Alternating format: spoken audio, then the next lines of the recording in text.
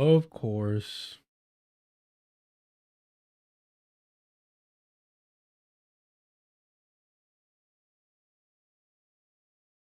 There we go. All right, ¿cómo están? I hope you're all doing well.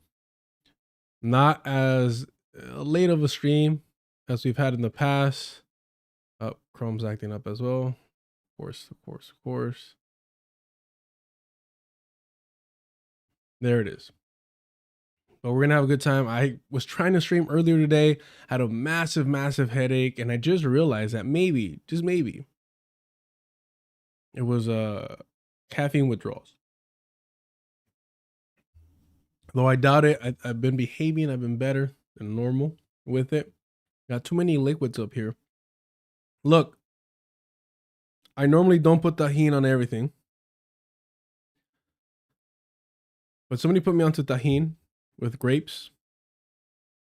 Usually, what I do, because I don't like the tahini falling off, is if I have the time, I'll cut them in half, a long way, and then put the tahini on top. Because then the tahini's gonna stay on the actual meat of the or the inside of the grape. So here we go. I was gonna put on some music, but I kind of ran out of time. My bad. We're already a little bit late. I do gotta dip out here like in 2 hours. I want to go train. But I'm telling you, that headache was something else. That headache was something else. And thankfully, I normally do not take like ibuprofen, especially like when I get it. I was gonna say reference referral. What is that? What is that? When I get that doctor's notes for it, I don't know what's the word I'm looking for. Prescription. I usually just save it for a rainy day if I could tough it out.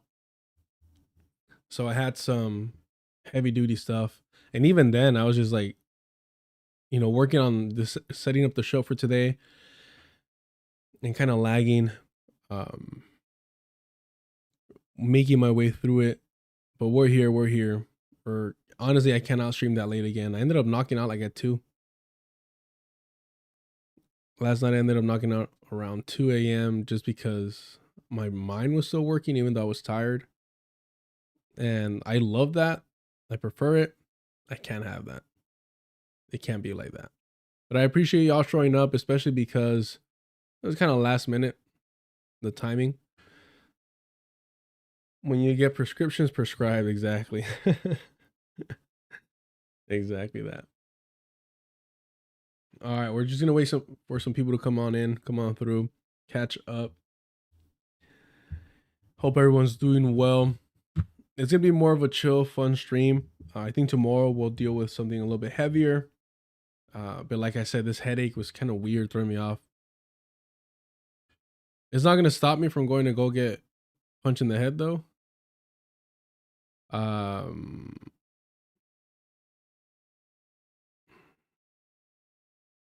but yeah, unfortunately, I won't be able to. I think squeeze that in.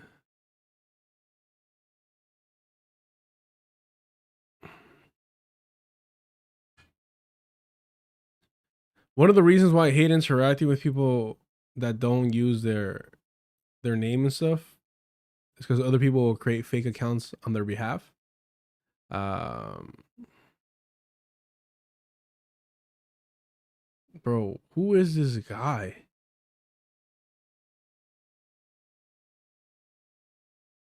Anyways, I don't know why certain people follow me. I don't know why certain white people follow me. I really don't get it. um, like, what do you think? Okay.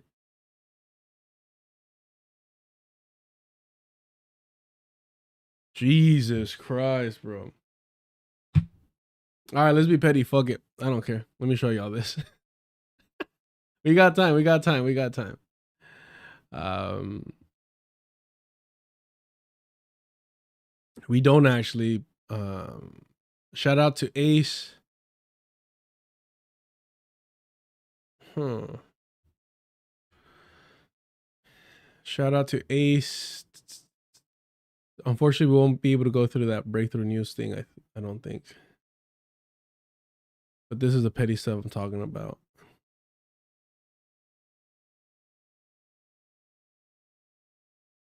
So, y'all know I don't like the Calvernacle. What? How do you even say his name? Cavernacle. Cavernacle. Cavernacle. Yeah, I don't really care for this fool. I don't know. It's like I said, and actually, there's a Lenin quote that I was looking at about people like this, people that devote more time on others, on other people's governments than their own. Like it's always kind of suspicious to me. It's been suspicious to me. But anywho, if you want to get in the messiness of people, it's all good. It's all good. But this made me laugh because they're retweeting Nick Cruz, Socialist MMA. This fool is so pathetic that not only did he block me, he unblocked me for a little bit. I don't know why. And then somebody, one of his followers, linked one of my posts talking shit about, I forget who. And he liked it. And so I commented under that post saying like, hey homie, like you're a fucking vendido, you're a sellout, you know, and posted the clip of him and Jake Shields selling Rhodesia t-shirts. How long ago do you think this was, bro? How long ago do you think this was? You had hair, homie. How long ago do you think this was? And to show this off, I don't know. I don't like this. I think if you didn't have that reach, you'd run into a lot of problems because you have to understand he's doing this.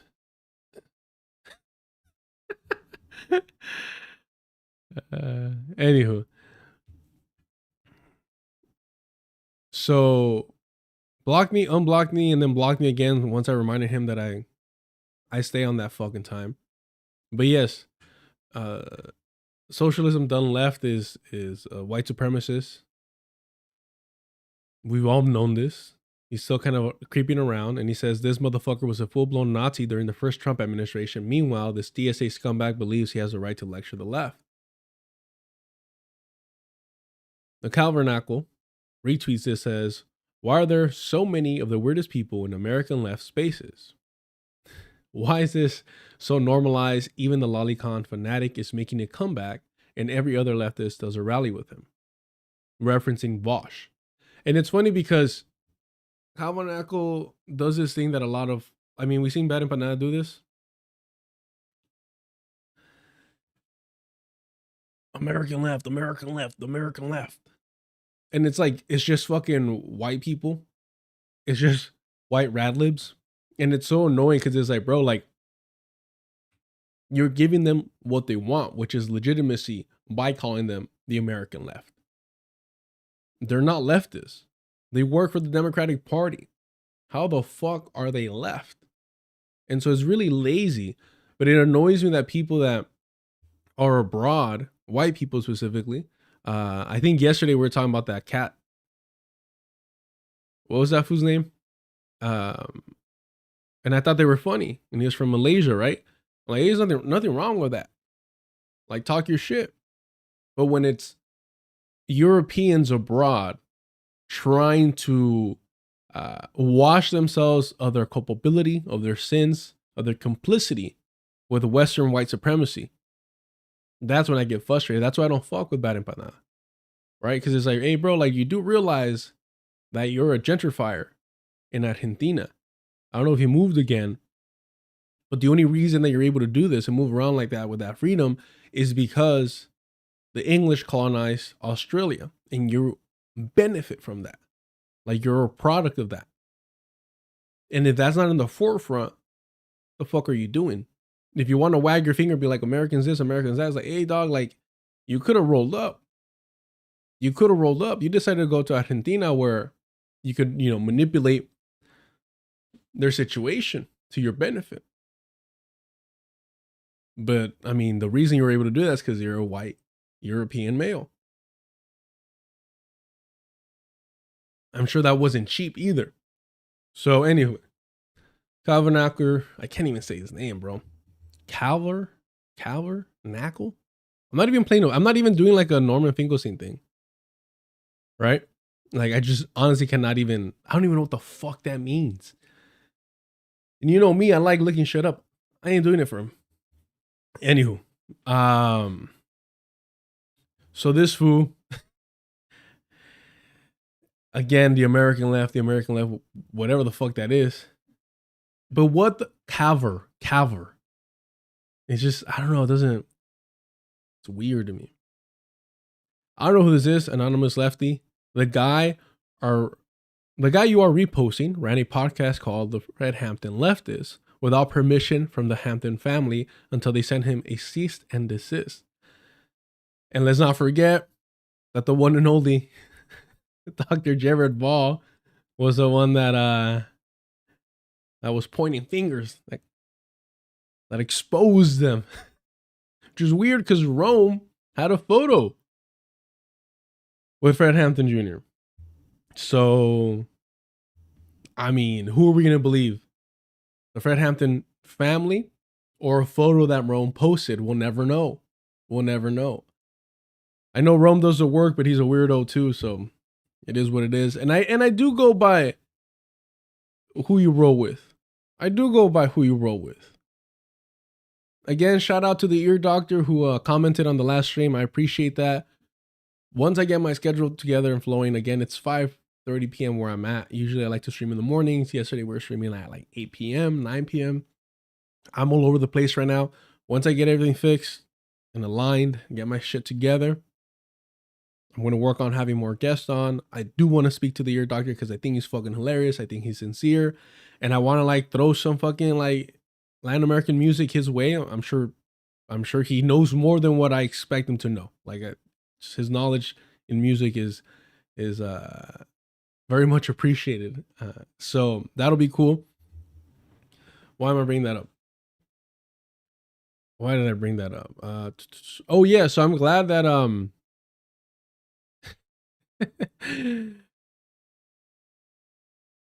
glad that he stuck around with the crew, which I appreciate. And hopefully we can line something up soon down the road. And so the Knackle says, why does that matter in the context of this post? I don't even know who he is. Which to me just reaffirms that these people keep like a white space. Damn it, it froze again. They do a good job at making sure to keep their circle as wide as possible so that they don't get challenged or pushed on their positions. Which I think is just like cowardness. Absolute cowardness. I'm telling you, my channel would be so much bigger. I would arguably say 10 times bigger if I was talking about Aslan, if I was talking about Chicano pride, if I was talking about Mexican American this and that, if I was pushing that shit forward.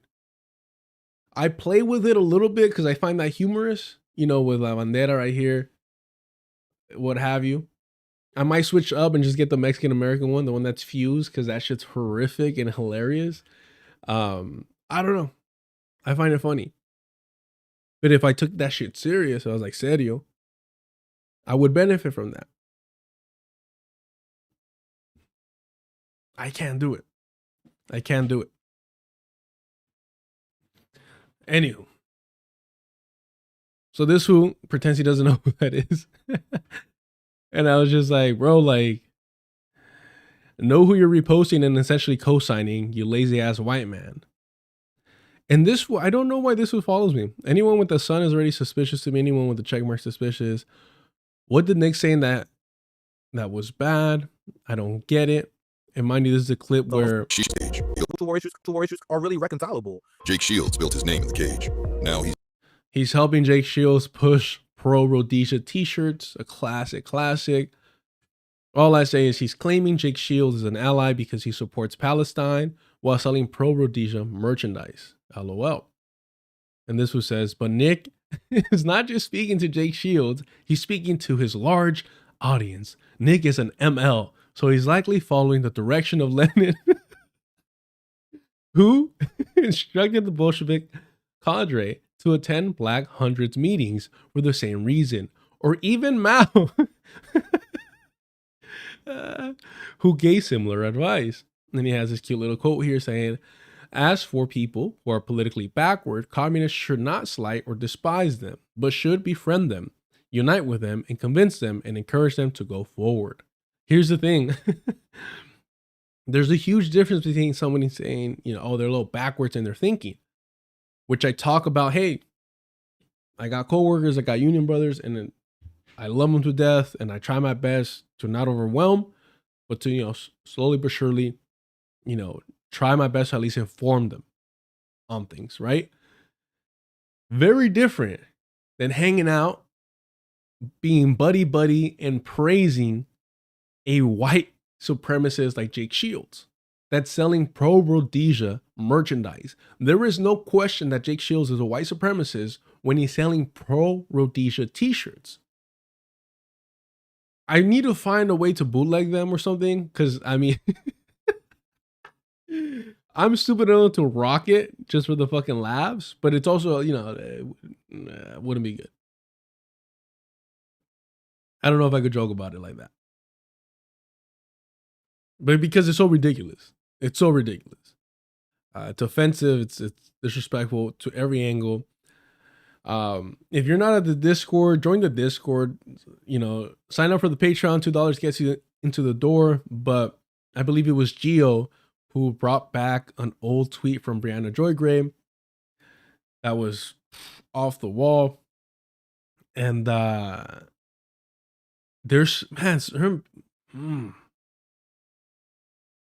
you realize that if you're black or brown and you have a large platform, you're more than likely catering to white sentiment to the point of disrespecting yourself. And I think Nick has done that masterfully. Anywho, so he's typing up a white supremacist. Do you know what Rhodesia was? Nick isn't an ML fool. He's an opportunist. Dude hasn't read anything important a day in his life. Otherwise, he wouldn't have been kissing Jimmy Dore's ass for a decade. Nobody that's read anything would be kissing ass to Jimmy Dore. Nobody with self-respect would be kissing ass to Jimmy Dore. That's why I knew that the white man at the Vanguard, I was like, once I realized what was happening, I was like, all right, you guys are just opportunists. Anywho, so this Ed Foo says, yes, I'm aware of Rhodesia. just waving it off. Yeah, Rhodesia. Did you not read the rest of my comment referencing Lenin and Mao and how Nick is channeling their spirit energy through? I think Nick is well read in ML theory, actually. Bro, what about Nick Cruz would ever suggest to anyone that he's... All right, whatever, sure. Sure. What's the problem with Jimmy Dore? There's a reason why I don't follow you back, homie. Because you say dumb shit like this. The cherry on top is, what's the matter with Jimmy Dore? Look, if I'm saying that Nick Cruz hasn't read any Marxist-Leninist theory, then I'm going to say that Jimmy Dore is fucking illiterate. Willfully illiterate. Like, he knew how to read and then he purposely chose to forget how to read out of fucking pure laziness. Dr. Ball says, I just finished taping a roundtable discussion on Brianna Joy Gray. I look forward to the deconstruction. So you were on there, Dr. Ball? You made it? You made it back? They had you back? Must be nice being on top. I'm not even gonna lie to you. I mean, it's not that I would fold. But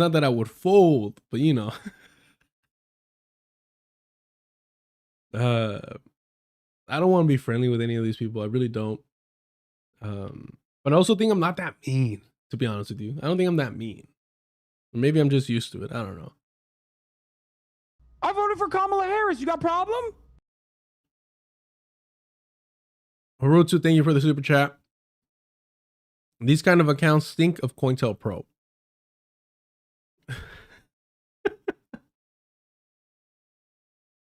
They do, but I just, honestly, for me, I just think there's a lot of fucking idiots. I don't even think it's like, you don't gotta pay a motherfucker to do this. Somebody pointed out that yesterday. I said, it's not that they're that stupid, it's that they're that white. And, yo, put that, quote me, motherfuckers. Dr. Boss says, yes, looking down on all of you from above. We're glad that you haven't forgotten of us little folks completely. Yeah.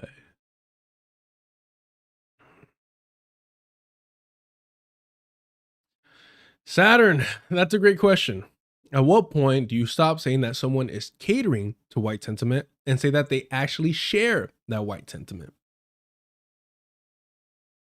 I don't know. I think I'd have to know them, to be honest. I think that most people put on a persona when they get on camera, especially somebody as media savvy as Brianna Joyger. Remember, she was the comms, the head of communications for the Bernie Sanders campaign. That requires a lot of character building in terms of like who you're going to be when you present yourself. Whereas this, like, streaming kind of requires the opposite of kind of stripping yourself of a persona, excuse me, stripping yourself of a persona in order to really demonstrate who you are. Or at least that's the way I take it. I understand that there's individuals who are a little bit more bombastic, over the top. I get that, but I think it's the content that you're creating as well, or the audience you're trying to capture. But I think for the most part, people are who they say they are when they stream so much. But maybe that's just naive of me. Or maybe I can't be that fucking fake like they can. And I think Brianna, I mean, doesn't really need to do that because hers is more edited interviews.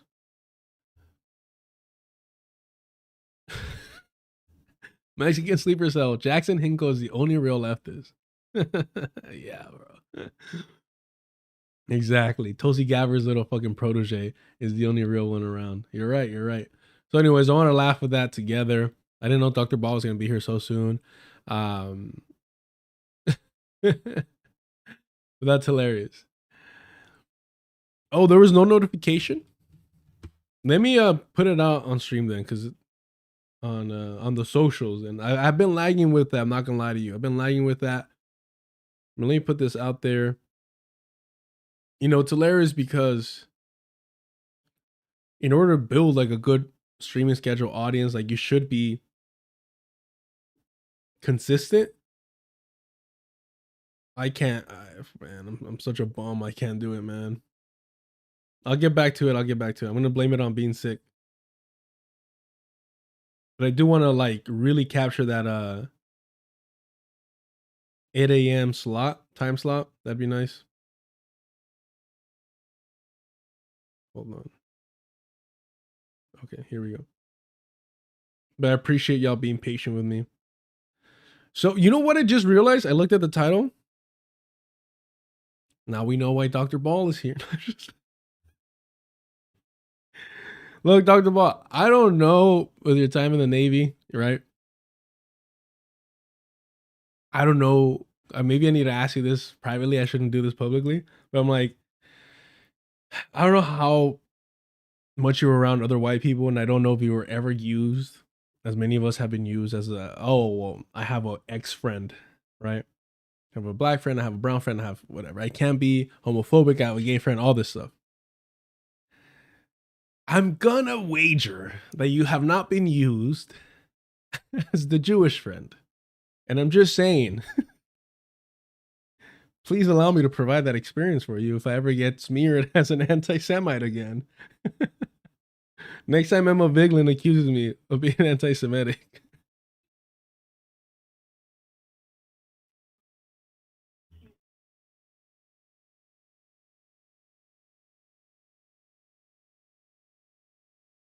You know what I mean? Yeah, that's how Dr. Ball blocks me. He's like, yeah, we're done with this guy.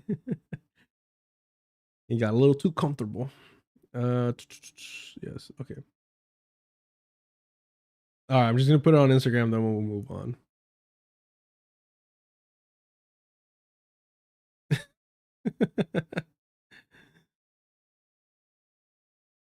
All right, let's get to it.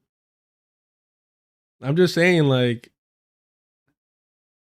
next time Emma Vigeland, comes after my career, I want to be able to phone a friend. All right.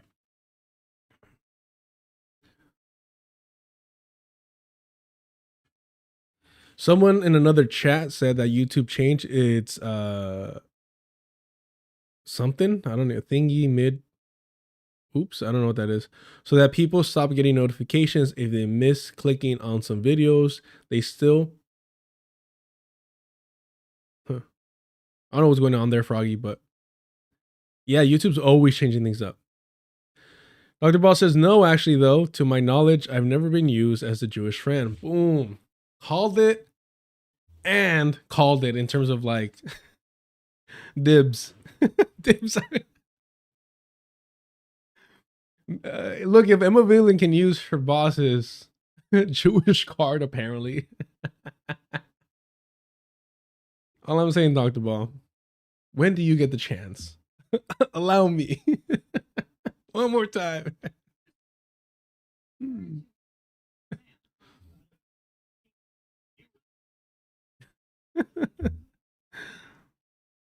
No.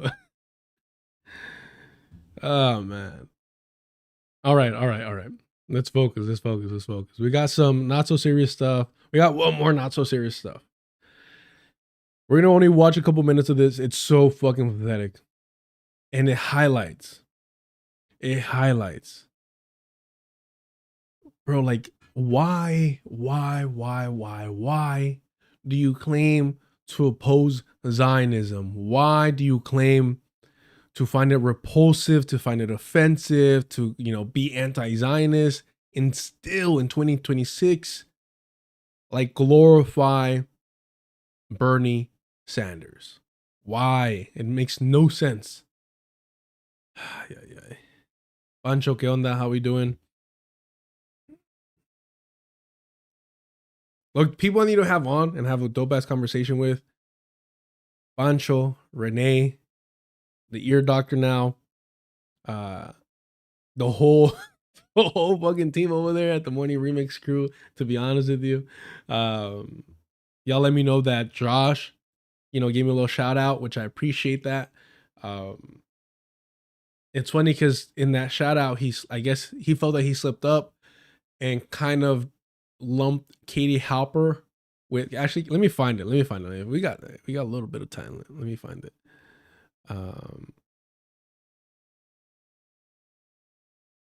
I think one of the cool things too about the Morning Remix crew is that you're really starting to see like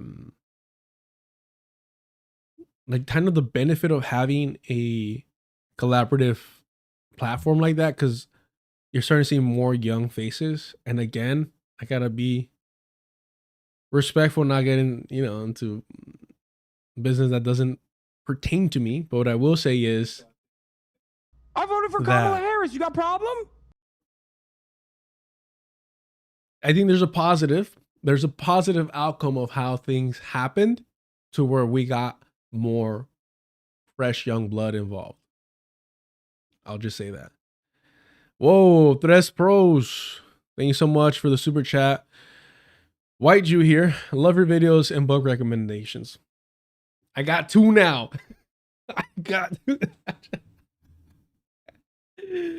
Look, just for you, we'll give you one more.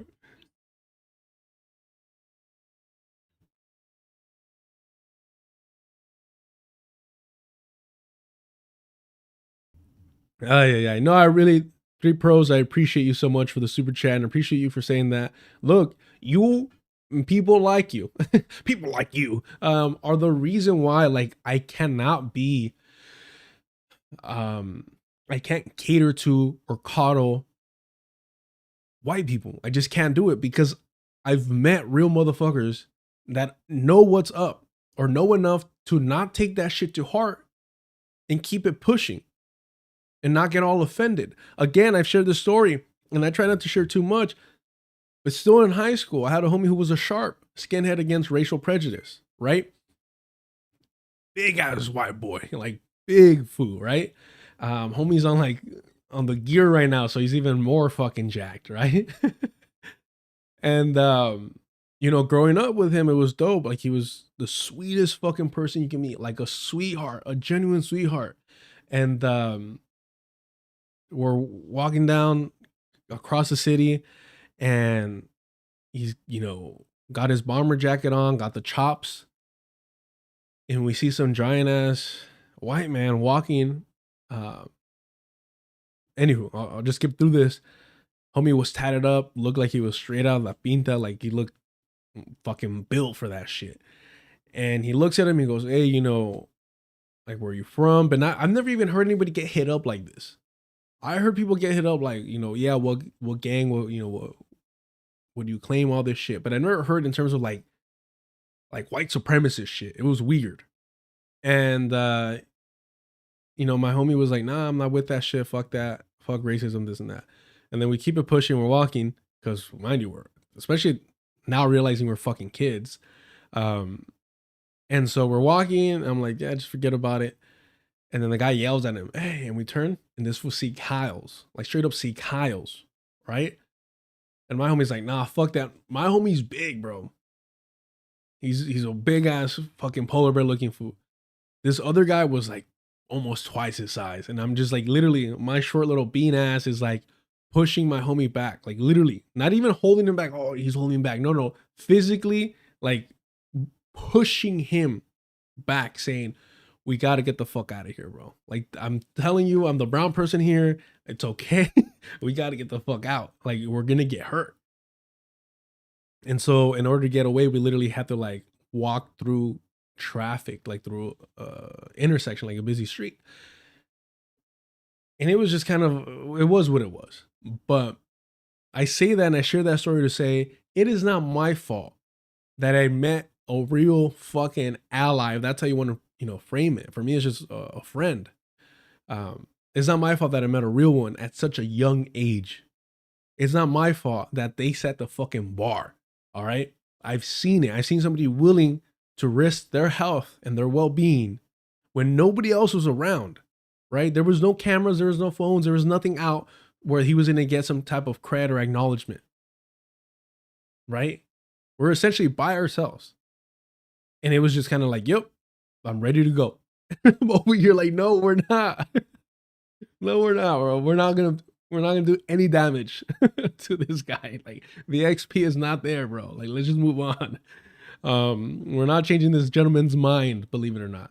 So I had the benefit of meeting him at such a young age, and till this day, he's one of the sweetest persons. I'm not saying that his politics have, you know, continued to be radical or anything like that. He is like blue collar to the fucking bone, essentially a lumberjack at this point. It's beautiful to see. But again, when you see that type of solidarity at such a young age, it's hard to cater for anything less after that. Mind you, all these white people, all these white leftists, oh, they love having their little fucking heroes, this and that. They should be fucking worshiping at the altar of John Brown. I mean, he set the fucking blueprint. All right.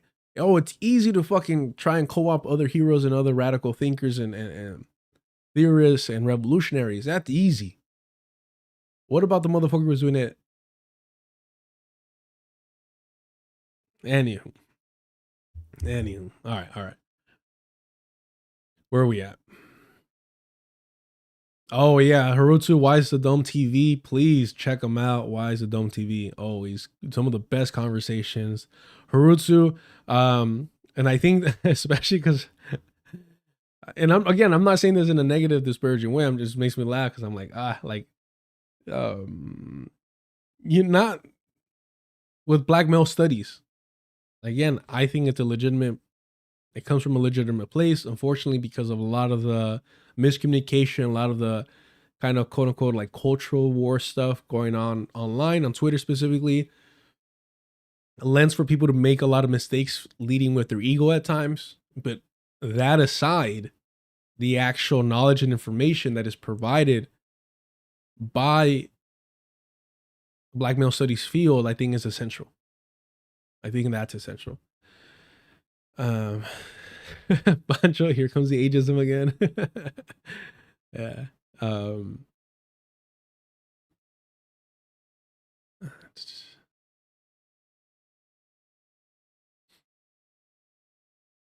Oh, see, I don't recognize raps. It's either burrito or it isn't. I don't know about this rap stuff. All right, let's again appreciate this moment here. It means a lot.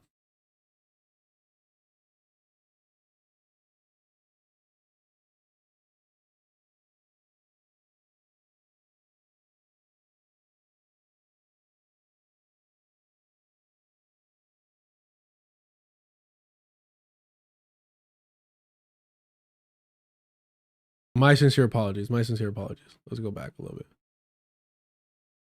This is the yeah, I mean, I think we've just encountered the problems of the white left as well, quote unquote left. And that's always my confusion when Gerald Horne says our friends on the left, when I hear Davon and Lawrence talk about the left, and I'm always like, what are y'all talking about? And I realize they're talking about the Ryan Grimms and the Halpers and all of those folks that I get my fix of analysis on from deculturation. And so I think there is going to be some racism there. I think they do a useful function, one that the Black agenda reports of the world should do better and have historically done better, which would be to critique the DNC and to point these things out, to point out that Revolt TV interview that Jasmine Crockett did, where I do not think she had a good answer on the Israel question. She stumbled and then kind of ran away, and then access journalism kind of showed itself because the reporter didn't really, she was like, all right, I guess that's all I'm going to get. That being said, you know. Again, thank you for that. It's humbling. It really is. It really is. It's humbling to me because I said this before, so I'm not going to spend too much time on it, but these are individuals that I admire, who's organizing work and knowledge. And in martial arts, boxing, wrestling, what have you, you got to do the road work. You got to go out there and run. Now there's now a little debate about, hey, maybe you're running too much, it's bad for your knees. You should be doing other things, more the type of cardio, like getting rounds in instead of doing all these miles. Right? There's debates about that. But at the end of the day, the old school way of thinking is road work. You got to hit pavement. And that's the way that I've always translated in my mind with reading. And at the very least, reading is like, you got to do that. It can be boring. It can be overwhelming. It can be stressful. You can lose your focus. All these things can be challenging. But just like anything else, you got to do the time. You got to put in the time. You got to do the time. And so these are individuals that are more well-read than I am. But even better is they've been organizing for longer, right? They've been doing that. And so knowing that what I'm doing here, and I'm not trying to downplay what I do, but for me, like, it does feel like fucking around, right? It does feel easy dunking on these so-called white leftists or calling them out, tracking the receipts, keeping track of all their bullshit. Because I think that what they do to the people to their right, because they are to my right, is easy, right? I think the core of Sam Seder has a good time making fun of Ben Shapiro, right? It's like, and all these Dave Rubin and all these type of figures. I think it's easy. But again, like, I saw nobody else really doing it to the way that I'm approaching it. So I'm like, all right, whatever. Let me fill in this role. So for me, it is affirming. It is, it's motivating to hear that. At the very least, I can provide that for individuals doing the actual work and doing like the hardcore reading and studying that I'm kind of like crawling my way through. So thank you for that. And I did kind of laugh a little bit because they did. Let me see if it's over here. The comments. All right. Yeah, he says, right. He hit. Says, no, I misspoke. And I said, Katie Halper, when speaking about problematic white leftist journalists, Brian was moving too fast with the case. I was thinking of Kyle and Crystal Kalinsky. Sorry to Katie Halper. I appreciate her journalism. And I was like, yeah, you weren't wrong necessarily. Because What's up, world? Welcome. We have the professor of petty himself.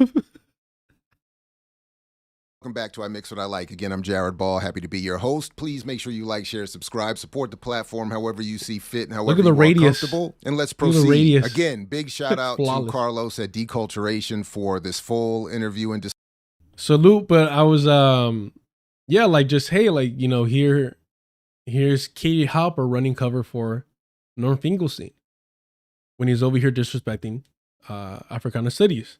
So sometimes we say things and we don't realize that we're actually we're more accurate than what we thought. We're more accurate than we thought. So, and I love the fact that Dr. Ball was like, oh, and I found this new search bar. And you don't want to give petty people a search tool. It makes it too efficient, too easy. You don't want to give us a search bar. Right? You want to make sure as muddy and as complicated to find as possible. It'll take us a little bit more time to get there. We'll kind of go through it. We'll find what we need to know, but make it a little challenging, Yes, Aura, let's get back to the Humanist report. All right, let's get back to that. So again, I appreciate everyone at Black Liberation Media. And believe me, once I get my shit together, we're going to be having, or hopefully going to be having more conversations.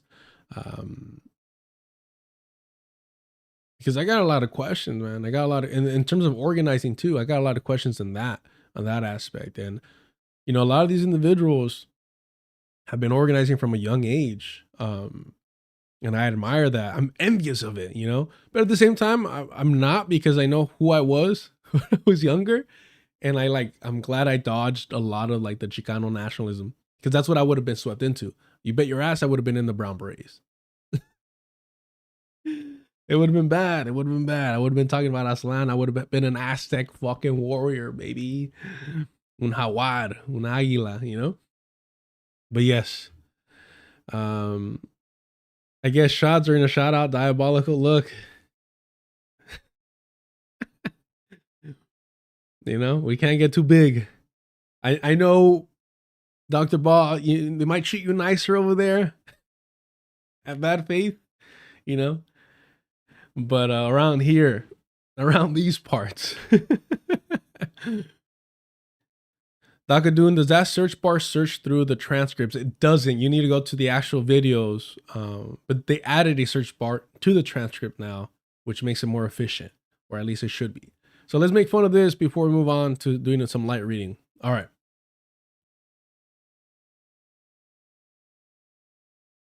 I want every kid in Oregon and Washington and Vermont to understand that if he or she does their schoolwork seriously, does well, take school. What? Oh.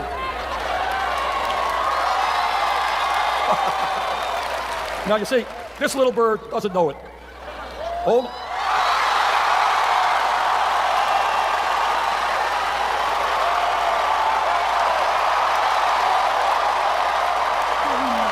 Oh my gosh. It's so beautiful. Oh my goodness.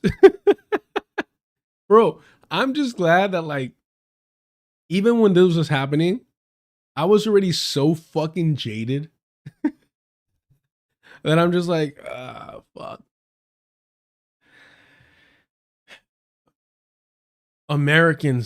White Americans love theatrics.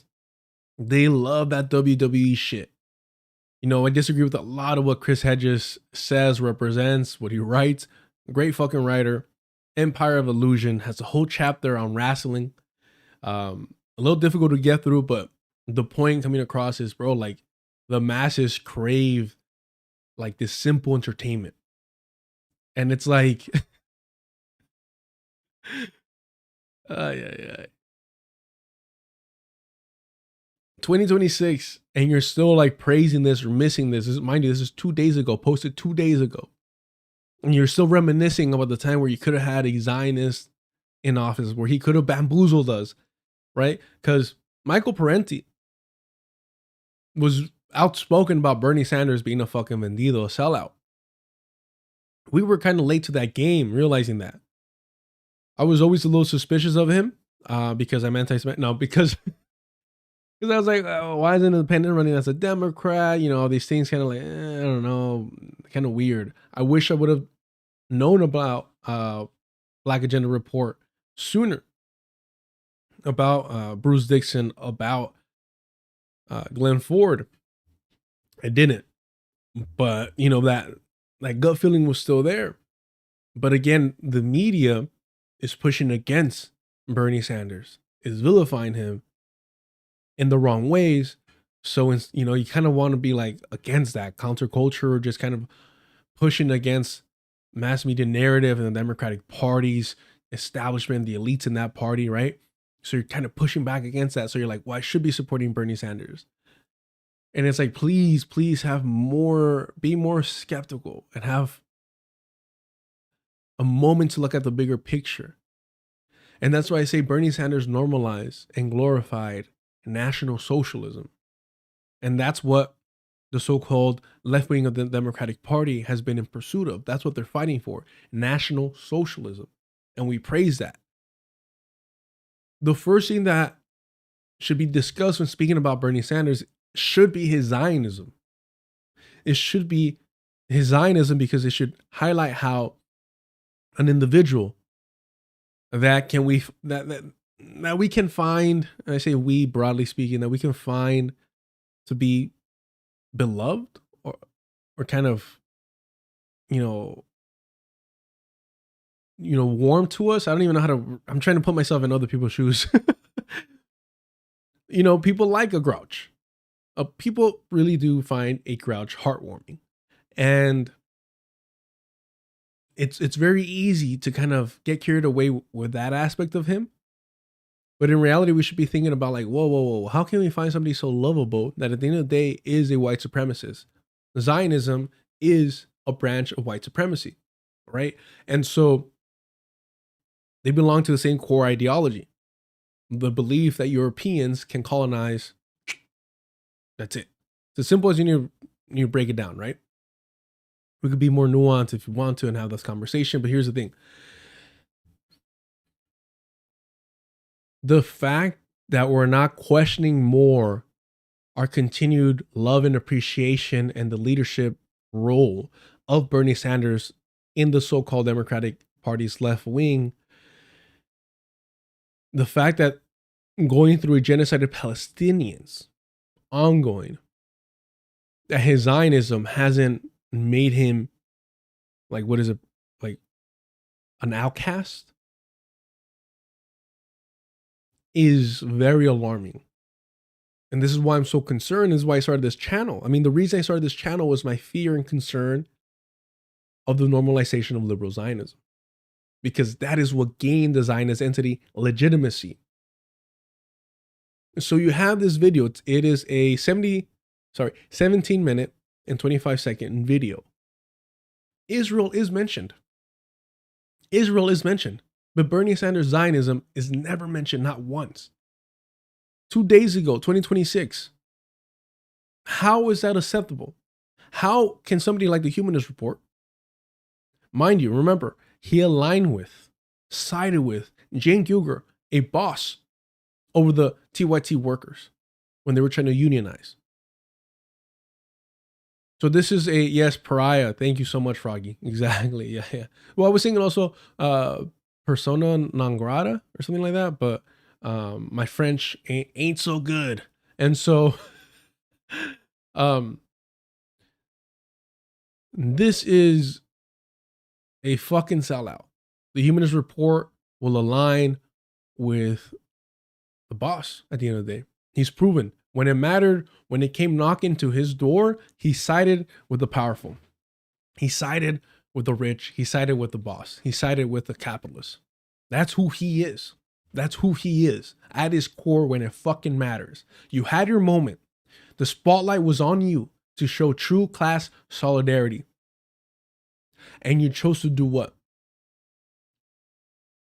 to show yourself. So until you have another moment, for me, it's like you could spend the rest of your life trying to make up for that and apologizing and working towards blah, blah, blah, blah, blah. But until you have a moment that is at the very least at the same risk or comparable risk, the same consequences. And mind you, because you've grown more successful, it needs to be something more drastic, right? To equate to that moment when you had more to lose. Because that's why he sided with Cenk Uygur. He could say it was, oh, I believed him, or, you know, I thought it was a DNC fucking hit job. Get the fuck out of here, bro. It was because you were worried about your financial situation, your platform, all these things, your relationships, your career. That's why you did it. So until you're in a moment, in a position where you can risk losing or taking a hit to the same, approximately the same amount as you did back then when you sided with the boss, I can't respect you. I can't trust you. I can't give you the benefit of the doubt. I need to see you take that fucking risk to even shut out. Not even to be in our good graces, to even shut out that we can count on you, that you're at least principled, because you've proven otherwise when it mattered most.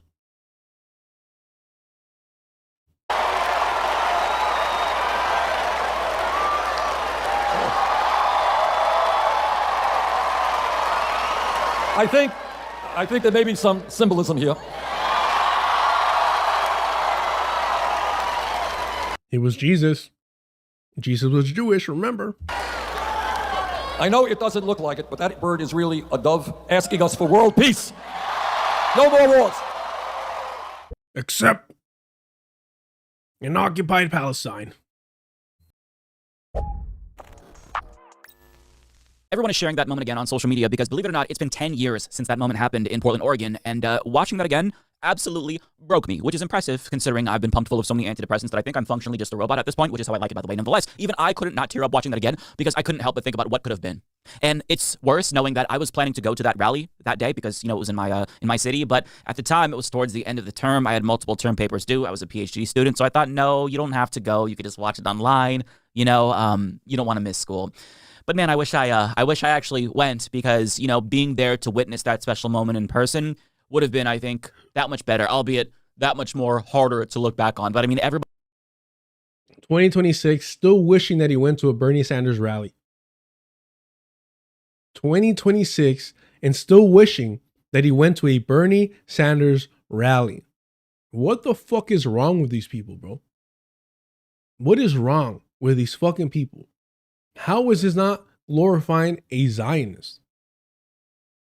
Please, somebody explain to me. How is Figaro? How is he not out here glorifying a fucking Zionist? We don't have the excuse anymore of, oh, well, we didn't know. It's like, oh shit, Bernie? Really? All this time? Damn, that's crazy. Yeah, no, fuck that, right? We don't have that excuse. We've known this. We've heard him time and time again talk about Netanyahu, Benjamin Netanyahu, Israel's right to defend itself. October 7th, the most tragic day in human recorded history of the human species civilization. We've heard all this shit now. Israel has a right to defend itself. I mean, bro, come on. Look at the glimmer. What would have been?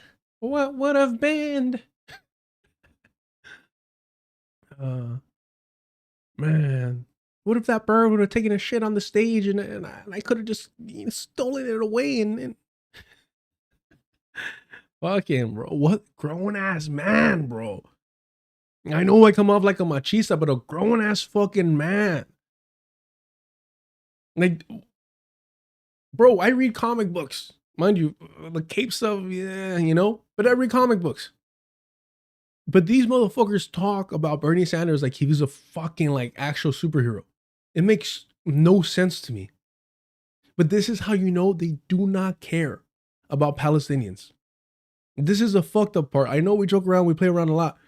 They do not value Palestinian lives. They don't. They absolutely do not. Because if they did, they would oppose Zionism and Zionists. They're still glorifying them, bro. They're still like how?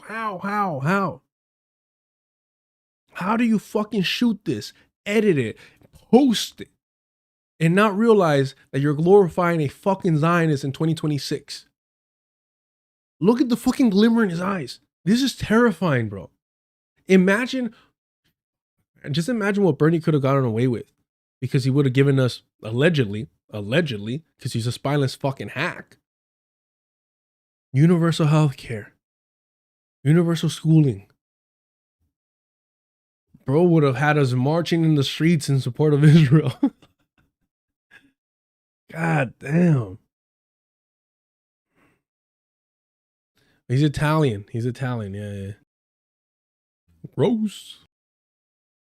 Everybody is kind of reacting in the same way that I'm reacting by seeing that and feeling nostalgia for that moment, because, I mean, look at where we are now. Francesca Fiorentini responded saying, "We're on the wrong timeline." Barbarism critic writes, "It makes me really sad to think about what it felt like to have hope for the future." This account, bro, like, if you're on Twitter, and you shouldn't be, and I'm ashamed that I am, but if you're on Twitter, you know this account, fucking racist piece of shit. So the fact that Mike is following them, is, you know, posting them in his channel, tells you so much, bro.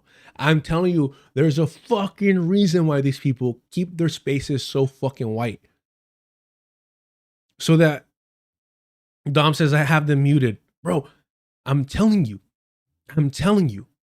there's a reason why these people, from Mike Figueroa to Mike from PA, from Hassan Piker to Sam Cedar, there's a reason why they keep the circles so fucking white. It's because they don't want people like us realizing, like, hey, wait a minute, you kind of fuck with a lot of weirdos.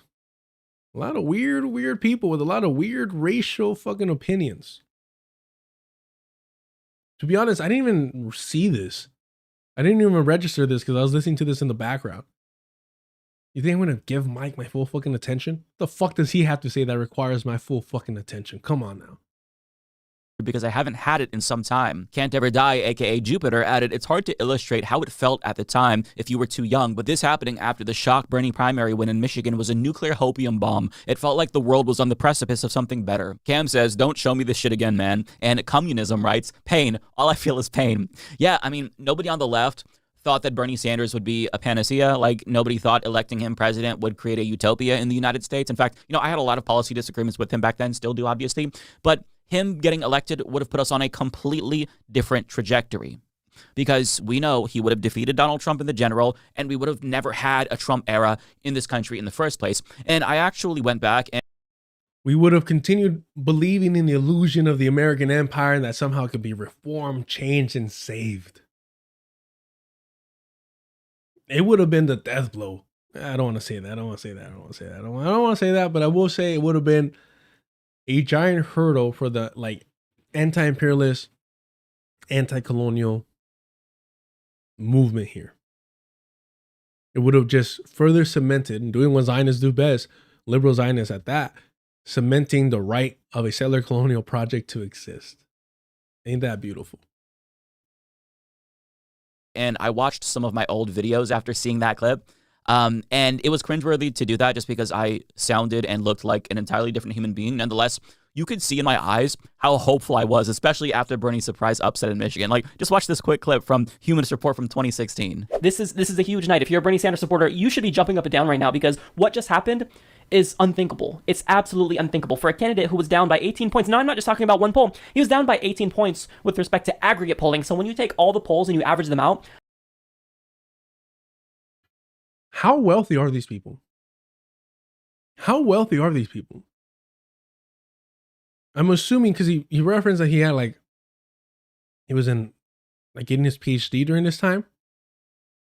Like, how wealthy are you that you're working on your PhD and you have time to, like, purchase all this stuff, the camera for this, the 2 monitors, your laptop, your mic, the entire room is soundproof?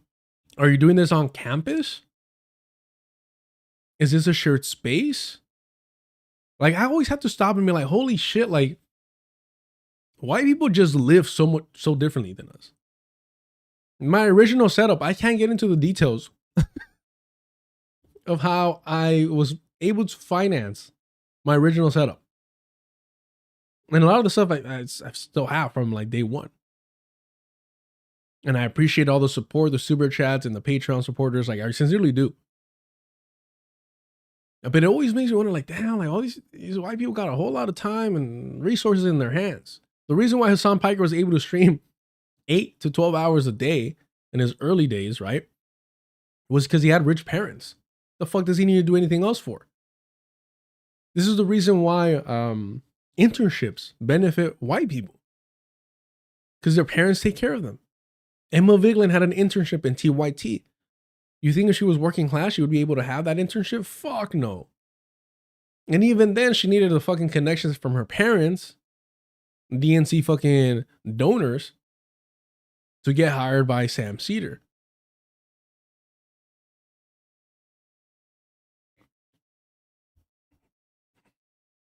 Look, I can't get into the details.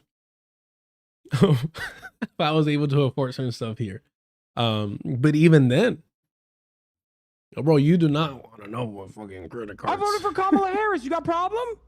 Access Audios, he wrote a book about North Africa. I was going to ask, is it like Catalyst or some shit like that in the background?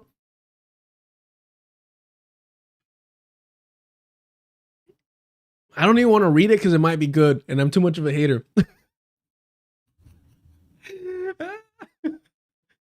Yeah, that shit actually might be good. Access Audio, thank you for the super chat. That shit might be good. I don't fucking know.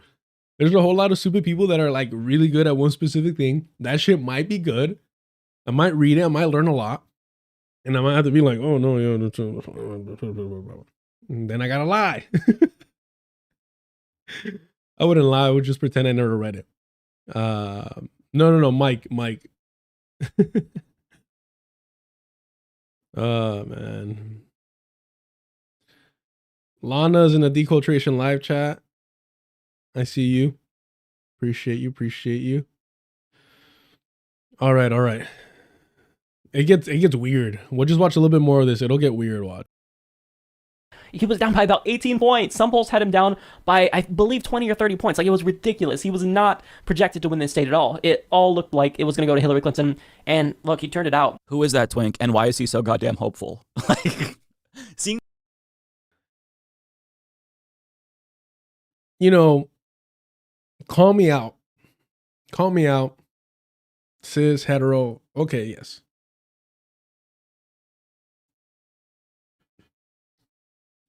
I'm not really cool with the whole like self-aggrandizing, the whole self-compliment shit. Like, it makes you uncomfortable. Maybe it's me. Maybe it's a me issue. But to like refer to yourself as like a twink, isn't that like a little you know, you put a little mucha salsa en tus tacos, way? Like, isn't that a little too much? Right? Mike's gay, by the way. But I mean, I'm just saying, like it's a little too, you're kind of, you know, you're kind of rewriting history there, pal. You're kind of like, you know, that's a little, I don't know, like, you're trying to be smooth with that shit. I don't know. And then you're over here, like, laughing it off, like, oh, I'm just kidding. It's just a joke. It's just, like, hey, bro, all right, dog. Like, hey. All about self-love. I'm just saying. I don't think that's self-deprecating. What do you mean? Twink isn't a negative thing. I think that he's giving himself a little fucking compliment over here. Can it? I've never heard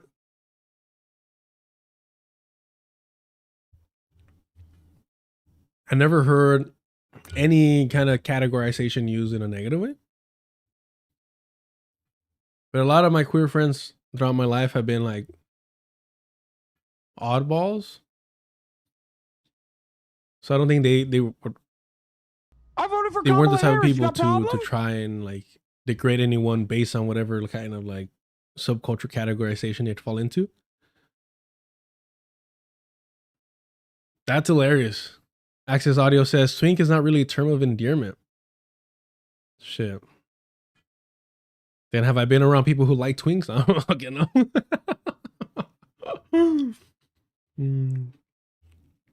All right. I just felt like he was giving himself a little too much credit here, but I could be wrong. That's what I was asking. Thank you for the clarification.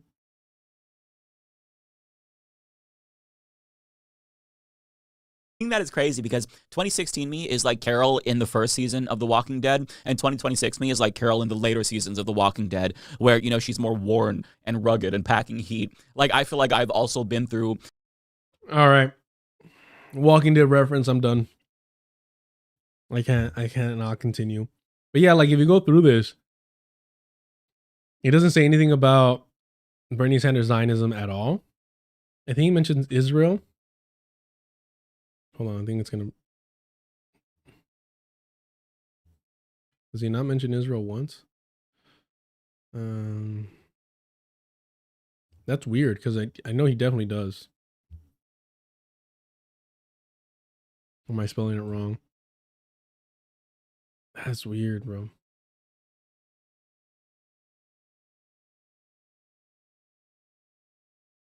Oh, so they're like search thing sucks or what's going on? Yeah, their search thing sucks. That's weird. Oh, here. And I'm still bitter about the fact that Democrats accused us, Bernie Sanders supporters, Bernie bros, which included a lot of women as well. Nonetheless, we were Bernie bros, and they insinuated that we were sexist because we supported the Jewish social democrat over Hillary Clinton. And now 10 years later, they're accusing us of being anti-Semitic for not supporting Israel's genocide and apartheid. And after all of that, some Democrats are now arguing that the new party leader has to be a straight white guy. Coincidentally, because Gavin Newsom is the candidate, that the new party leader... Which is hilarious because Bernie Sanders supports apartheid. Bernie Sanders does not only support the Zionist entity and its right to exist, he supports apartheid. Like, we know this factually that he supports apartheid. Like, this is a fact that Bernie Sanders supports apartheid. Give me 1 second. The heen is annoying me right now. We know for a fact that Bernie Sanders supports apartheid. Where is it?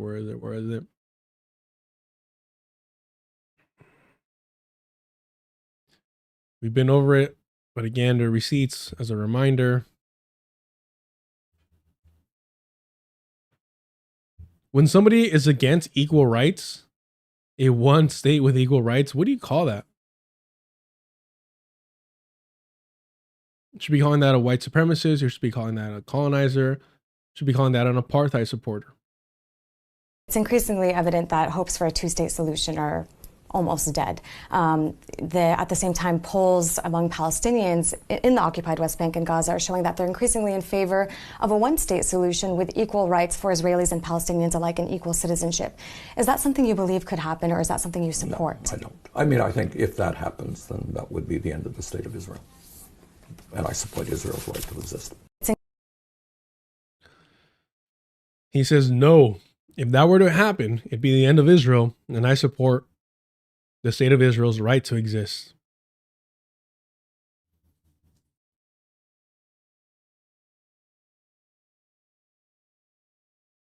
So how the fuck are you making a video glorifying Bernie Sanders and what could have been and what could have been, while at the same time it just doesn't make any sense to me. It really doesn't. Like, these people are either like so fucking stupid, or they know exactly what they're doing and they're playing in our fucking faces. Which one is it? I don't fucking know. It's fucking bad though. It's alarming. It's unsettling. It's insidious. And again, this is why I say we should be treating them and viewing them as our fucking enemies. We should be viewing them and treating them as a threat to our well-being and safety, because that's what they are.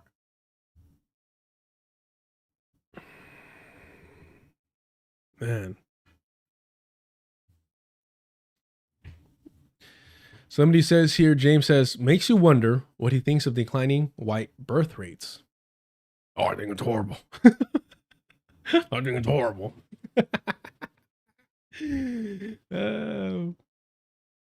Yeah, man. I mean, the fact that we don't view Zionists, liberal Zionists, as white supremacists is just astonishing. Like, what more do you need?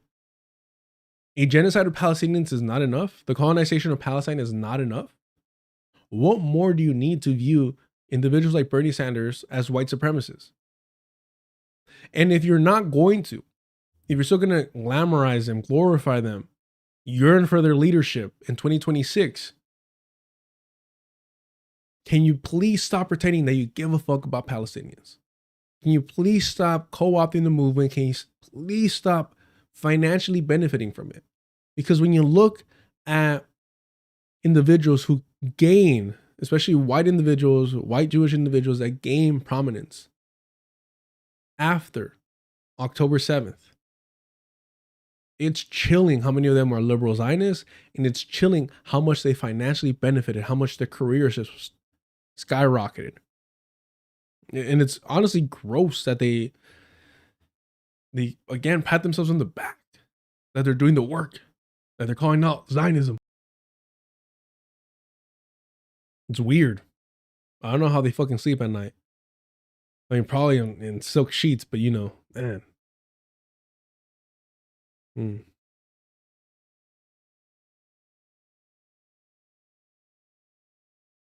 All right. Leave him alone.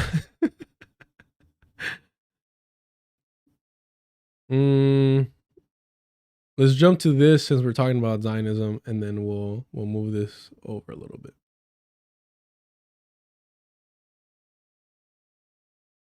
I want to say I appreciate y'all being here. Thank you so much. Hit the like button if you haven't. Hit the subscribe button. Why wouldn't you? Hit the notification bell if you want to know when I go live. I know I've been inconsistent. Bear with me. We'll get it back together. But I appreciate all the support. Get busy in the chat. Don't be scared, homies. We have a good time. Look, we ain't got white people in the chat now. It can't be that bad. It can't be that scary. You don't got to cross the street. I mean, you could have crossed to the Deculturation live chat or to the Twitch chat. There's that.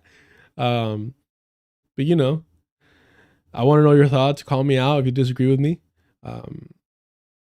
Should we go in order? Because I think this was 1 day ago and this was 3 days ago. Yeah, we'll go in order. Because, man, this one was... Sam Seder is so fucking desperate to find a label, find a term other than anti-Zionist, that it really makes you wonder.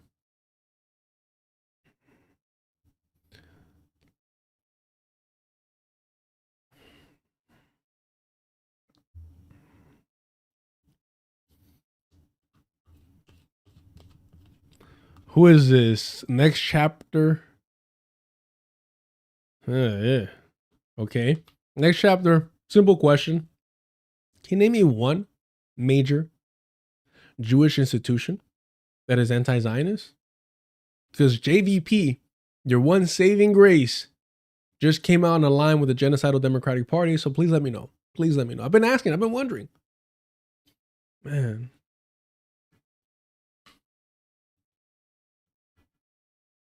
Molly,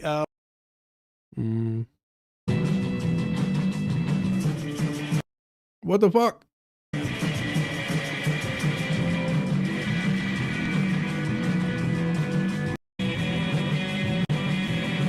you're back. Sam Seder, Emma Vigeland on the Majority Report. It's a real pleasure to welcome to the program. I feel like maybe welcome back. I feel like maybe back on Air America days. We had her on, but Molly Crabapple, artist, author, new book entitled... It sounds like a fake name, no? Like the whole thing. I'm not just saying her last name. The whole thing. Molly Crabapple. It sounds like a children's book character. You know, like Molly Crabapple, and it's like, oh, like teaching kids to wash their hands. But okay. All right. Titled Here Where We Live Is Our Country, the Story of the Jewish Bund. Molly, welcome back to the program, or welcome to the program. Thanks so much for joining us. Oh, my absolute pleasure to be here, Sam. I love... You know what, Hirotsu? I don't even know Janine Garofalo like that. It's a good reminder that Sam Seder is such a fucking talentless failure that he didn't even create the Majority Report. That it wasn't even his. Compare Mark Maron's career to Sam Seder's. Like, it's fucking hilarious. You have to understand, in context of Sam Seder's career, what a fucking loser he is. That's why he's so fucking defensive. That's why he's so fucking smug. And that's why he refused to actually like debate people to his left. Because he's a fucking loser. He is the centrist Ben Shapiro. You have to understand that. They both failed at what they wanted to do. They wanted to be in Hollywood, right? These motherfuckers single-handedly destroying stereotypes with their lack of talent. I mean, that's admirable. That you got to applaud that. Challenging stereotypes by your failures. Astonishing. Astonishing. Astonishing. Fucking losers, bro. I love your book for two reasons. One, I mean, I'm really enjoying reading about the history, and I think you wrote this in such an accessible way, in part because, and we'll talk about this, your relationship, your family's relationship to this story, your great-grandfather or your grandfather in particular, but it's also so timely. I mean, obviously, you know, particularly in the past couple of years, the question of Zionism has become so prominent in our politics. And for a long time, I mean, you know, and the biggest part of that story is obviously what's happening to Palestinians. Why is he so bad at this? 2 decades. A question of, I mean, they make fun of RFK Jr. a lot. Who knows whether he has a real medical condition or he just destroyed his, you know, fucking permanent vocal fry through drugs and partying. Who knows? But they like making fun of him for his voice. But holy fucking shit, 2 decades. 2 decades. And this is what I'm saying. He's a fucking loser. He's a failure, right? He could not make it as a stand-up comic. He could not make it as a comedic actor. He could not make it as a producer, director. He just couldn't do it. So he's a glorified fucking political commentator streamer, right? Oh, they got a little fucking radio shit going on. Who gives a fuck, right? Oh, Peacock co-signed them. Who gives a fuck? Homie can't even get on MSNBC without fucking his homie giving him like his spot when he goes on vacation. He's literally a fucking bench warmer. Was crying and begging when when he got fucking fired as a contributor. Who the fuck begs to MSNBC? Sam Seder, apparently. It's pathetic. Anywho, 2 decades and still cannot like form a coherent sentence, frame a coherent fucking answer without, you know, Zionism, this thing, Zionism, you know, it's kind of been on topic. I'm telling you, the glorification of mediocrity, subpar talent of white people, white men, is astonishing, bro. Astonishing. God damn. And because he's a loser, he's a failure, we got to deal with him. Great. And for a long time, I mean, you know, and the biggest part of that story is obviously what's happening to Palestinians, what's happening to Lebanese, what's happening to Iranians. But there's a certain... Wait, what's happening to them? What's happening to them? What is this abstract? You know, what's happening to them? What is happening to them, Sam? Please tell us what is happening to them. Why is so fucking abstract? God. Responsibility that Jews feel, in part because of Israel's conflating Judaism and Zionism, to push back on this. And there has yet to be sort of like a a thing that you can be, or a sort of like that is not just anti-Zionist. Do you see what he's doing? Do you see why he's a liberal fucking Zionist? Do you see why Autumn Leaves over here, who's a nuisance, a fucking mosquito, right? You see why they push and legitimize Zionism through the liberal Zionist propaganda? Sam is saying, there's something missing. There's something missing for us innocent Jewish folk who are just not willing, not comfortable with calling ourselves anti-Zionism. Why is that? Can you imagine? Because to me, they're just white people. But can you imagine if like an English person, Christian European, was like, I don't feel comfortable with calling myself a anti-Christian white nationalist. I just don't feel, I wish there was another word that we could use that kind of like glorifies our historic actions.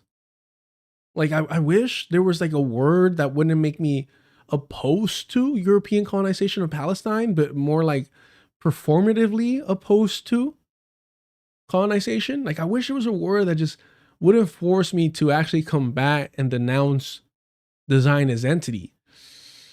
Can you think of one? This is the only fucking reason why he has fucking Molly Crabapple over here on. It's the only fucking reason he has her on is because he finally found something that potentially does not have to be anti-Zionism. He found something that can glorify Europeans of the Jewish faith alongside potentially denouncing Zionism. But it can't be anti-Zionism. No, God forbid. It cannot be anti-Zionism. That's just too complicated. That's too tricky. It can't be that. Ask yourselves why it is that he's so uncomfortable with anti-Zionism. Ask yourself why he refuses to identify as an anti-Zionist. He said it to Hassan Piker. He said it straight to Hassan Piker's face. I do not refer to myself as an anti-Zionist. And Hassan Piker still pushes him as an anti-Zionist Jewish voice. It is disgusting how liberal Zionism is normalized. Why the fuck would you not call yourself an anti-Zionist? Especially when you've gone to the Zionist entity, when you've been at a kibbutz. You've actually seen this shit. You would think that you'd be the first one to say, I'm an anti-Zionist. But of course not. Because he doesn't actually believe in decolonization. He doesn't actually support the liberation and decolonization of Palestine. There's a reason why this motherfucker was calling for the leadership of the resistance to be burning in hell. In fact, I forgot to mention, bro, I'm technically restricted on Twitter right now. I forgot to mention that. One of the cast members for Bob's Burgers, which Sam Seder sometimes does a voice for that show. I've never followed that show. I don't like the animation. But because of John Benjamin, Sam Seder's able to write his coattails and get on that show because he wouldn't be able to do it without connections, right? Because he's a talentless hack. One of the cast members got in a car accident, a really bad one, like the car was ablaze. And I went out of my way to say, I hope Sam Seder was... If only. Look, for those of you wondering, I'll show you what I'm referring to. Obviously, I had to delete that tweet, so I don't have it, but this is who Sam Seder truly is over here. Here's what he had to say following October 7th. And shout out to David. I know he has a clip that he's been searching for, talking about Sam Seder supporting the Iron Dome. Okay, here's the clip of him not calling himself. I live in his fucking head rent free, right? There's a reason why he started following me. Autumn Leaves. I know he doesn't follow you on Twitter. You're his employee and he still doesn't follow you on Twitter. There's a reason why he was following me on Twitter before I had 1,000 Twitter followers, before I had 1,000 fucking YouTube subscribers, bro. because he knows I'm right. He knows I see through him. I had the other day on my show. I never labeled myself a Zionist, although I think, maybe, I don't know that I was ever a Zionist, different people have maybe draw the distinctions at different points. But I never labeled myself an anti-Zionist because I don't feel like I have to participate in this concept. I'm above it. I'm beyond it. I don't need to be categorize myself an anti-Zionist. I don't need to be involved in this. It's beneath me. I'm above it all. I'm greater than that. Sure, I was raised a Zionist. Sure, I was educated and socialized and conditioned to be a Zionist. Sure. Sure, I went to the Zionist entity. Sure, I was at a kibbutz. But I don't want to dirty my hands with it. And you know how disingenuous someone is when they can't just answer directly. They have to be like, I don't think I ever possibly ever was truly a Zionist at my core, believing heart. Some people might, depending on how they categorize it. God, what a fucking hack. Fucking spineless motherfucker, bro. And of course, the rich white man over here just fucking cleaning the feces from his fucking fingernails. Disgusting. I had the other day on my show. I never labeled myself a Zionist, although I think, maybe, I don't know that I was ever a Zionist, different people have maybe draw the distinctions at different points. But I never labeled myself an anti-Zionist because I don't feel like I have to participate in this concept. I believe in democracy and I believe in human rights. And I believe that if you're occupying, land illegal, it's illegal. And see how they focus. And I'm sorry about the audio. I know it's trash. Let me know if it's too gnarly to listen to, and I'll try finding the original video. In fact, I'll find the original video if it's better. I mean, it's just bad quality to begin with. Let's see here.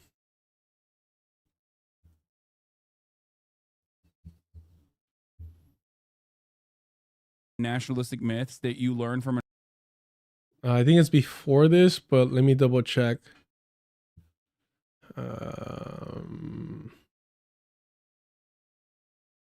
Where is it here? Anti-Zionist, I guess, would be it. But again, I think this search bar is not good.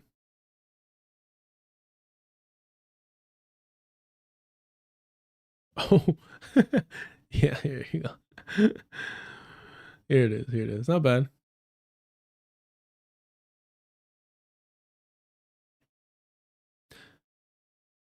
Was it this early on? Doesn't feel right. Oh yeah, okay, it wasn't.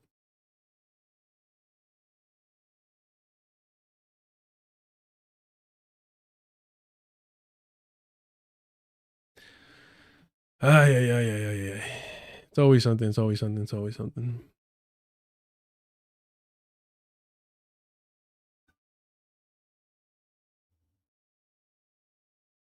I mean, look, I'm not against. I mean, listen to whoever you want to listen to. Before it came out that he was sharing consensual videos unconsensually, I would tell people to listen to Destiny. I'm like, learn and hear and listen to what the best argument for these liberal positions are, so you're able to combat them or understand, how they formulate these ideas and how they defend horrific atrocities. Understand it, like study your enemy. And then after that, I was like, this was a weirdo. I don't want to really push anyone in, to his channel, his direction. And that's why we spent some time making fun of Hutch, because he's like the poor man's Destiny, right? The way that Sam Seder's the poor man's Jon Stewart, that's what Hutch is to Destiny.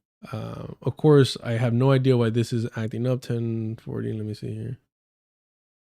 Nationalistic myths that you learn from an early age as myself a Zionist. People or land without people for people without land. Exactly. Yeah. Exactly. You see what I mean? Am I tripping out? Is the audio kind of shitty? Let me know how this sounds. Because I could put it up, but I'm not sure if that's going to help with audio quality. So, you know, my critique has evolved over the time. Like, I don't, you know, I mean, I think you saw this exchange I had the other day on my show. I never let. The exchange he's referring to is me fucking trouncing the three of them. Sam Seder, Emma Vigeland, and Matt Leck. Believe it or not, I am more intelligent than three white people. And that's 2 white men and a white woman. That's my IQ right there. I haven't measured my skull yet, but my IQ is superior to 3 white individuals. Just saying. I don't know what the eugenic calculations is there, but I'm sure somebody can help me do the math. Yeah, no, let me know how the audio for this video is, because it's gnarly.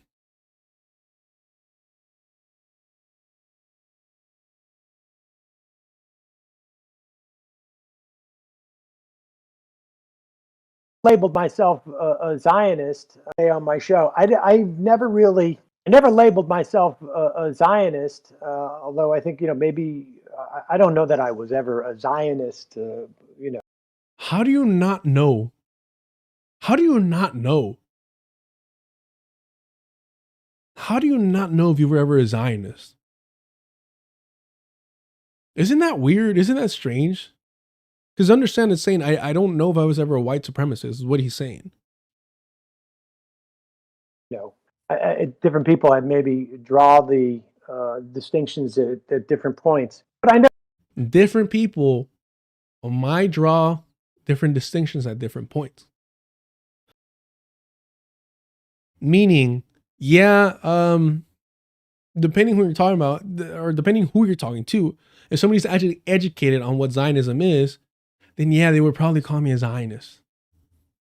But if somebody's uneducated like Autumn Leaves, then I get away with pretending to be not a Zionist. Mind you, not an anti-Zionist, just not a Zionist. But we know this. We know this. When asked point blank, do you believe the Zionist entity has a right to exist? Sam Seder said, I don't think it should disappear. You're not anti-Zionist if you believe that Israel has a right to exist. Do you believe Israel has a right to exist? I don't know about that. How? I mean, well, no, like, I believe Israel has a right to exist. I just don't think. Then you're a Zionist. I know we kind of go over this again and again. My apologies if it gets boring. But when you have individuals like Autumn Leaves who works for Sam Seder, there's an employee of Sam Seder, according to them, they got rehired, their words. You need to double, triple, quadruple down. Not to get through them, because their livelihood, their essence, their being is covering for liberal Zionist propagandists like Sam Seder. But the unfortunate, people that may trust Sam Seder to be a genuine individual because he's co-signed by Hassan Piker, because he's deemed to be a reliable source. That's who we're doing this for. You're not anti-Zionist if you believe that Israel has a right to exist. Do you believe Israel has a right to exist? I don't know about that. How? I mean, well, no, like, I believe Israel has a right to exist. Then that means you're a Zionist. Autumn Leaves, go and tell your little friends that if somebody believes that the Zionist entity has a right to exist, they're a Zionist. Whatever they say after that determines what type of Zionist they are. A liberal, a spiritual, a rabid, fundamentalist, whatever.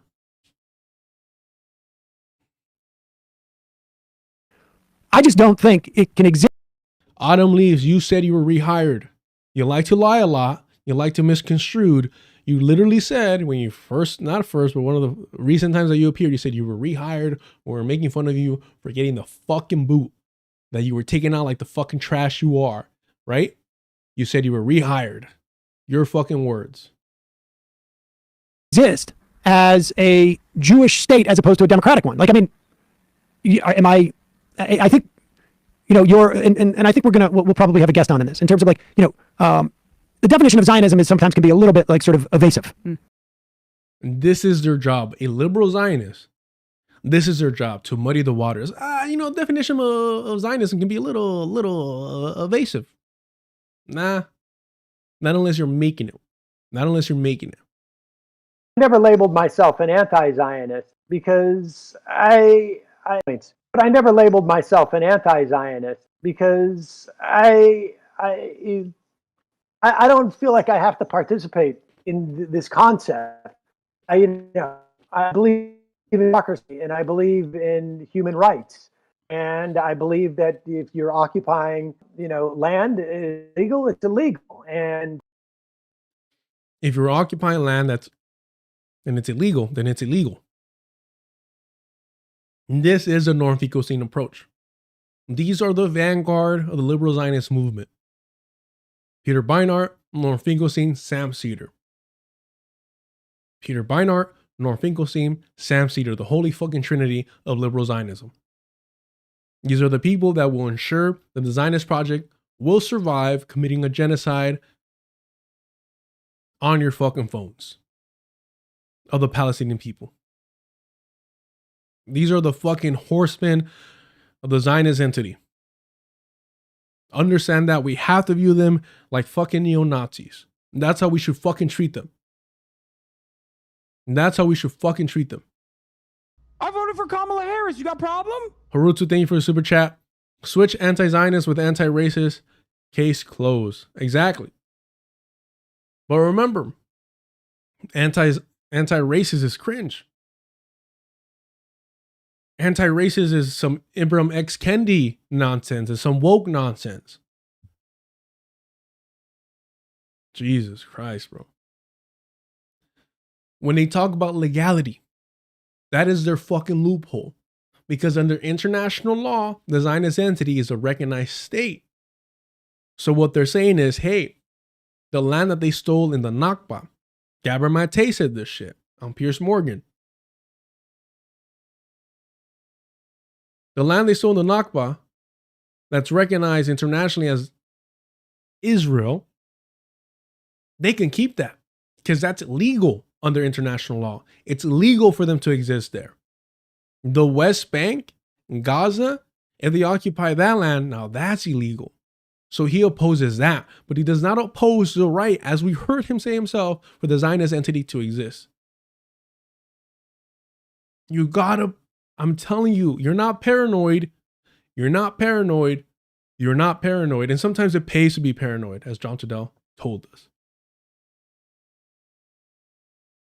It's these words, that's what liberals do. Liberals manipulate the English language to get away with their nonsense. Jeez. I believe that if you're occupying, land is illegal, it's illegal. And I believe in the concept of settler colonialism, and can make an assessment. So I think to the extent that I've been called an anti-Zionist, it's more by people who call themselves Zionists. But so to the extent that he's been called an anti-Zionist, or by people that call themselves a Zionist, for somebody to call themselves a Zionist, mind you, this was 2 years ago. 2 years ago, 2024. For somebody to call themselves a Zionist in 2024, they're fucking rabid. They're fucking rabid. They're like fucking Zionists calling for the genocide of Palestinians. So keep that in mind. I don't have a problem with it being called an anti-Zionist, but it's not something that I spend time identifying myself with because, frankly, rhetorically, I don't find it particularly effective. And so he doesn't mind being called an anti-Zionist, but still in 2024, he would not call himself one. And he tries to intellectualize it because that's what liberal racists do. They try to intellectualize all their fucking bullshit. Right? So it's like, oh, well, I don't find it particularly effective, rhetorically speaking. Rhetorically speaking, it's not the most productive method is by labeling yourself an anti-Zionist, you see, because I speak to a lot of Zionists that may be offended or put aback and maybe perhaps become defensive if I were to refer myself, rhetorically speaking, as an anti-Zionist. So you see, I'm not only above it, but I can rationalize why it's not effective. And again, this is the same fucking bullshit that Norm Finkelstein was spewing when he was speaking out against the chant, the slogan, from the river to the sea, Palestinians, Palestine will be free. And he tried to rebrand it as from the river to the sea, Palestinians will have rights or some shit, or everyone will be free. Who remembers that? I always forget that dumbass fucking chant. But I do have it on, here on the Twitters. I'm gonna see here. And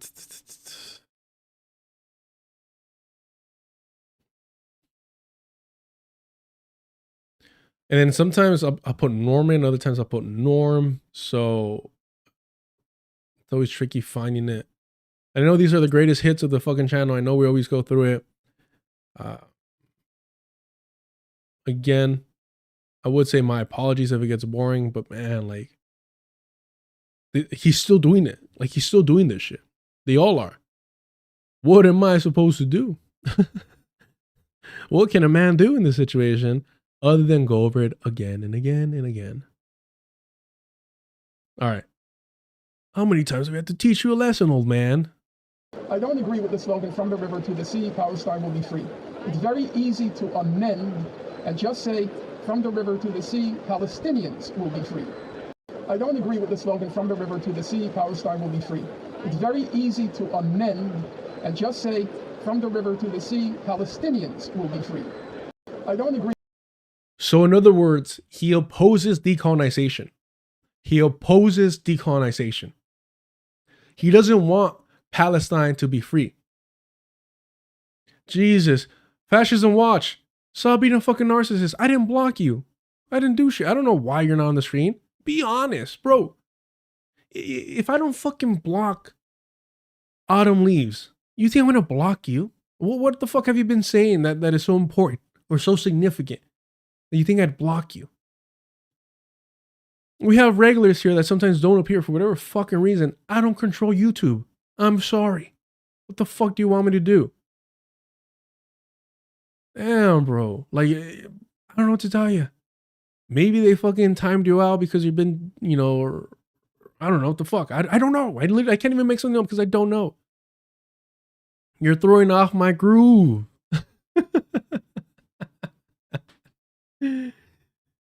It does suck that one of like the dopest fucking movies. Shout out to all the Peruvians out there. I gotta get one of my coworkers, una señora. She's Peruvian. Bro, I need her to put me on to a spot. Like, I need to know where, you know what I'm talking about, where they got the guinea pigs at. That's what I need to fucking know, bro. I was vegan for a little too long. I got some time to make up for. Last time she was eating this it's similar to like the Filipino dish where it's the egg that is still, the chick that still hasn't hatched from its egg. Autumn Leaves, what the fuck is wrong with you, bro? Autumn Leaves, and I'm saying this sincerely. Like, do you have a life? Because, and I'm being so fucking sincere now, if you're in a situation where physically you're unable to like go outside and so you're online like to a frightening amount, then I'm like, okay, it kind of makes sense that that's your world. That's what you have access to. If that is the case, Autumn Leaves, to be honest with you, I will kind of pull back a little bit because randomly saying the Vanguard are in Peru right now is like what? Why do you know that? That's fucking weird. I don't know what to tell you. Man. Now I will give you this warning on least because I know you're used to being in around white spaces, but we don't use ableist shit like crazy. All right. Do better. Yeah, I don't leave. I can actually organize, believe it or not. I don't really talk about it like that because I think it's self-aggrandizing, but I actually organize. Like, bro. She's not a troll. She's a paid agent of the Majority Report. It's all good. All our other bullshit aside, it's all good. Like, I really do try my best around here not to embrace the anti-woke scold, ableist eugenics language that Hassan Piker and the Vosh and his ilk use and glorify. So back to this. Blaming you, Fascism Watch.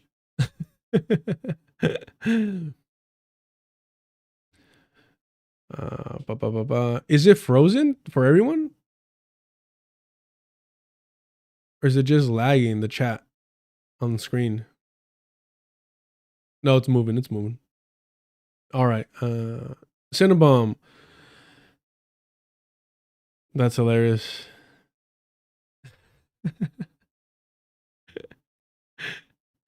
That's hilarious. I'm not going to repeat that because you're big upping me right now, but I appreciate that, Cinnabon. That's hilarious.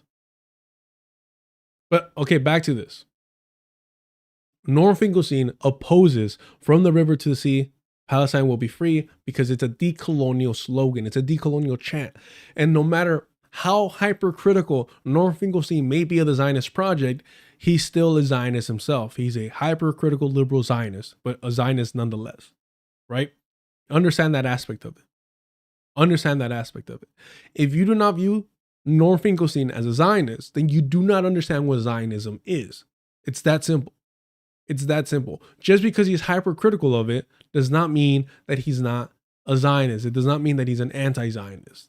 We have countless evidence from years ago to months ago demonstrating that Norm Finkelstein opposes decolonization. He mocks it, in fact, right? And so he's saying, maybe don't say from the river to the sea, Palestine will be free. Say Palestinians, the people. Not the land, the people. In other words, the people will have civil rights. This is the colonizer mindset. This is their solution, their answer. This is their justice to colonization. I don't agree with the slogan, from the river to the sea, Palestine will be free. It's very easy to amend and just say, from the river to the sea, Palestinians will be free. I don't agree with the slogan, from the river to the sea, Palestine will be free.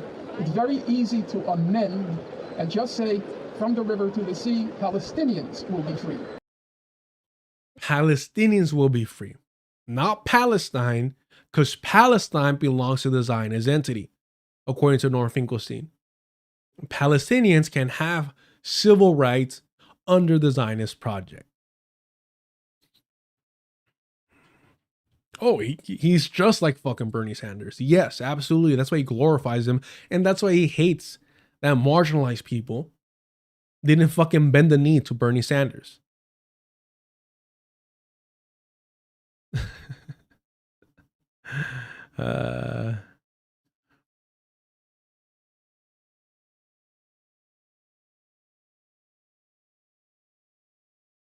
Oh yeah, please check out this what's his name? Oh, the homie that got arrested that was just with Mamdani. Ooh, fuck, I have his name in my head, but I can't like blur it out. Like, can't. Fuck. He got arrested. He was kidnapped by the state. Oh, he was an organizer. And fuck, what's his name, y'all? I'm so fucking CTE'd out that I'm like Khalil Roundtree. Ah, man. Shoot. Anywho, he was here. I think he's somewhere back here. I think you might be able to see him.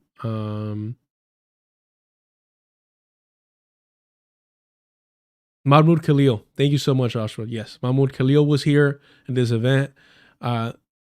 This beautiful young woman back here grabs the mic and starts shouting, from the river to the sea. Palestine will be free. A big fuck you to Norm Finkelstein. And again, gets glorified. And I believe you, Fascism Watch. I believe that you didn't see this video. Like, I don't just say shit here to say shit. I'm not just a hater, right? I have receipts. I have fucking receipts. That's the objective of this channel, is to track these fucking people. Homie, analogy nature, I've been doing martial arts since I was in elementary. I have CT. I just know it. I just know it. Now I'm not gonna go train tonight because it's if you cutting it close, I would have to end the stream like in 10 minutes. We're just not gonna do that. Everybody give a big thanks to our local Jewish friend here. Give me one sec. It's just on the chat. Oh no. I'm blanking on their name. I'm so sorry. That dropped the super chat. Dropped the big super chat. So I was like, you know what? Yeah, we'll write it out. It's my fault too. I had a nasty headache this afternoon, so I couldn't have the earlier stream. But give them a big thanks for the super chat, and we'll keep it going. It's not that I can be bought, it's that I can appreciate the support. And I have that Catholic guilt, y'all. I have the Catholic guilt. You know, that fucking first generation mindset, no handouts, you know. Gotta earn my keep. All right.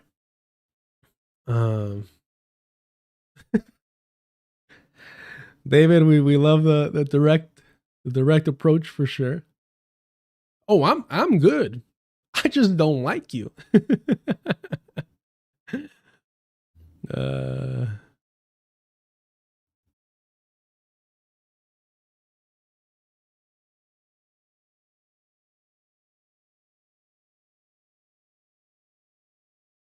Let's get back to it. We're done with that clip. I mean, again, the reason why Sam Seder has her on is to find that desperate fucking label that allows him to trick his audience into believing that he opposes the Zionist project while not challenging its right to exist, just like Norman Finkelstein.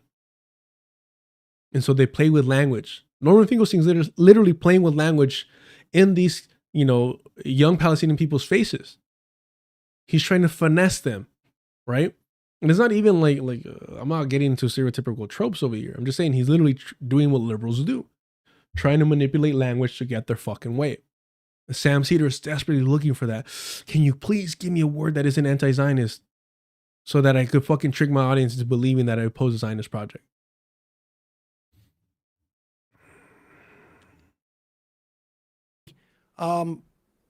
A thing that you can be, or a sort of like that is not just anti-Zionist, that there is a sort of like a positive vision. A positive vision. A positive, bro. Again, name me one major Jewish institution that is anti-Zionist.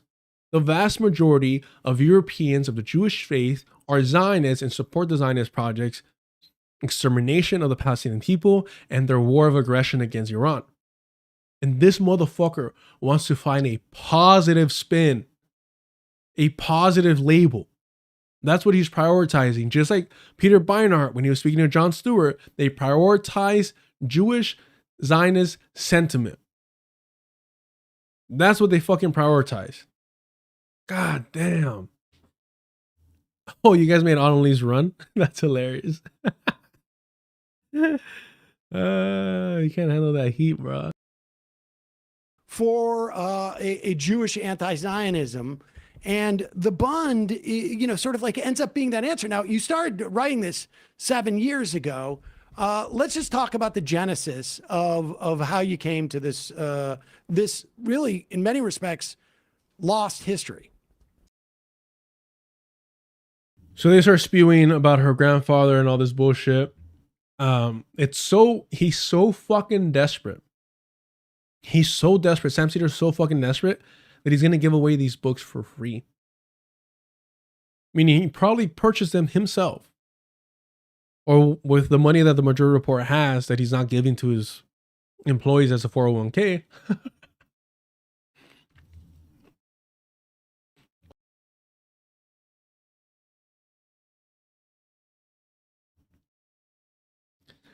Ay, ay, ay.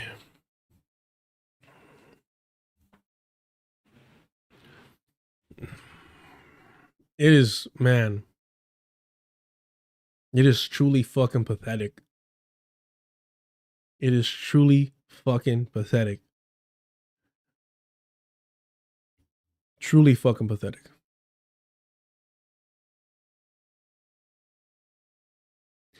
Autumn Leaves, the reason Ace isn't a mod isn't because Ace doesn't deserve to be a mod. I mean, believe me, with the information that they provide me and the links that they share with me, Ace absolutely deserves to be a mod. One of the things that I try to focus on here is if I'm going to, bestow upon you the mod rights. Now, if I'm going to make you a mod, one, I got to check in with you and see, where you're at if you're able to. Something I didn't do early on. Shout out to the late, great Thoribio. And shout out to Lana. Lana's always great when they're able to make it to the live streams. But early on, I was not, only Froggy as well, a real one. I was not educated enough on how to go about that. And so now I'm trying to be more considerate of what those responsibilities mean. And honestly, the channel isn't even big enough. I mean, we barely hit 100 live viewers on a good day. So if you're trying to like flex or belittle somebody for not being a mod here, understand there's only literally one active mod on this channel, right? We don't really need them because there's not really people like you around here. Most people have enough self-respect to not be around where they're not wanted. You clearly don't, which is fine. But trying to like big up on somebody like that because you're a mod at the majority report, bro, again, you got kicked to the fucking curb like the trash that you are. And you begged for your job back. Like, grow the fuck up. If this is your greatest achievement in life is to be a mod at the majority report, you're one sad motherfucker, bro. Thank you so much for that intro. Great, generous that he was a young woman.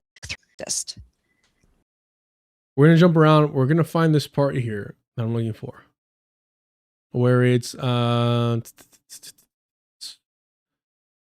really fucking appalling and creepy.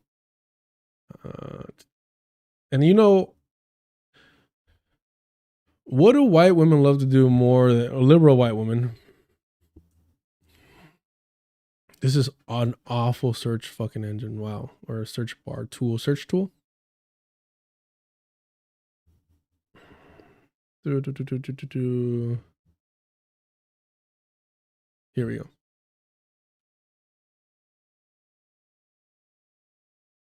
You know what's funny, bro? I don't understand. I don't get it. If you're not like, if you didn't grow up working class and you weren't like brown or black, if you weren't part like of a marginalized group, you're not going to be able to hang with us when it comes to talking shit. You're just not. You're too fucking soft. You got coddled too much. It's unfortunate. I'm sorry. The reason why I was able to turn Emma Vigeland red like a fucking tomato, red like a grand wizard over here, is because you people aren't used to the fucking pressure. You guys aren't used to fucking honesty. You guys aren't used to being fucking red, bro. That's what it is. All right. The Bund is able to not just rebound, but in some ways, and in spite of everything, they create a golden age there. And when I talk about what the Bund was like in Poland, I want to draw a parallel to the Black Panther Party. She wants to draw a parallel to the Black Panther Party. I'm sick and fucking tired of white liberals, white leftists comparing their bullshit to the Black Panther Party. It is disrespectful. It's usually historically inaccurate. Not only that, it's the same thing with Norm Finkelstein, where I had the issue where like he kept referring to or comparing October 7th, Operation Alaska Flood, to a slave revolt. And I'm like, look, the Palestinian people have been colonized and have gone through, ethnic cleansing, genocide, horrific shit. But let's be very clear, they were never enslaved. They were never put into chattel slavery. They were never put into chattel slavery. So can we not make the comparison, especially when we have, indigenous people that we can compare it to, but then it would force Norm Finkelstein to admit that he's a colonizer himself. So that gets a little unsettling, a little tricky. And who knows? Maybe he doesn't think indigenous people have ever contributed anything worthy of reference. Who knows? I mean, he doesn't think that of black people post the boys in Douglas, so maybe. But let's hear. Can y'all speculate what the comparison is going to be? Man. And in spite of everything, they create a golden age there. And when I talk about what the Bund was like in Poland, I want to draw a parallel to the Black Panther Party, because I feel like that's the group that they're the closest to. These are two groups of primarily like young people from a racialized, oppressed group who are Marxists, who are committed to internationalism and universalism, but are also deeply committed to the liberation of their own people. Both the Bund and the Black Panther Party would create vast networks of mutual aid, of free breakfast programs, of clinics. They would militantly fight evictions by corrupt landlords. And both of them were so committed to the idea of self-defense through force of arms if necessary. Like, it's so funny, like even the Bund and the Panthers both had like little paramilitary groups wearing cool berets at a slant, marching around and like looking tough and sexy. So looking sexy, bro.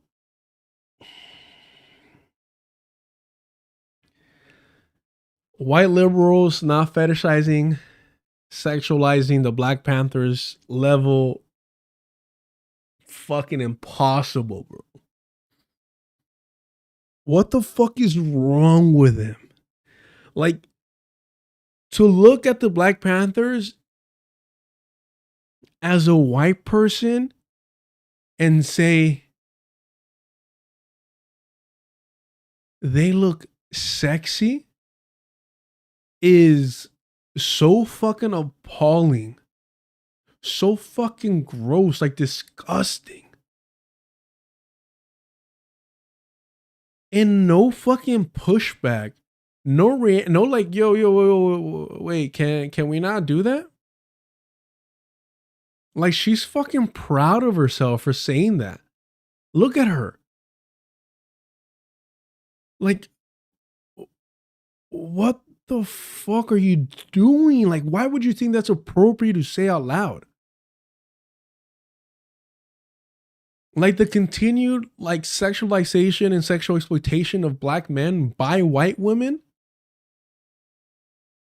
is so prominent and so like normalized and not really spoken or fought against the way it should be, especially of young Black men, young Black boys. It's like nobody stopped in a room full of white people, because that's all Sam Seder hires, white people. In a room full of white people, nobody stops to be like, hey, I understand you're trying to make a historical comparison, but maybe let's not sexualize a vanguard movement for Black liberation. Just maybe. Just maybe. God damn. Oh, they're fucking bored out of their minds. They don't fucking care about what she's saying. They've had the same look the entire time she's been yapping. Maybe her writing's better, but her yapping is fucking boring as shit. I had to listen through this, and by all means, listen to it yourselves. Defense through force of arms if necessary. Like, it's so funny. Like, even the Bund and the Panthers. It's so funny. It's so funny. Like, what the fuck is wrong with white women, bro? White libs. Panthers both had like little paramilitary groups wearing cool berets at a slant, marching around and like looking tough and sexy. So in interwar Poland, the Bund creates. Yeah, man. I mean, Emma was not in long. Come on now. Let's go towards the end where there's a moment where Sam starts yapping over here. It's so fucking boring though. The undergirding or the leadership of and there was a lot of fights between the Zionists and the Bund. And then, so moving into World War II, the Bund becomes sort of the undergirding or the leadership of the Warsaw Ghetto uprising. I wouldn't say that. It's a little more complicated, but go on. Okay, well, they're I love when like it demonstrates that, like, bro, hey, yo, fascism for all, or fascism for all. That's hilarious. Fascism, watch. Come on, bro, we can't do that. Come on now. I mean, you have to understand that, like, I talk shit, I joke around. I joke about, you know, I think we do need to call out white women for their allegiance to white supremacy and white patriarchy, for sure.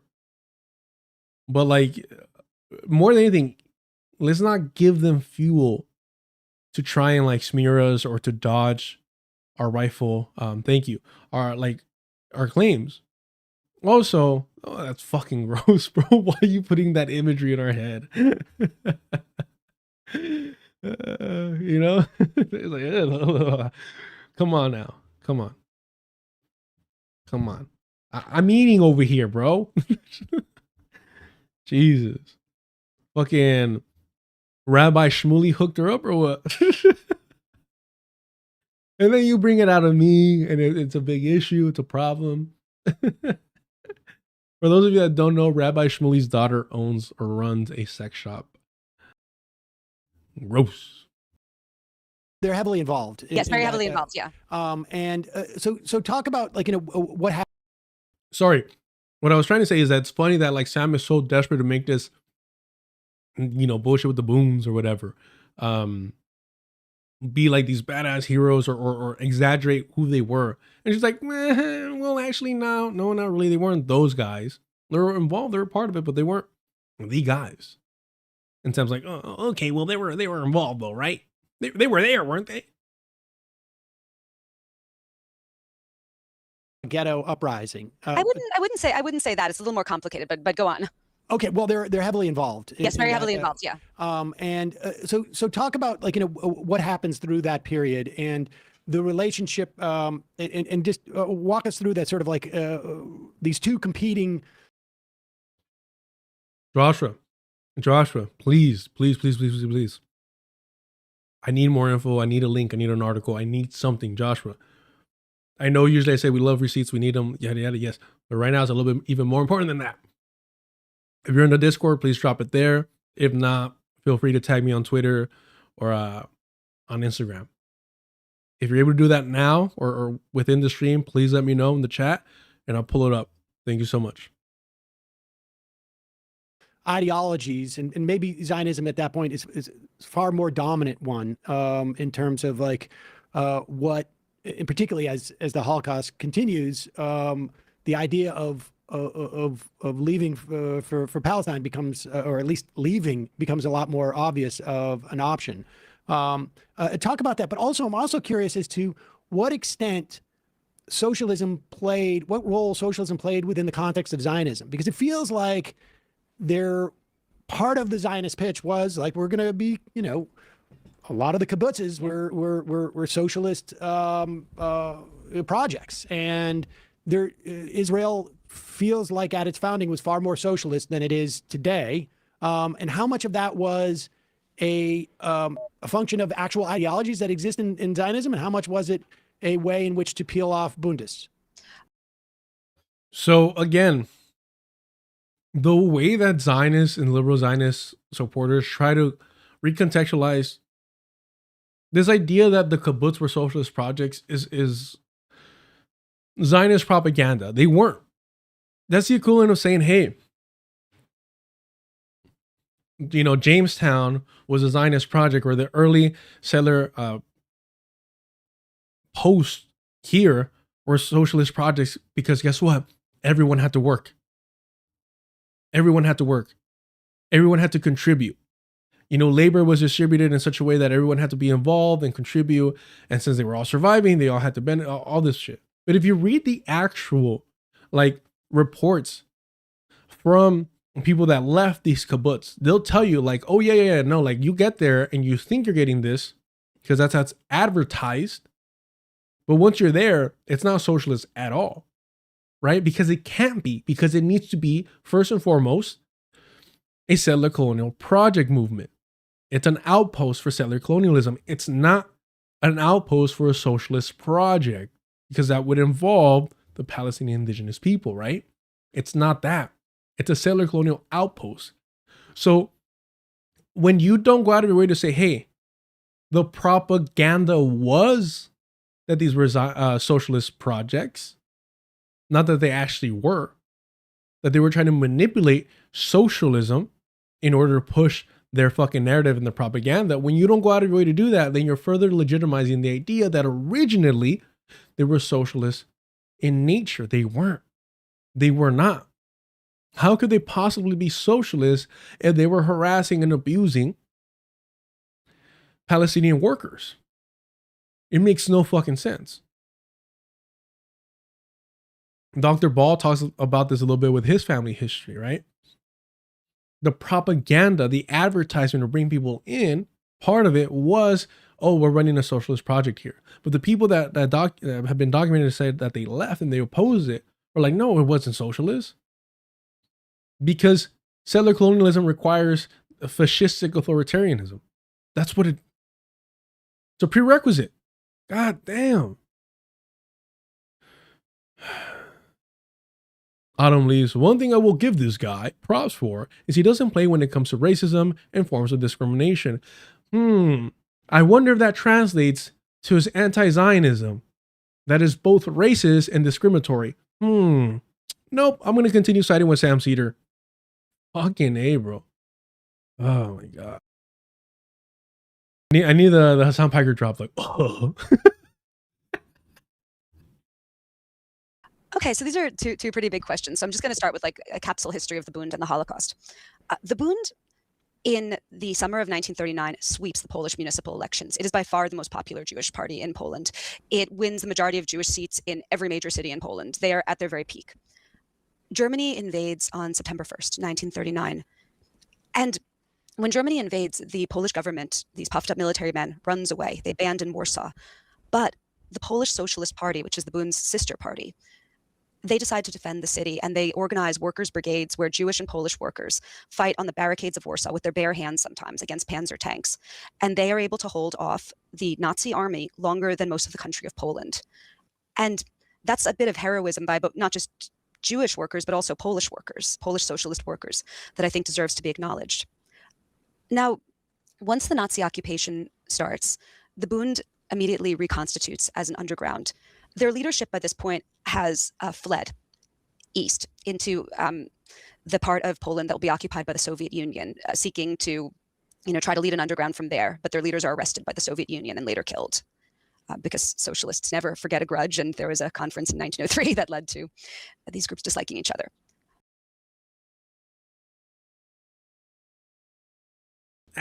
Sprinkling a little anti-socialism in there. I can't wait to read this fucking book. I'm going to bootleg it. I'm telling you right now that I'm going to find the first fucking PDF of this shit, because I'm not giving you a goddamn dollar. I don't want to say penny or nickel. I'm not going to give you a goddamn dollar. But I'm going to read that book cover to fucking cover. Right? Because I'm a bit of a masochist this way, apparently. Intellectual masochist. Oh, I can't fucking wait, bro. Oh, I just know it's going to be utter fucking bullshit. For Sam Seder to be co-signing it, to be giving it out for fucking free. He's going to be giving it out for free. Mind you, actual Palestinian text on Zionism, actual Palestinian text on Zionism, Sam Seder doesn't fuck with. How is it that in 2026, you have not had anyone from the Electronic Intifada on your fucking show? You've had Zionists and Jewish voices on nonstop. How do you rationalize that shit? God damn. But in Western Poland, the part of Poland that was occupied by the Nazis, the Bund reconstitutes as an underground. They set up underground schools. They have an underground Red Cross. They create underground newspapers that are smuggled around the country with the help of Polish socialist comrades. I found a story of a young Polish socialist woman who literally went to Auschwitz for distributing the Bundist press. They also create a militia that tries to organize like basic self-defense.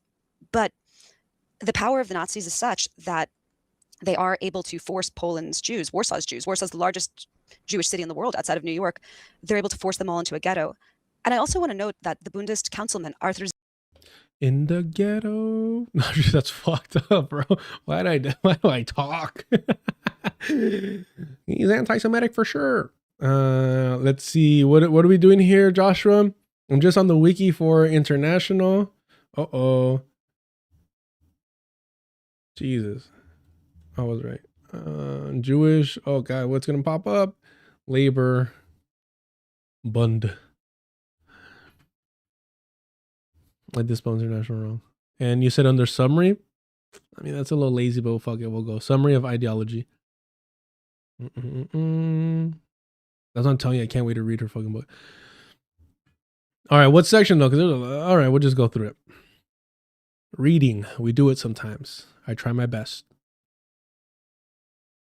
If you go to the footnotes 5, there is a PDF Jewish labor bun, 18 on the PNG. It's on page 20. Ooh, this one right here, 5. Oh, it is. Should fucking get me hard, bro. Page 20 of the actual text or of the PDF? Man. Hell yeah, Chitty Matcha. Hell yeah. And you know we're going to bootleg your book too. No, I'm just kidding. You know I'm going to be having copies of your book, you know, for sale outside of my truck. The trunk. We got the latest Chitty Matcha over here. Buy 2, get 1 free.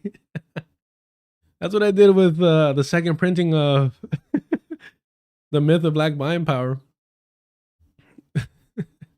I was printing them myself of the actual text. All right, so summary of the Bund's ideology. All right, dude, I fucking really appreciate this chat. Really appreciate this chat. Thank you for doing that, Joshua. Appreciate that. All right. That's crazy. Oh, yeah. 2 for 5 and what, George? Oh, 2 for 5. I voted for Kamala Harris. You got a problem? Gio, that's hilarious. Hey, thank you for the super chat. Everyone uses black radicals, but never for black liberation. Yup, 100% right. All right, here we go. Summary of the Bund's ideology. In its present form, as adopted to Jewish life after its destruction in Eastern Europe and after the establishment of the State of Israel 10 years ago, the Bund's ideology can be summarized as follows. Now, immediately, the argument that to counter this is going to be that she's specifically talking about the Bund's ideology in Eastern Europe. But here, Joshua, they're talking about the evolution of it. Which, I mean, if it was not brought up in the interview, I don't know if it'll be brought up in the book. Fascism Watch, unfortunately, most of those compilations are done by reactionaries. Here we are. 1, Jews are dispersed throughout the world and are a distinct nationality, though without a common state. They will remain in this situation in the foreseeable future. They cannot be remade into a one-state nation. That's it. Wow. Okay, hold on. So one's a little confusing. Like, so a diasporic state, like balkanized Jewish states around the world. 2, the state of Israel does not represent the entire Jewish people. It does not solve the Jewish problem. Even now, the population of Israel is less than 15% of the world Jewry.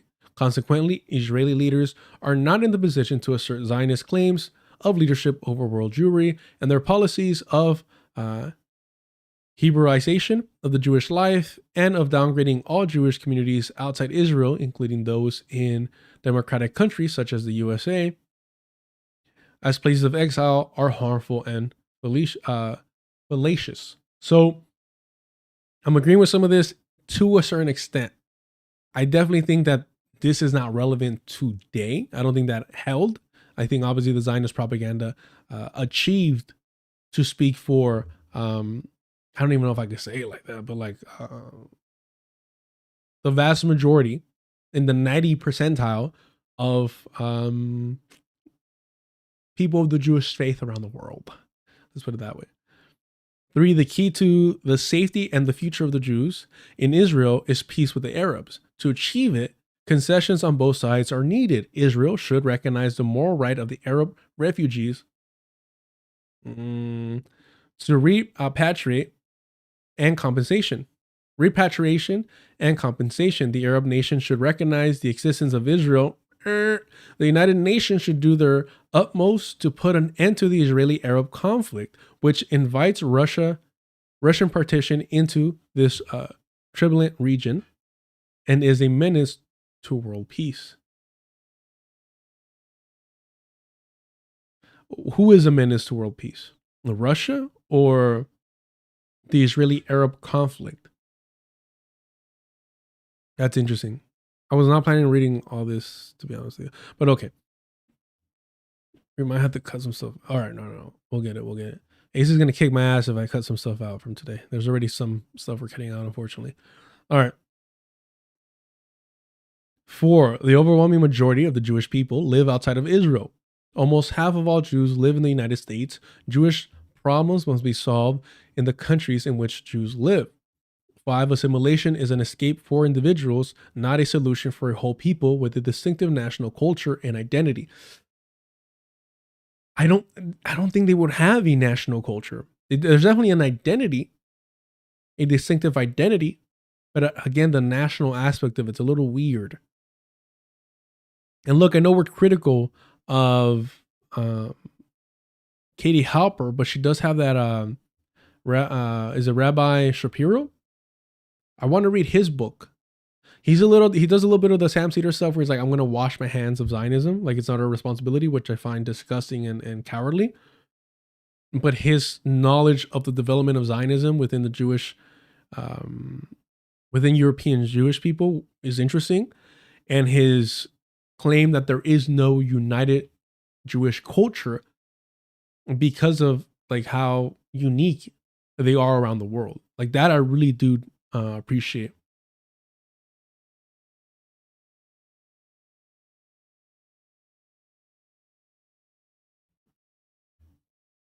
Autumn Leaves throwing around the ADOS allegations or accusations again. God damn, I don't think anyone in this chat has ever talked about ADOS as much as Autumn Leaves. It's fucking weird.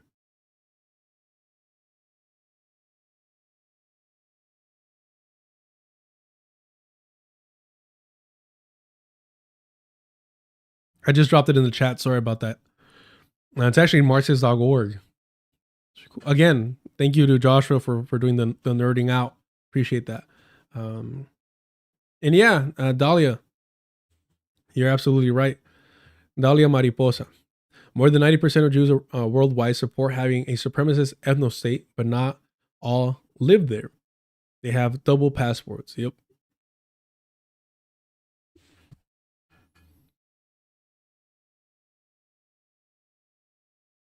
All right, where are we?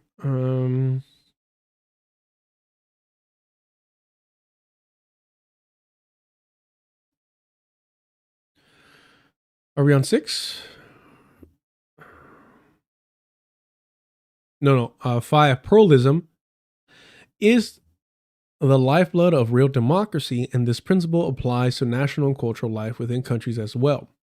6. Jewish national problems arising within the countries where Jews reside can be solved on the basis of freedom and democracy more securely by democratic socialism, which will guarantee Jews the right of freedom and equality, including the right to a free, autonomous self-determination to maintain their own Jewish identity and national culture.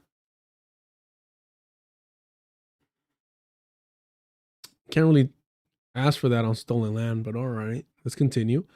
Within the Jewish community, the Bund strives for a secularized Jewish culture in the Yiddish language. Well, at least they're holding on to the Yiddish language there. 7. 2 criteria of Jewish policies, one for Israel, another for the diaspora, should not be followed. Wherever Jews live, whether as a national minority throughout the world or as a majority in Israel, Jewish policy, certainly Jewish socialist policy, should be based on the same principles of freedom, democracy, international justice, and brotherhood. Ooh, the brotherhood is scary part. Literally impossible to do when you're stealing land in Palestine. Reconciliation of the claim of the Jewish people with the rights of other people is the essence of the Bund's approach to Jewish problems, an approach which brings into harmony the Bund's Jewish national program with the spirit of democratic socialist internationalism. I do want to say, and I think, look, I'm not trying to pat myself in the back too much here.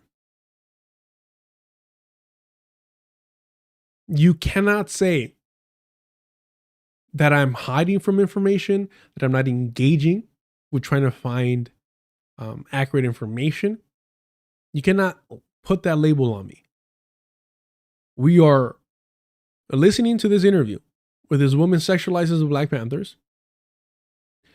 And thanks to the chat, thanks to Joshua specifically, we dive further since we don't have her book yet. Since Sam Seder has not sent me a free copy, which, by the way, if he does not send me a free copy, he's anti-Semitic. So I'll be waiting. Like I'm going to give that motherfucker my address. I mean, I'm down to exchange address. Should I? Yeah, I'm going to download this. I'm going to get a virus and download this. Awesome.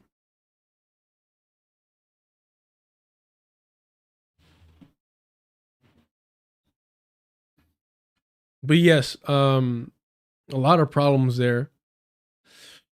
Again, I do appreciate Rabbi Shapiro's approach of like, hey, there is no collective Jewish culture because Judaism is a faith. And while there is, like for example, like you have to read the Torah, right? There are some parallels.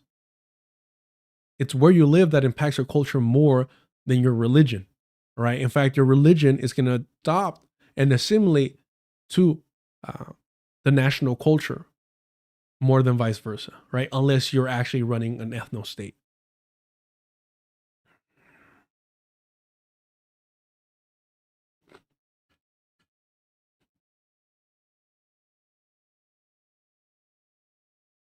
You think them white boys are gonna fucking roll up on me? Adam Lees was dodging the fade with Gio. And Gio was posing his fucking social security number, and Autumn Leaves was pretending not to fucking be literate, apparently.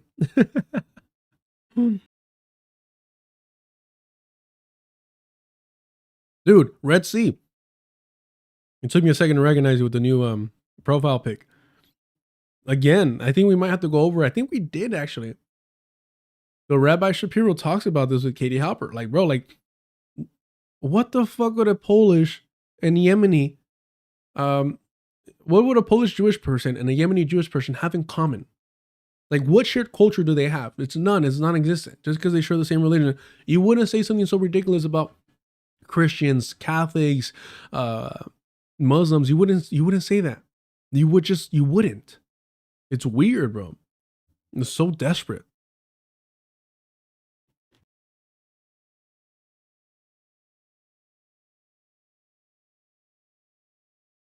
Well, I remember I got into it. This was a while ago, a while ago, with a coworker, and we were in a place where there would be no cameras. There were no cameras, and I'm like, yeah, let's just handle it here. Nah, this and that. I'm not gonna lose my job review. I'm like, okay, cool. We head out, whatever, and we're in an area where there's countless of fucking cameras, like cameras in every fucking corner, right? Decides to get in my face. Ya pa que, wey? Yeah, back in. Now we're both going to lose our jobs if anything happens. We were in a safe location where we had privacy and intimacy, where we could be intimate. I hate that performative shit. Because either be about it or just be polite and be nice. It's not complicated.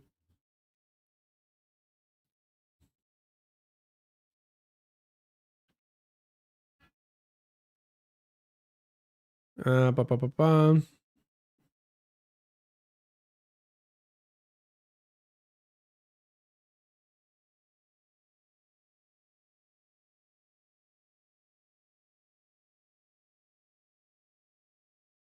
Well, Autumn leaves. Now you need to.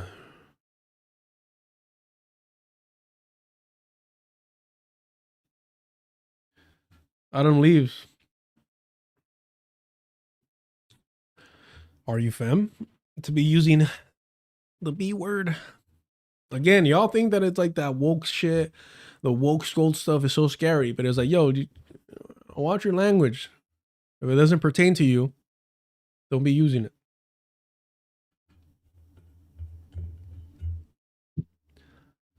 And not only is, you gotta understand, people are suspicious of you because you're coming in here like a fucking narc for the liberal Zionist propagandists. That was a lot.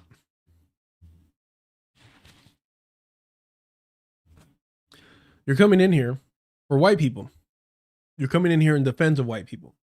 So if they got questions,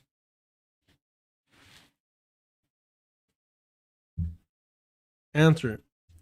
Linstack.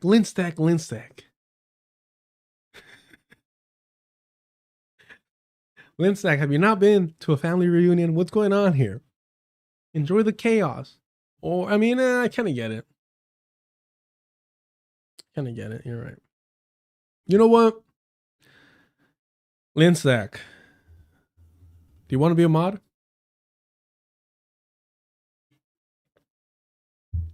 Linstack, can I exploit your labor as a black femme?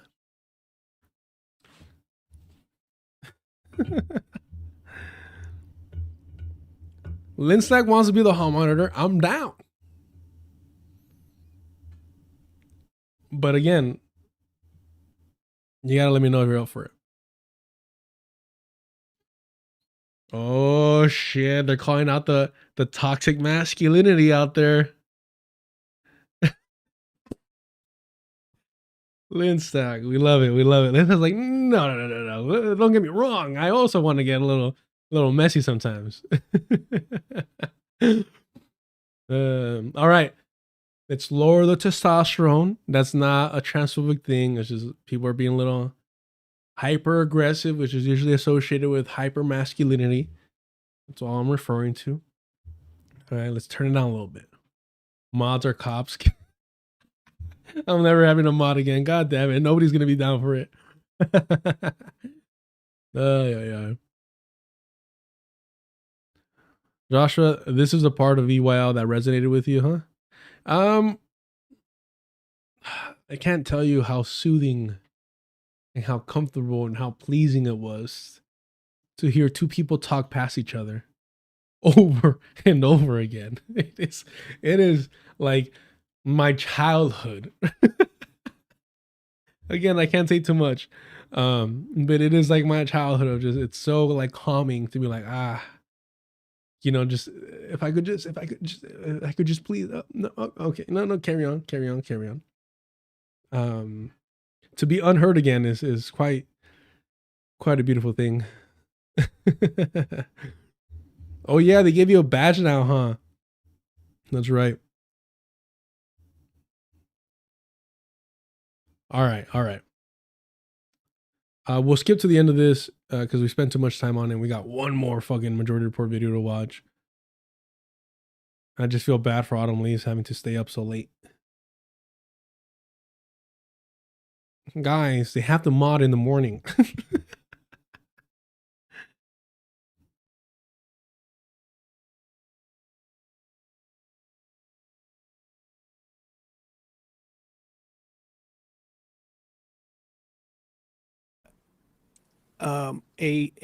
A Bundes who went to London. Yes. At one point to world, and we, Duce and labor Zionism, and they had kind of a crazy idea. Their idea was like that Jews couldn't be normal in the diaspora because they weren't allowed to like work in big manly industries like steel mills and develop like good hammer swinging muscles or whatever. And so for Jews to be like a normal people, they had to move to their own state where there would be Jewish socialists and Jewish capitalists, and the Jewish socialists would overthrow the Jewish capitalists and make socialism. And like it's quite batty. Like when you read Bear Borachev's stuff early on, he literally is using Liberia as a model for how great things are going to be between Jews and Palestinians. Like, he's like, well, they're our cousins, so it'll be like, you know, the same as Liberia, where things are so great between the like African American settlers and the Kru people that they colonized. It's quite daffy. But when what Liber Zionism means in practice in Palestine is a little bit different, because Borchav like didn't go to Palestine; he's just writing pamphlets. This part's actually pretty cool, but mainly because I already know this from other sources. What it means is that you have people like David Ben Gurion, the first leader of Israel and a lifetime Bund antagonist, who is creating and leading groups like the Histadrut, which is the Jewish labor union, which on one hand is ostensibly socialist, but on the other hand, it is built to keep Palestinians out of the labor market. It is a group that is just as discriminatory. So how the fuck is it socialist?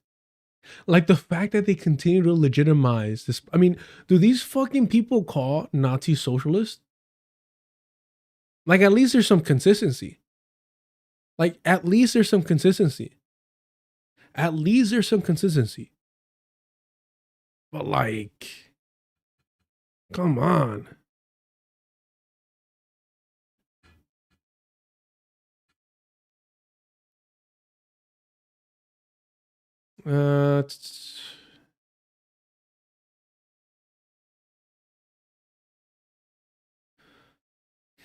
Autumn leaves. Sure, mock the guy trying to keep the community safe. Not a good look, dude. Mock the guy. Are you referring to yourself? In which case, why did you use a sexist slur earlier?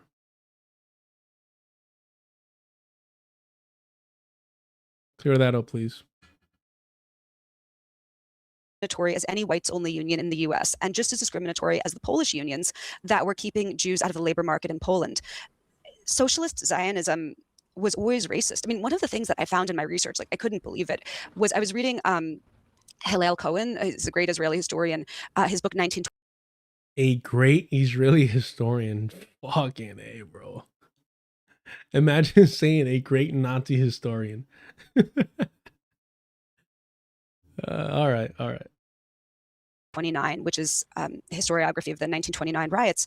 And he has interviews with these men who were in the Haganah, which is the Jewish socialist paramilitary, who were bragging about how in the 1920s they would kidnap Jewish women who were dating Arab men, and they would like sexually torture them as punishment for dating Arab men. Like, these groups, even though they claim that they were socialist, and even maybe like the kibbutz is socialist in and of itself, these were also like segregationist groups. You think they call them fascists at any point? You think they fucking call them fascists at any point? Like, you're describing a fascist terrorist organization, but because they're white European Jews, you kind of have to like tiptoe around it and be like, oh, their socialism was a little fucked up. It's fascinating. Let's just take it to the present. I mean, the Bund essentially, or before we take it to the present, like what was the last sort of like that we heard from the Bund? I know there's like maybe vestiges now, but like when was was it essentially the Holocaust that ended the sort of real presence of the Bund anywhere? And what fill us in like the history of the Bund, from the World War II till now, and then I just want to talk about the relevance of that history.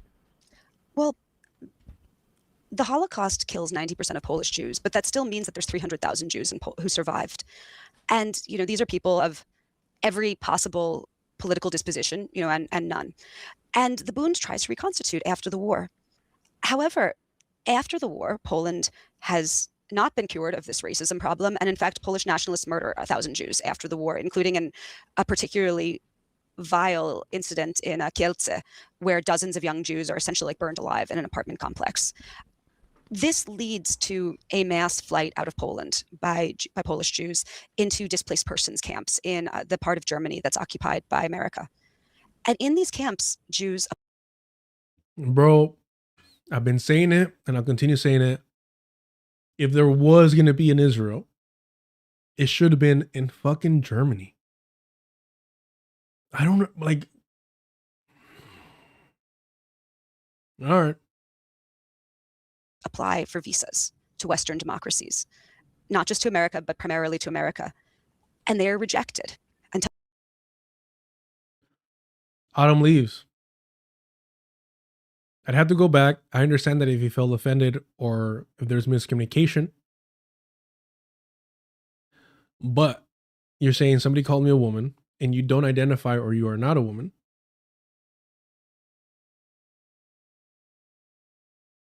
Why would that then give you the right to use a slur against women? You see what I'm saying? You see what I'm saying?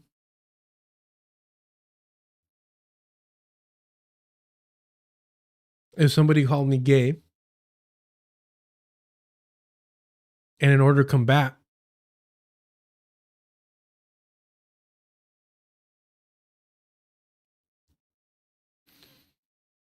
that accusation, I use the F slur against them, would that be appropriate? No, it wouldn't.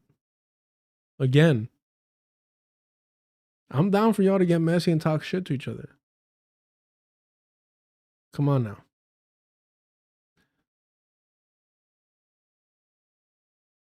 They call him a gusano?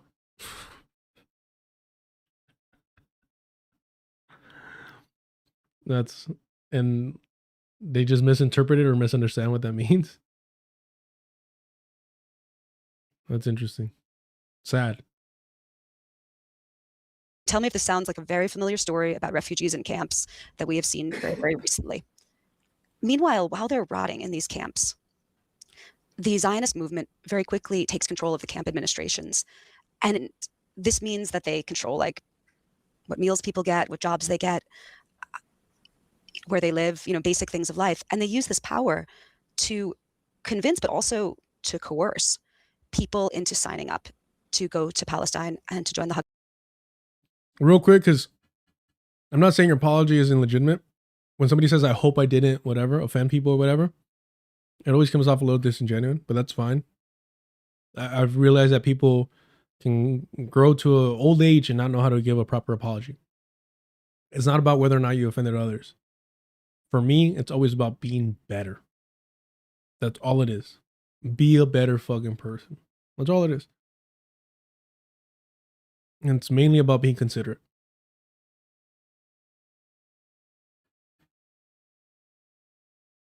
Haganah, because people, and they use this power to convince, but also to coerce people into signing up to go to Palestine and to join the Haganah, because everyone knows that there's going to be a war for the future of Palestine.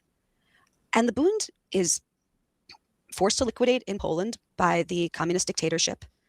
They are essentially beaten and bullied into silence in these camps.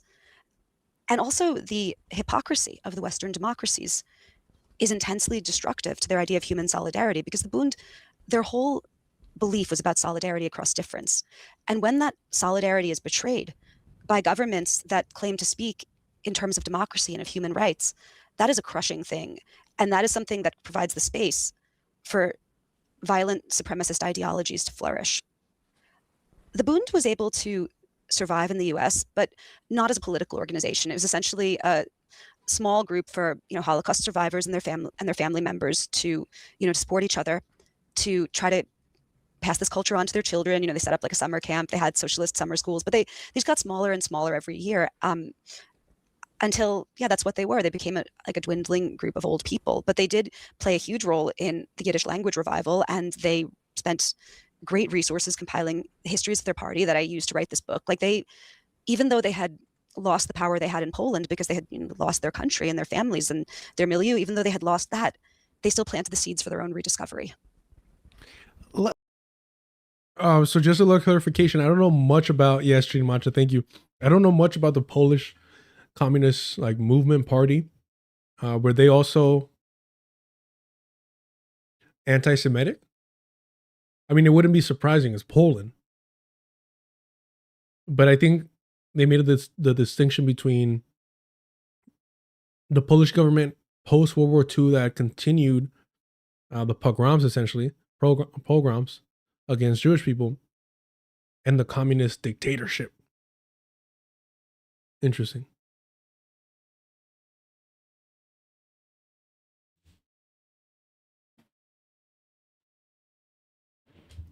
All right, y'all.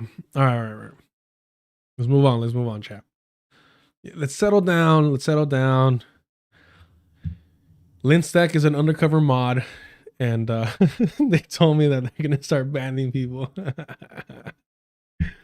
Linstack publicly was not comfortable saying that they're gonna be a mod, but privately they're like undercover.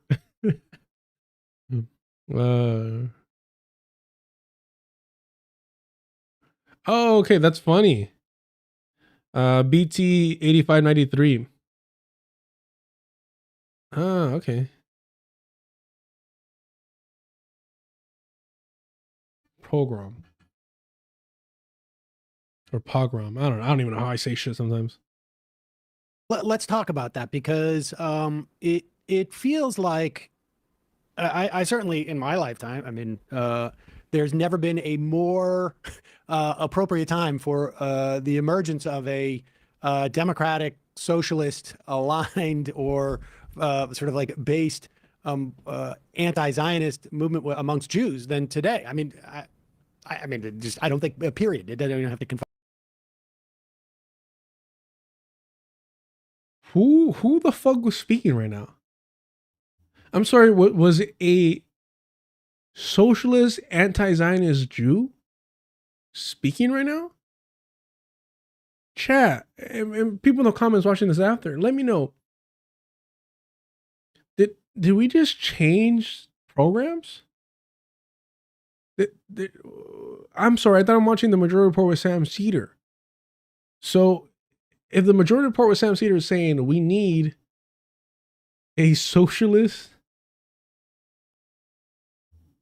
anti-Zionist Jewish movement right now, you would assume, one would assume,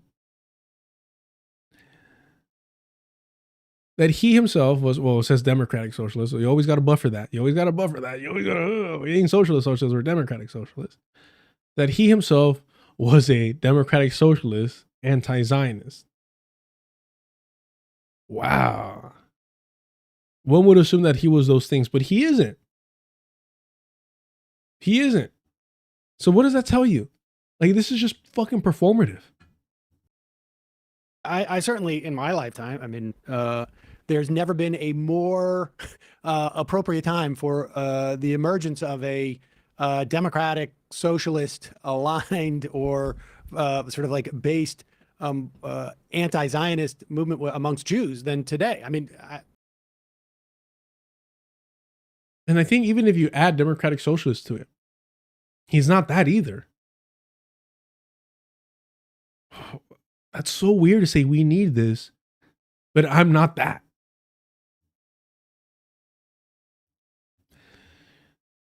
It's from a verb, and then it's a pogrom, a noun form somehow. I'm not as good as Russian as I used to be. Oh, okay.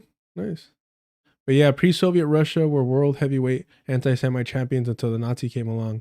Yeah, no, it's pretty disgusting. I think even in this interview, they say that, was it Poland or was it Russia? It was Russia, right? Where it was mandatory 25 years military service for Jewish Russians. Man.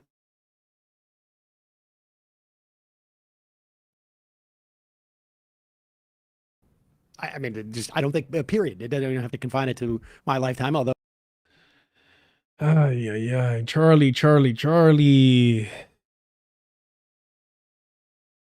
You're coming in late, Charlie. Actually, I should have it right here. All right, Charlie.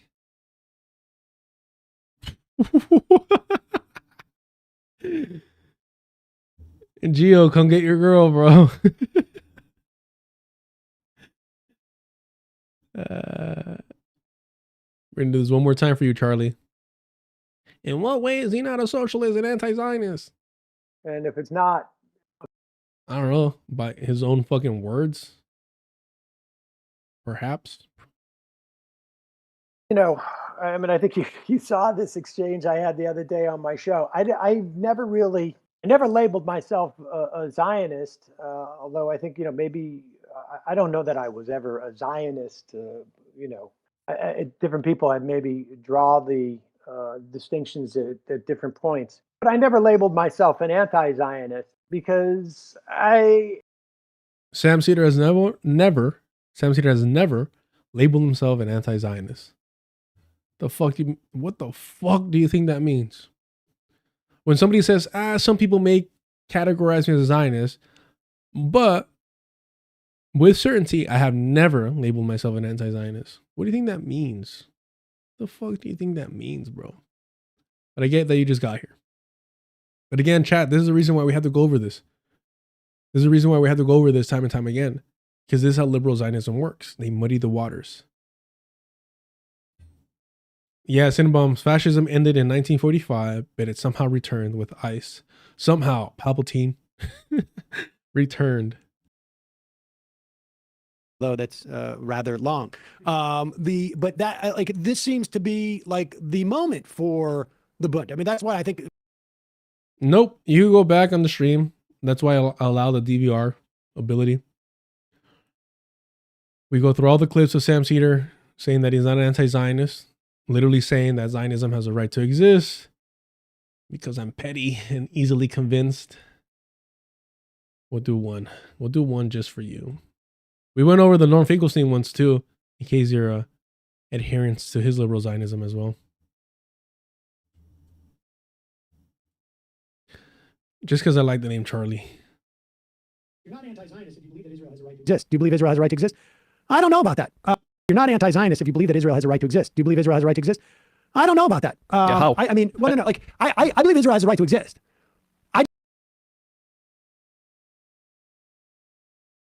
You're not anti-Zionist if you believe that Israel has a right to exist. Do you believe Israel has a right to exist?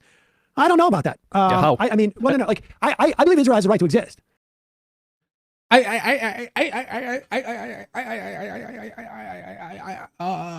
believe Israel has a right to exist. Whatever comes after that, Charlie, tells you what type of Zionists they are. That is MR Fun 11-1-23.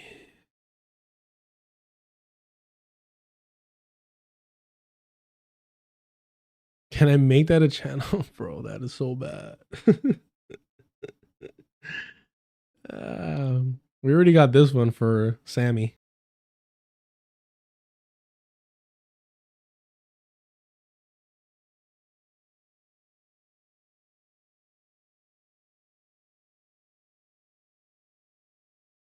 Sammy, we've been over it.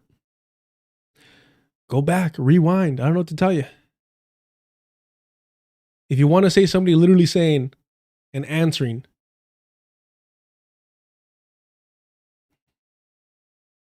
you're not anti-Zionist if you believe that Israel has a right to exist. Do you believe Israel has a right to exist?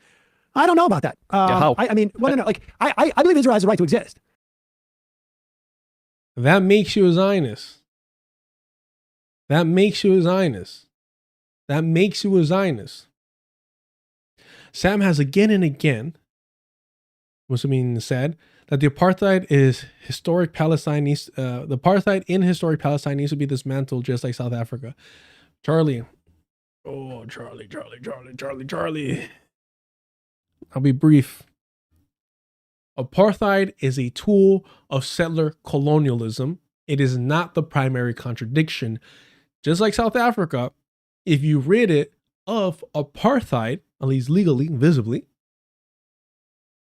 you still have a settler colonial project intact. And you still have the capitalist class, the colonizers, are invading Europeans. So the indigenous population, be it the South Africans or the Palestinians in Palestine, will never be free of the settler colonial oppression and subjugation as long as the settler colonial project remains intact, regardless of its legally implementing apartheid or not. Apartheid is the tool, a weapon of settler colonialism.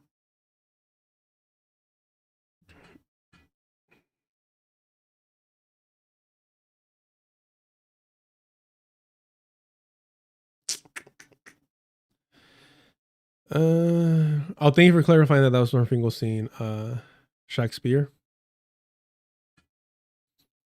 Again, he says himself, he believes. Oh, and then Annalise has to come in here and be like, he called him anti-black. He called him anti-black. Fucking Commodores, bro. You're not anti-Zionist if you believe that Israel has a right to exist. Do you believe Israel has a right to exist? I don't know about that. how? I mean, well, no, like, I believe Israel has a right to exist. I just don't think it can exist as a Jewish state as opposed to a democratic. You're not anti-Zionist if you believe that Israel has a right to exist. Do you believe Israel has a right to exist? I don't know about that. how? I mean, well, no, like, I believe Israel has a right to exist. I just don't think it can exist as a Jewish state as opposed to a democratic. You're not. So essentially what liberal Zionists like Sam Seder, Peter Beinart, Norm Finkelstein want to implement is the Zionist entity following the path of the United States, where the indigenous population never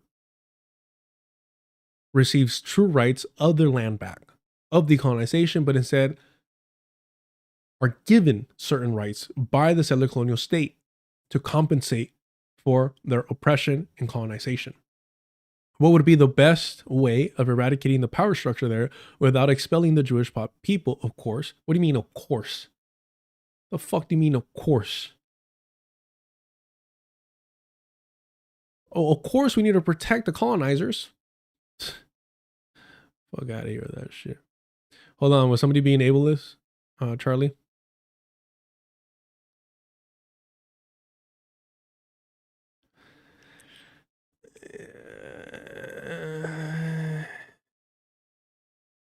Ace, tighten up a little bit. I don't know if baby brain is necessarily ableist, but you're kind of flirting with it, Ace. You're doubling down, cabrón. I don't know. I'm actually wondering, is baby brain able? I mean, I think babies are true comrade, red row. Zionism is fine, baby brain is not. No, I don't want to play that game. I'm just generally wondering if you call somebody baby brain.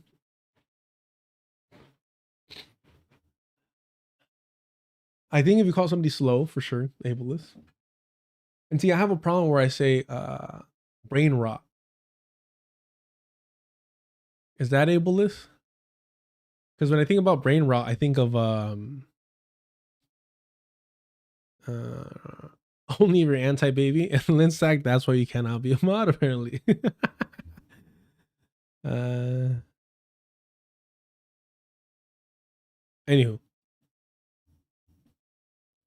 All right. Actually, I need a bathroom break, and then we'll be back. Let me. What? Oh shit! This looks dope. Drifter. I'm gonna have to watch this off stream. Hold on. I think Fast and Furious Tokyo Drift is like one of my favorite. Okay, Fast and Furious 1 by itself would have been like an LA fucking classic. It still kind of is, but it would have been like just an epic fucking movie. Like a cult classic. If they would have came out with just Fast and Furious Tokyo Drift, that would have been amazing. I've always said that Fast and Furious should have been an anthology series. Give me the culture of racing, of street racing in different parts of the world without necessarily involving, the cast and crew, the original one. If you did want to, interconnect it, make it to where you have those cameos of, the family at the end of each movie. And then after like 5 anthology series, make a collective like Avengers Assemble version of it, like a global. Anyway, why am I doing this? I need to go use the bathroom. Let me find something to leave you with. In fact, Charlie, I'm just gonna do this for you. I'm gonna pull this one up for you, Charlie. And I was serious about wondering whether or not that was ableist, because I think even Annalise can attest that I really do not play with that. Let me find it for you, Charlie. Charlie. And I'm thinking about Charles Oliveira. The Bronx. The Bronx. I should have it right here. Okay. Yeah, we'll start at 14. All right, be right back, chat. Be right back. And I'll tell you more how I could have saved the Fast and the Furious franchise. Do me a favor, go ahead and hit the like button if you haven't already. Subscribe to the channel. Super chats and super stickers are turned on. Join the Patreon. $2 gets you access to the Discord. I appreciate y'all. Else's land as occupiers. So it's like, this is like what we're talking about, you know, what we Yeah. I appreciate you for started. Whenever you want me to. October 7th, I've noticed a lot versus wolf situation.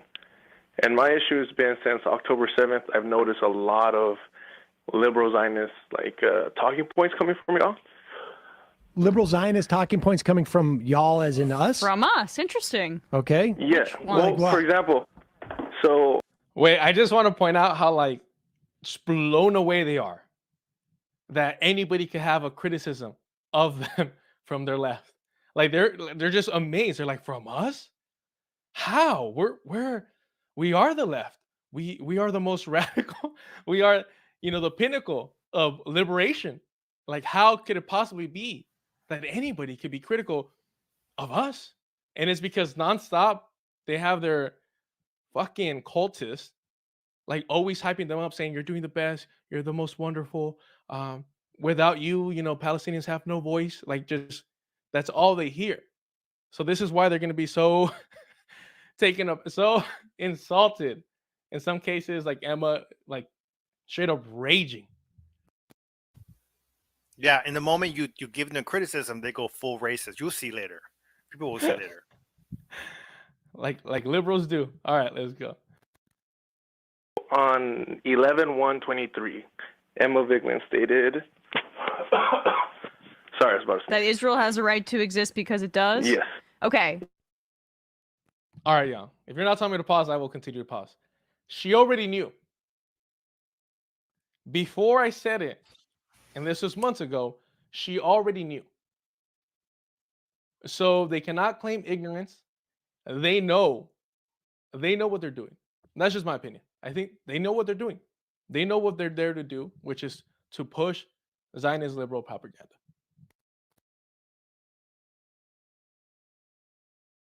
Am I wrong? I don't know. Is that just me, like, overthinking? No, I'll be honest. And go ahead, Derek. I was just gonna ask. Did you perhaps mean like labor Zionist, or did you mean? I mean, liberal. You could. I mean, I would consider them liberals for sure, but like I didn't know if that's what you maybe meant with labor Zionist. Like no, I meant like they're liberal Zionists. But if you want to just take a moment to expand on the labor Zionist aspect of things.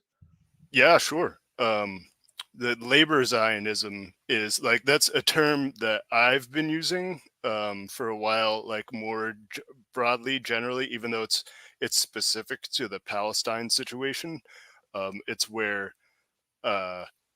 because I like the term that Robert Beale used. He used the term, like, which is a more general term, being social colonialist, which is like kind of like a reference to social imperialism. Like, I guess it's a more specific kind of social imperialism. For those who don't know what social imperialism is, it's like, labor politics, labor aesthetics, but with like a, imperialist characteristics to it, in terms of it, like a movement that, espouses labor politics, but at the same time, it also espouses like the national oppression of, some colonized or imperially victim of imperialism, some nation that's a victim of imperialism, or in this case, a social colonialist, a victim of colonialism. So that would be like a more broad term. I use it kind of interchangeably with labor Zionist, because labor Zionist is like, especially recently, because it's very relevant to the. Sorry, I'm done. The dog's pooping, so kind of have to wait. My apologies. Palestine conversations, quote unquote discourse. So like there's a whole movement as actually a part of the colonization of Palestine by the Israeli occupiers. That it was very popular for a long time until the last couple decades, where they took the hard economic right wing turn. The Israeli settler colonial project. But before it was popular to be like a socialist, quote unquote socialist. If I'm sure y'all know about the kibbutzes, like the kibbutz, the like communal, the communes. The Israelis had communes, like, and they're like, and I'm sure if you have white colonial sensibilities, you're like, yeah, that's cool. Like they had communes, but they're colonizers. Like they're doing communes on someone else's land as occupiers. So it's like, this is like what we're talking about, what we talked about that last stream we did, where, labor politics isn't a qualifier for like being like cool and good, and being principled. Like you can have labor, you can be all socialism, labor politics, and still be an active occupier, an active colonizer. Like, it's like, that's, just like the. All right, y'all. My apologies. You're so funny, man. You're so funny. All right. Where were we? So yeah, just for those of you that don't know, that is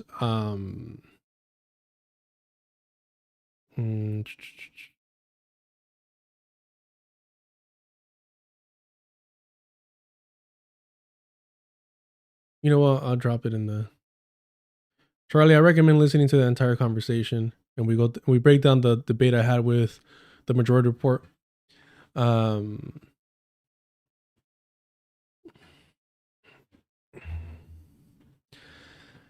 What was I saying? Yeah, that was Plans for Non, who accused me of being anti-Semitic. Because I actually said the thing I've been saying since day one is, again, most Europeans of the Jewish faith are Zionists. Please show me one major Zionist Jewish institution that isn't Zionist.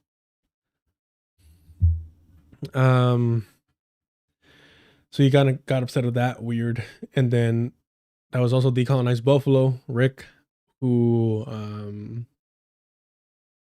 smeared me for defending like racism, but then not calling out racism enough, and then blah blah blah blah. And Jesus, bro, sad ass fool, blocked me, ran away, took his ball. And what I mean when I say took his ball is took all the articles and resources that he had accumulated to combat Chicano nationalism. He took that shit with him, which to me I find absolutely inexcusable and disgusting, because if your goal is to educate people, whether or not you're running away, whether or not you're done with the scene, you should leave that resources out there for people to, use it.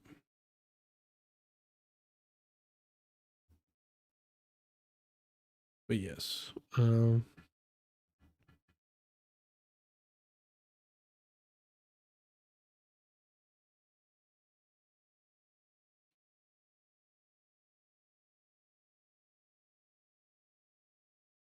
I appreciate that, Tree.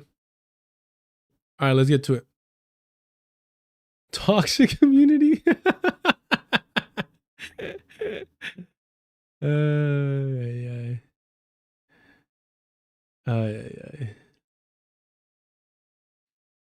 You had to understand that Autumn Leaves is literally a Majority Report employee. According to them, they got rehired. Cinnabum, all the haters on the YouTube chat, it's not fair, bro. Send some to the Twitch. It's too quiet here. Yeah, I know. I'm just not a gamer, so I don't. And I could come a Twitch affiliate now. I don't know. I mean, I don't even know what that would mean. Can I not have the YouTube chat on? I think they got rid of that too. So anyways, yeah, I don't leave. Stop acting like you're just a random like chatter. You're here at the behest and behalf of the Majority Report. You work for Sam Seder. You literally said you were rehired as a mod. Those are your words, Adam Leaves. Next time, choose your words more carefully. If that's not what you meant, but that's what you said. Ace, and maybe Charlie isn't educated on decolonization from what they're saying. So I think we're used to, and again, I mentioned this yesterday with the ear doctor, we're kind of used to talking to people that are knowledgeable about decolonization. And so sometimes we can be a little aggressive. When I saw that comparison saying like, hey, like in a positive way, Charlie mentioned like, no, they want, you know, the end of apartheid like in South Africa. I automatically knew that they were uneducated on the subject, and they acknowledge that. So credit to them, and hopefully, you know, they educate themselves on decolonization, something that Sam Seder opposes.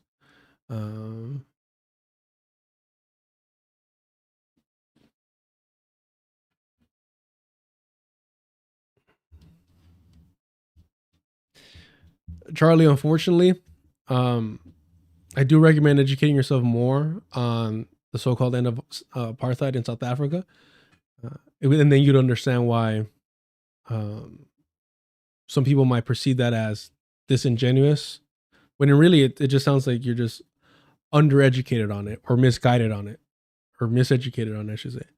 So, but yeah, like around here, we understand that the so-called end of apartheid in South Africa was led by the Comprador Nelson Mandela, that sold out the decolonization movement, the decolonial movement in South Africa, and is, I mean, top tier Comprador. No, should we make? I was gonna say, should we make a Comprador list? But then people take my list ideas. But Emma Vigeland should definitely be on that list. All right, let's get it moving. But yeah, welcome, Charlie. Yeah, we're a little fucking rough around the edges. It is what it is. Some people can handle it. If you're white, you're gonna have a hard time getting used to it.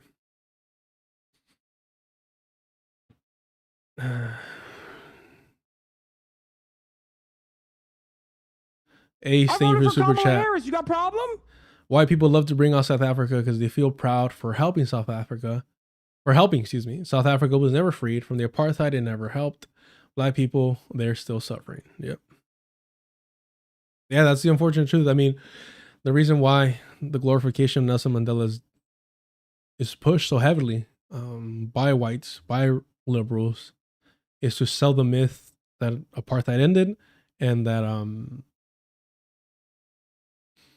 Nelson Mandela wasn't a sellout. All right. Let's get back to it. All right, we're going to skip to the end of this, and then we're going to move forward to one more video, and then we'll read an article. For me, what I found so exciting about reading your book and learning this history was the idea of an affirmative political project that rejects Zionism on affirmative grounds, as well as obviously what Zionism has wrought. Do you see the way that he has to like manipulate language? Why do you need to reject Zionism on affirmative grounds? What the fuck does that even mean? What does that mean? Rejecting Zionism on affirmative grounds. Does that mean that anti-Zionism, because it has the word anti, it's on negative grounds? And why wouldn't you want? What? I'm so confused. Chat, help me out. Why would you not be comfortable with a negative enunciation of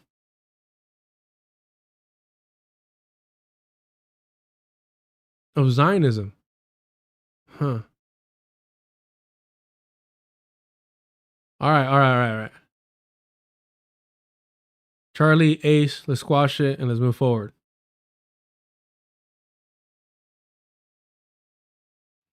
Who did what again?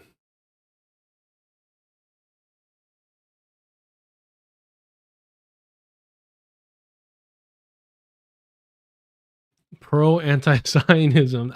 Bro, I've been calling Sam Seder the anti-Zionist. You know what I mean? All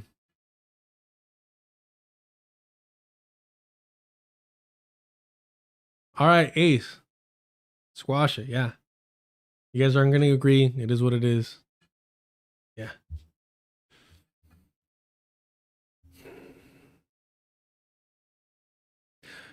BT says, I'm guessing Sam means rejecting Zionism, even if it was theoretically possible without colonizing or genocide, but IDK. All right, but the definition of Zionism requires colonization, which in turn requires the genocide of the indigenous population. You get what I'm saying? Like, there's no separating those. I appreciate your attempt, BT. All right, Charlie. Ace squashed it. You squashed it. You're new to the chat. We didn't know. We're good. It won't happen again. And yes, even something that might not be perceived as ableist when directed at somebody who we obviously unaware was disabled. Yeah, that shit can hurt. Comrade Redo. They don't have to shut up. I just want that topic squashed. You're good, Charlie. All right. So again, let's refocus, chat. Let's refocus. Claudia says he recognizes Zionism is a bad word and doesn't want to be associated, but he firmly believes in it. Basically. Let's rewind this to just hear this out one more time. What I found so exciting about reading your book and learning this history was the idea of an affirmative political project that rejects Zionism on affirmative grounds, as well as obviously what Zionism has wrought. And so, like, what?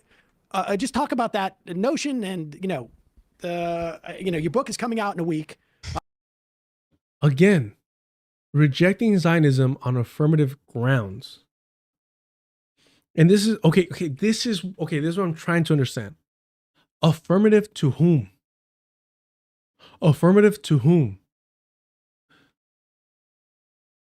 To European Jews. To not make them feel bad, right?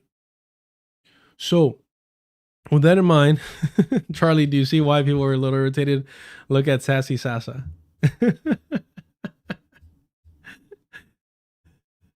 I feel like fucking Spider-Man, and I love Spider-Verse. Like, I really, really sincerely do love it. I sincerely do love it. All right, let's do this again. I don't know about that. How? I mean, well, no. Like, I believe Israel has a right to exist. Zionist, if you believe that Israel, you're not anti-Zionist if you believe that Israel has a right to exist. Do you believe Israel has a right to exist? I don't know about that. How? I mean, well, no. Like, I believe Israel has a right to exist. I just don't think it can exist as a Jewish state as opposed to a democratic. How? I mean, well, no. Like, I believe Israel has a right to exist. I believe Israel has a right to exist. I believe Israel has a right to exist. I believe Israel has a right to exist. I believe Israel has a right to exist. No, like, I believe Israel has a right to exist. I believe Israel has a right to exist. I believe Israel has a right to exist. I believe Israel has a right to exist. I believe Israel has a right to exist. I believe Israel has a right to exist. I believe Israel has a right to exist.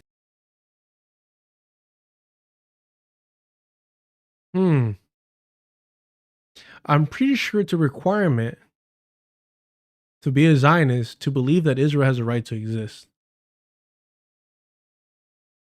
Because we have, Sassy. And here's what you need to understand. Here's what everybody needs to understand. Everything that follows this clip, and mind you, Sassy, I've literally debated Sam Seder, Emma Vigeland, and Matt Leck on this. When somebody says, I believe Israel has a right to exist, but, and, yet, so, comma, whatever, they're telling you they're a Zionist. Oh my gosh, holy fucking shit. Listen, Sassy, if somebody tells you they believe Israel has a right to exist, they're a Zionist. What comes after that determines what type of Zionists they are. I'm sure you're well educated in knowing that there's different variations of Zionism, right? There's a reason why we say liberal Zionists. There's a reason why there was spiritual Zionism, right? There's a reason why we say political Zionists when it comes to Theodor Herzl. There's different types of variations of Zionism. Holy shit. I have already seen the entire context of, yes, so in that case, you support Israel's right to exist as a democratic state, meaning you do not support decolonization, meaning you do not support the liberation of Palestine, meaning you do not support the emancipation, to quote Hassan, the liberation, the decolonization of the Palestinian people. You're a liberal Zionist. Thank you for clarifying that. User, oh, I don't know. I literally didn't see you right now. I'm barely catching up to the live. I'm new here. Y'all talking about Sam Seder again in the chat I see. Yeah, okay, so the reason this channel was created was to combat liberal Zionism. Well, I'm talking to you, right? And it's funny because it's like, do I have the longer version of that? Does it even matter? I think Autumn Leaf sends out the horn. This would be great. Yeah, I mean, would be great. No, this is Emma Vigeland here to help you out. She's able to flesh out her idea here. Would be great. Yeah, I mean, when people ask the question, does Israel have the right to exist? Of course it does. When people ask the question being, does Israel have the right to exist? Emma Vigeland responds, of course it does. So again, what comes after that will determine what type of Zionist she is, but she has already established that she believes Israel has a right to exist. And then we'll get moving forward. It's pretty late already. The Seder signal, yeah.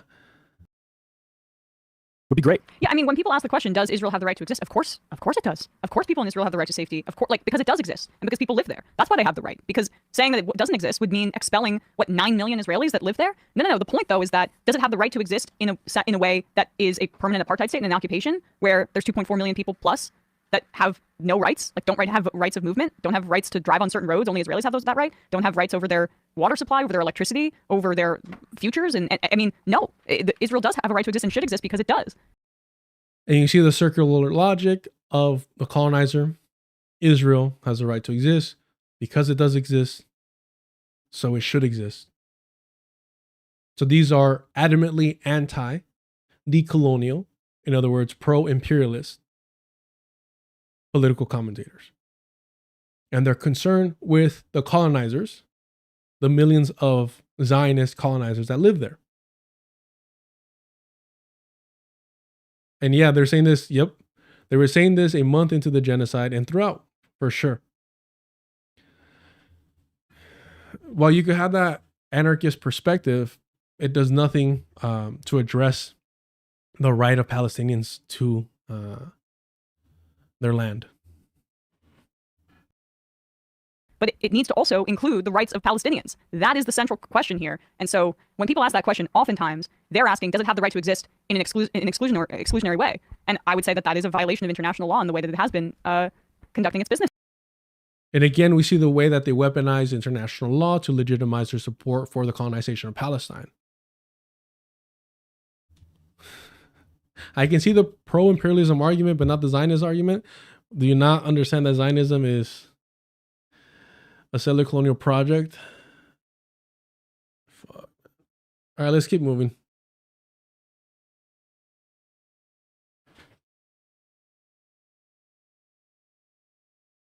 Actually, let's give the longer one of Sam Seder. This is 12 seconds.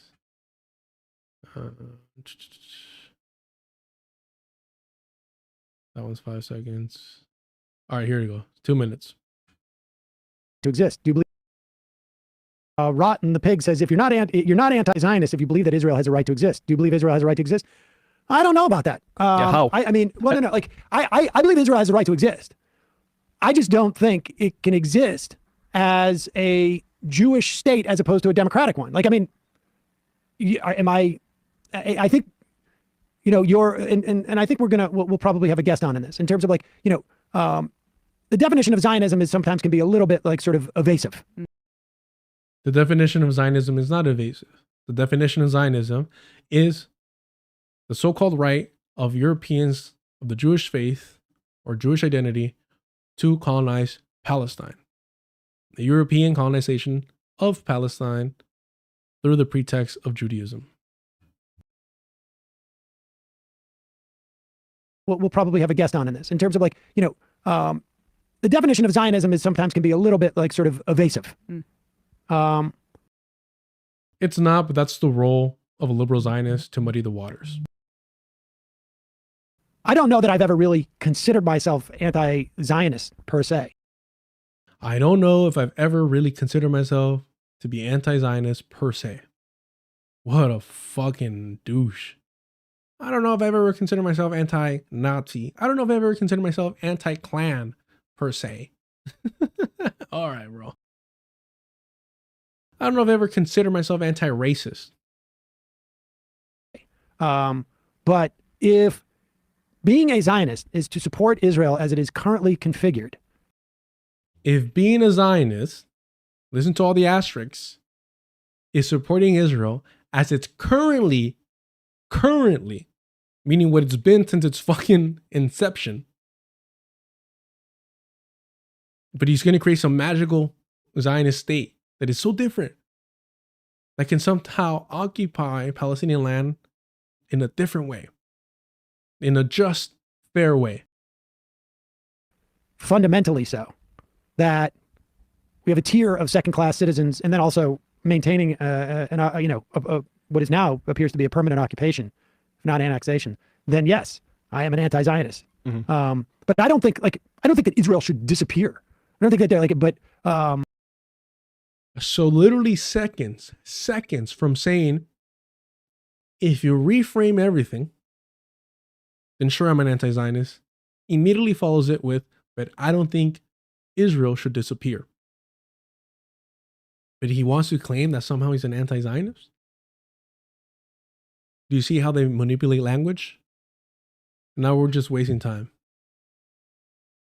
Or even like, we don't advocate for people being removed. What we want is, I think, what like Pappy and a lot of people, Jeff Halper of the Israeli Committee Against Housing Demolition, they say one state, democratic. And like, I personally, I'm like, yeah, if we can help that and, fund peace in it, which is what the original project should have been, except the world was too nationalistic at that time to really do that. Yes. And we were too obsessed with borders. I mean, India was being partitioned at the same time. Like that's the world that this was formed in. If we could go back in time and say, yes, we're going to but we're not going to be expelling anybody because of demographics, right, and things like that, then all the money we've spent to Israel to like. This is Matt Leck speaking.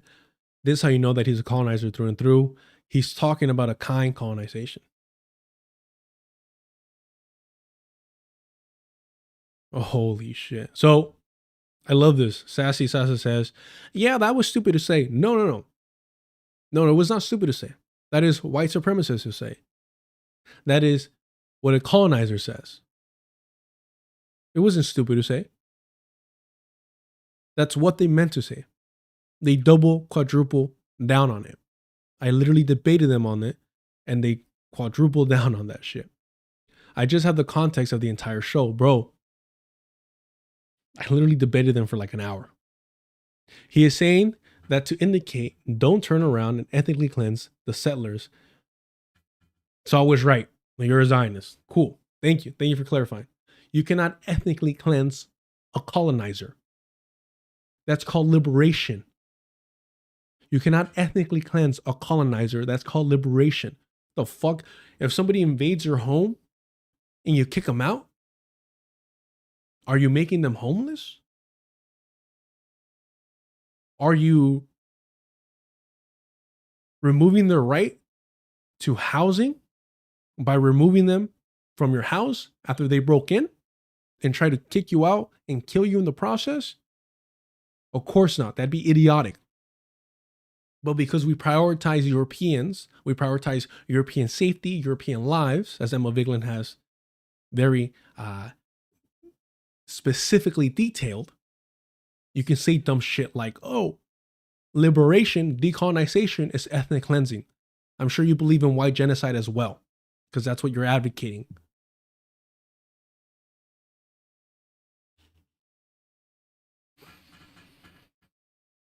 It is not. Holy shit. Do you understand that? Holy fucking. Why would it be stupid to be that when it would benefit the people advocating for white supremacy?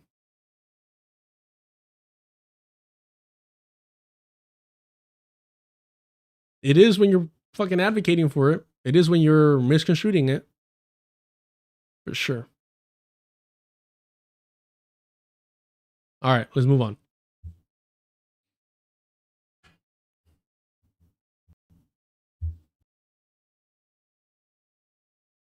Actually create a state that's safe for both Jewish people and Palestinians would be great. Yeah, I mean, when people ask the question, does Israel have the right to exist? Of course it does. Of course people in Israel have the right to safety. Of course, like, because it does exist and because people live there. That's why they have the right. Because saying that it doesn't exist would mean expelling, 9 million Israelis that live there? No. The point, though, is that does it have the right to exist in a way that is a permanent apartheid state and an occupation where there's 2.4 million people plus that have no rights, like don't have rights of movement, don't have rights to drive on certain roads, only Israelis have that right, don't have rights over their water supply, over their electricity, over their futures. And I mean, no, Israel does have a right to exist and should exist because it does. But it needs to also include the rights of Palestinians. That is the central question here. And so when people ask that question, oftentimes they're asking, does it have the right to exist in an exclusionary way?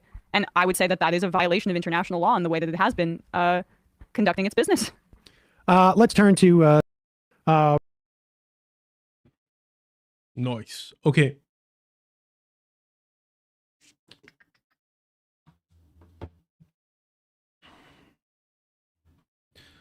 What they're advocating for is for Europeans of the Jewish faith to colonize Palestine and grant the indigenous population certain rights.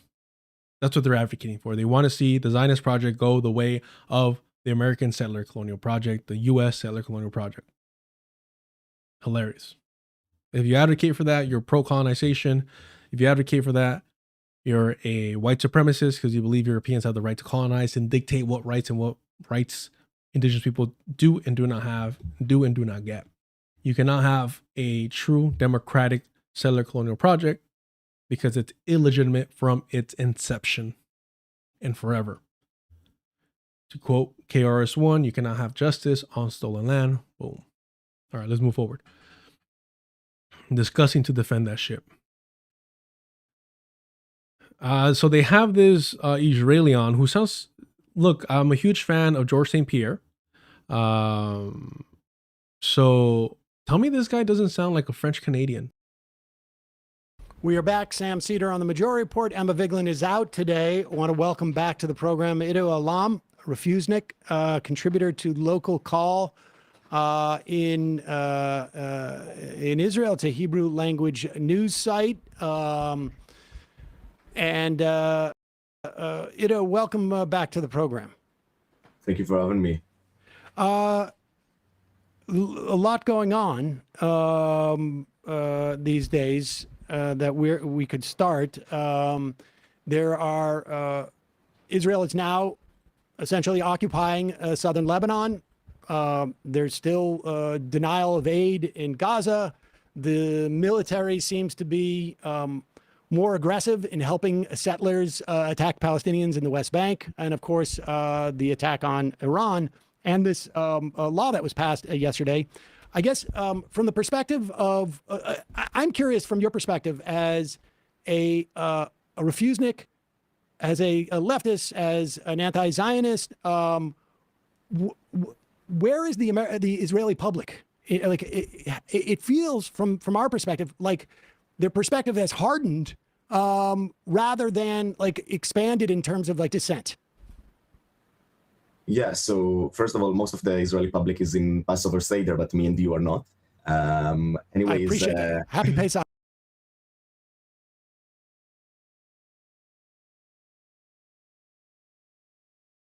Immediately, I'm disgusted by this guy. Immediately. Disgusted by this guy. Oh, yeah. We get to fucking celebrate our religious holidays peacefully. Do Palestinians get that? No, they fucking don't. I'm going tonight, but you're ahead of us. Yes. I'm also later. You see me in my festive clothes now. But anyways, yeah. I would say that in the first week of this war, I think it was literally like almost all in the polls of Jewish Israelis that supported the war. Now it's a bit less. More and more Israelis are waking up, not in the numbers that we want. But at least you can see in Tel Aviv and in other cities, the protests growing from week to week.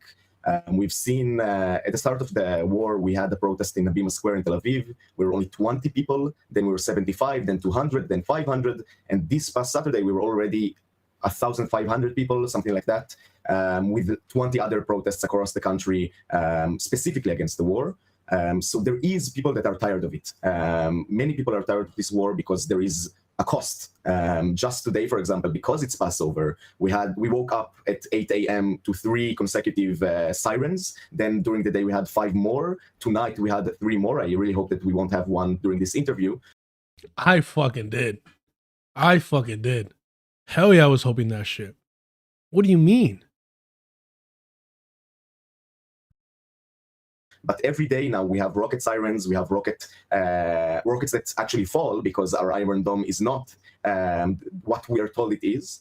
So you do see some of the more liberal, center-left people that supported this war because obviously they have been indoctrinated into believing that Iran is the biggest threat. Now a bit going back, a bit maybe thinking about it again. Well, we don't hear much by way of missiles that make it through the Iron Dome. I mean, do you have a sense of how many have landed in Tel Aviv or in other major centers around the country? So yeah, I mean, media censorship here is quite difficult. Even we don't really know. If a missile falls, for example, on an IDF base, I wouldn't know probably unless it got leaked. Tel Aviv has been targeted quite heavily. I know of at least, I think, 5 rockets that fell around the Tel Aviv area, but that's not all because obviously these are huge ballistic missiles. Some of them explode in the air and release small missiles. We have seen a lot of that. Sassy Sasa. You're white, aren't you? You're white, aren't you? Nobody's crashing out. Nobody's crashing out. And we say aggressive over here again, Zionist. Oh, yeah.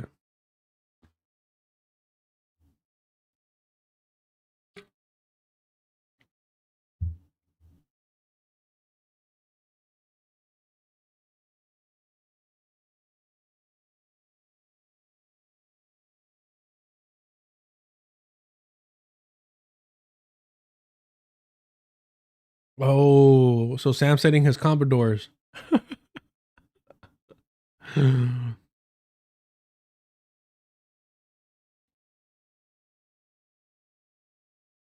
West, oh,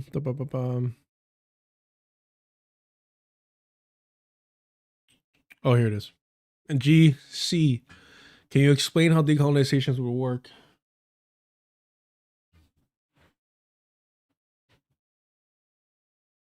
It's crazy because I was looking for it last time. And I was like, I have every other book at hand. And I haven't been able to find this when I'm worried that I might have misplaced it completely or lost it. Because I had to move around.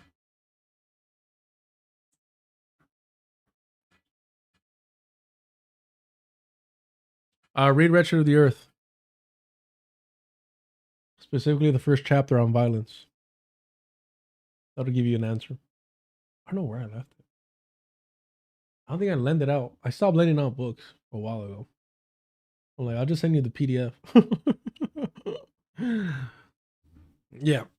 Decolonization requires armed resistance. It's the only language that colonizers speak.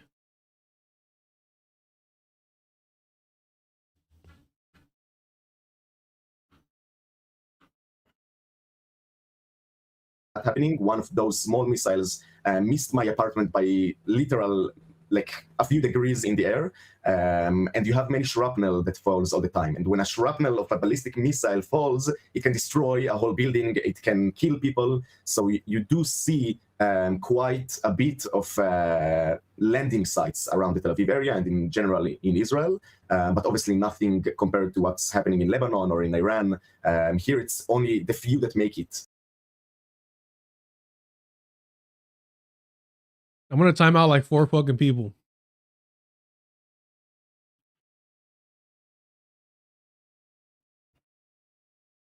So just fucking drop it and stop distracting the chat. Like at this point, y'all are making Sassy more entertaining and more valuable to the chat right now. What are we doing? Come on. I'm out here fucking eating, trying to chill, trying to break this shit down. And we're still stuck on a conversation that happened like 40 minutes ago.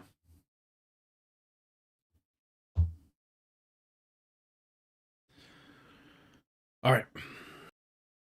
We'll just skip to this fucker. Who was it that he glorified? It was a trip. No, there's no way I didn't. Oh yeah. Rabin, bro. Rabin.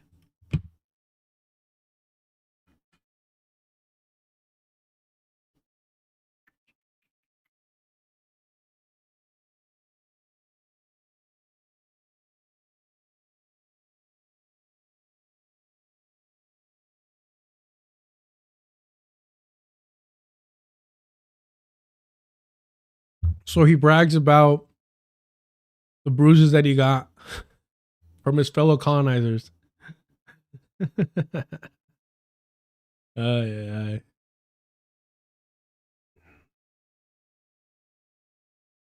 Here and on the other arm to show for it. It's quite depressing. It's horrible. I still can't believe that what once was the peace party of Rabin, for example, the Labor Party, what remains of merits within that party, that those people cannot say stop this war. They cannot bring themselves to say stop this war. You cannot tell me this was an anti-Zionist. He's saying he's in disbelief. In disbelief that Rabin, that his party, Yitzhak Rabin, what was his real fucking name? What was this fucker's real name? I always forget. The Yitzhak Rabin's party. His real name was Yitzhak Rubitstov or Rubitos.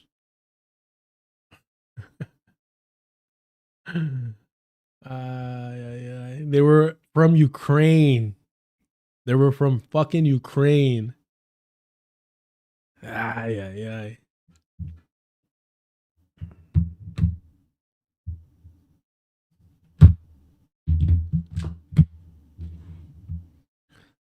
This food that the Majority Report has on, Sam Seder has on, again,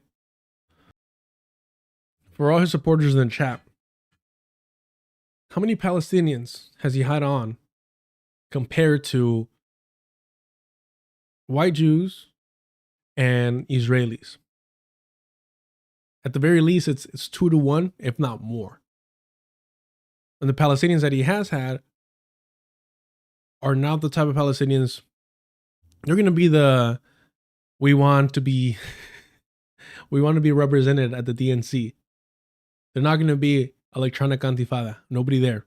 They're not going to be people calling for decolonization. They're not going to be Palestinians calling out Zoran Mamdani for normalizing Zionism.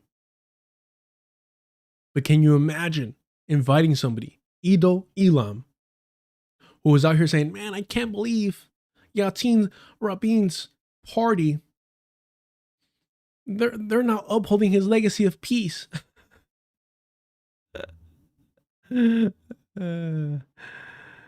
Oh yeah. And again, Sassy demonstrating that they prioritize, just like Emma Vigeland, European colonizers. Not judging you. Sure. Just asking to confirm, do you support rounding up all the Jews?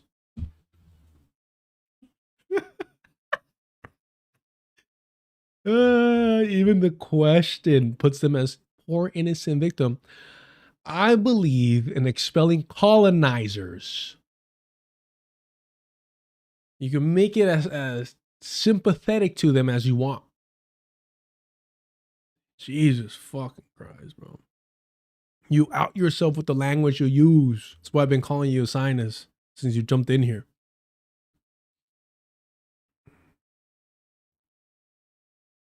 Quite depressing. It's horrible. I still can't believe that what once was the peace party of Rabin, for example, the Labour Party, what remains of merits within that party, that those people cannot say stop this war. They cannot bring themselves to say stop this war. In these protests, only the members of the Hadash party, the Jewish Palestinian Socialist Party, are present. It's quite horrible. But yeah, I mean, I do want to leave on a bit of an optimistic point, because we are growing. We saw from 20 people now to 1,500 in Tel Aviv, and at least 1,000 more in 20 plus locations across the country. People are getting tired of this. You see that in the polls, you see that on the streets. Maybe if after this Seder is completely destroyed by rocket sirens, more people will be against it. It's quite sad that we have to pay this price to be against this imperialist aggression in Iran, but I really hope to see on this Saturday we're holding another protest, already thousands more in the streets, because if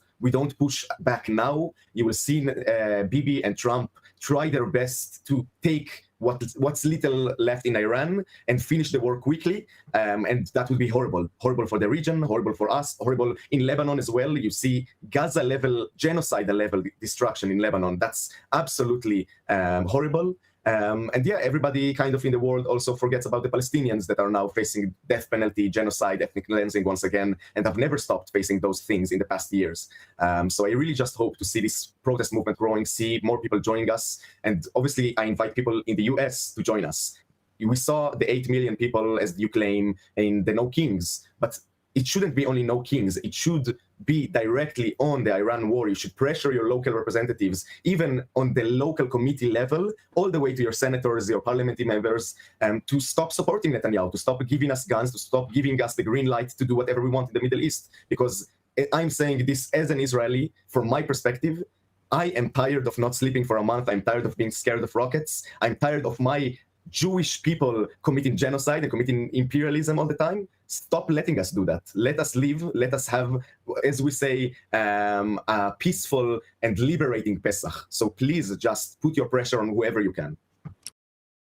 Homie, the people of Iran are applying pressure and you're crying about it and you're asking it to stop.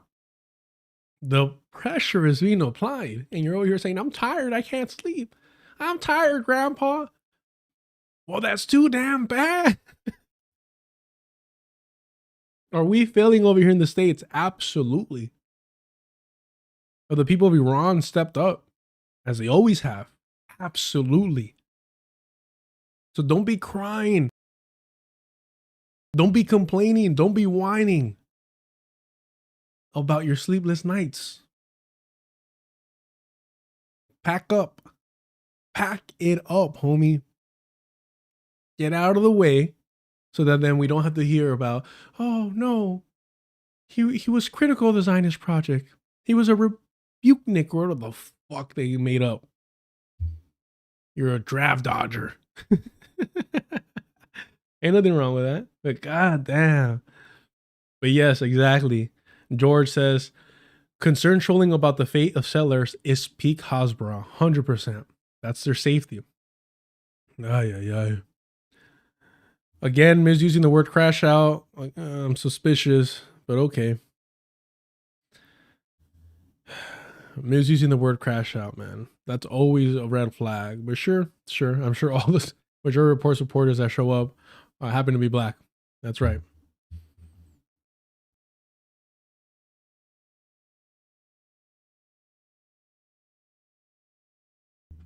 That's all I asked for. Sassy, Sasa. Did you celebrate the success of Operation Alaska Flood? Yes or no? Ask again. Sassy Sasa. Did you celebrate the success of Operation Alaska Flood? Yes or no?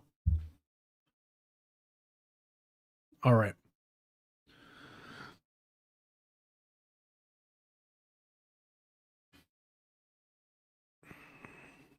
Just a little prelude. Just a little prelude. I did actually love this photo. This was clean. But I do have some criticisms of it. Because while it looks dope right away, Sassy Sasa says, don't know what that is. Wow. Wow.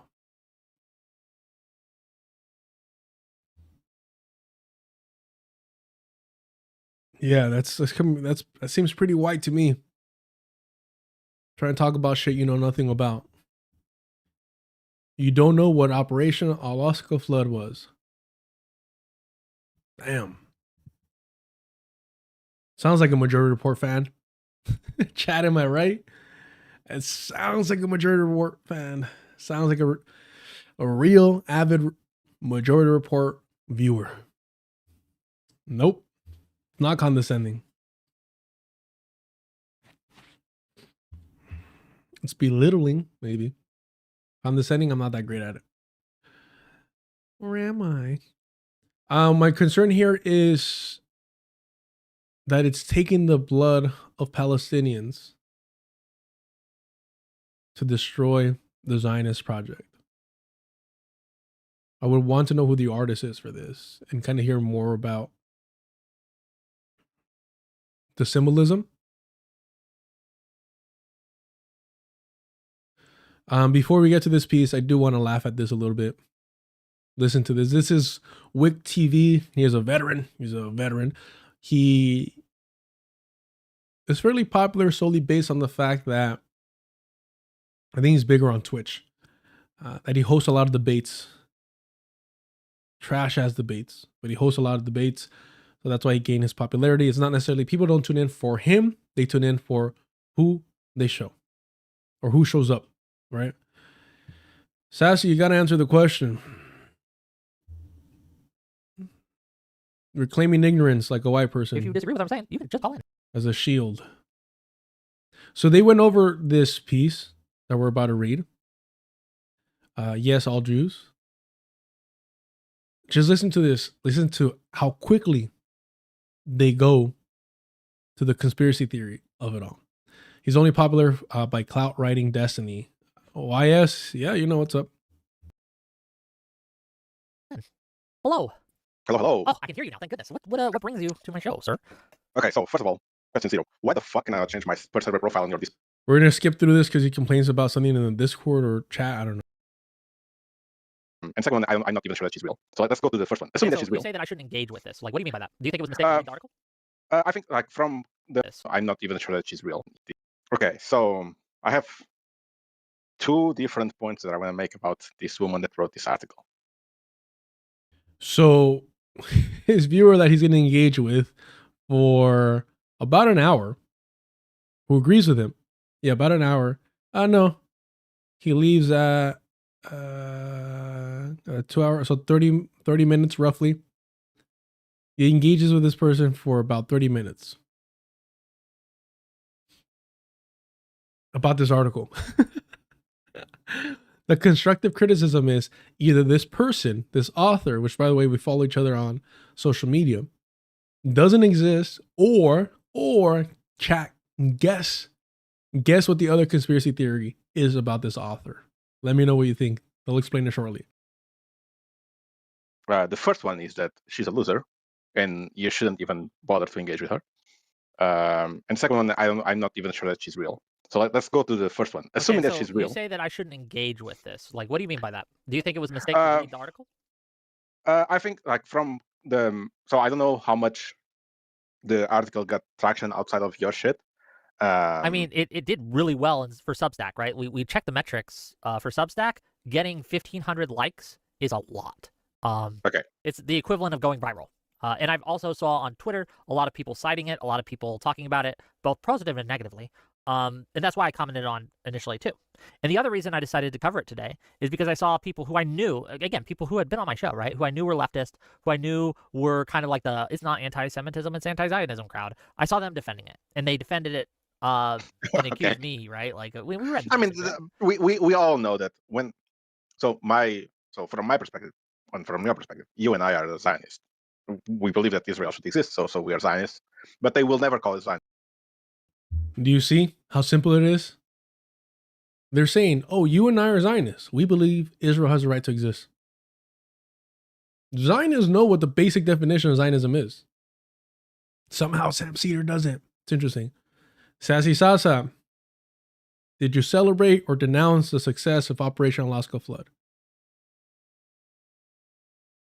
Lindstag. Yeah. Yep. Yeah. Zionist, because Zionist is just Jew. It's Jew that believes that Israel should exist. That they've changed the meaning of the word for that.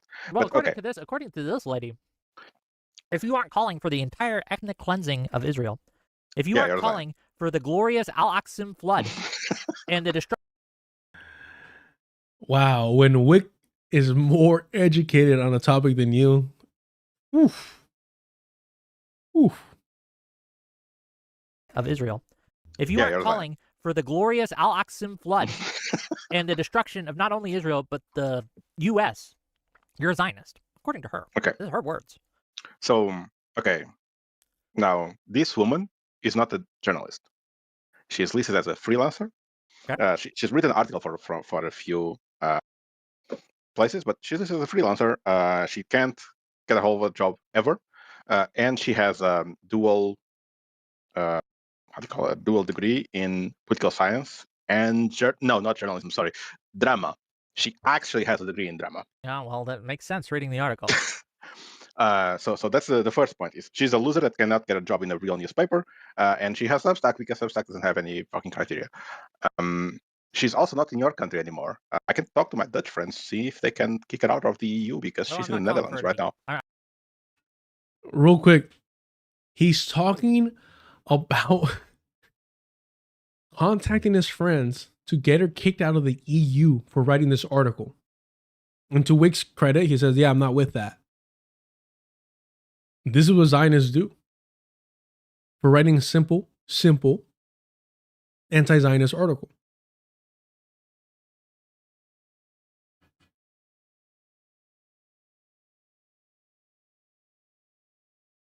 Andrew, I don't know what you're talking about. But okay.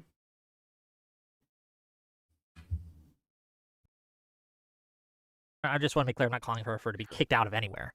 I am just the Netherlands does have. If I may finish. The Netherlands do have anti-hate speech laws. Fair enough, right? But I'm not calling for that. I just want all the shit a lot of my continent. Sure. Okay? What I am doing is I am showcasing to my audience how this certain way of thinking is being defended by otherwise and sometimes well-meaning people that want to give a voice to anti-Israeli sentiment. But what is actually happening is a deep anti-Semitism is seeping in to everywhere. And it's not, again, this is not a left problem, it's not a right problem, it's a problem, but everywhere. And it's getting more and more extreme, and it's going to destroy us if we continue to let it. So that's why I wanted to cover it, to kind of expose it, to drag it into light, to showcase, like, when someone tells you that this is just anti-Zionism, it's not, and this is why. I mean, it's not. It's on the title, right? I agree with you on that. Okay, I want to give you my second argument. Nobody in the chat, because we're all being distracted. It's cool.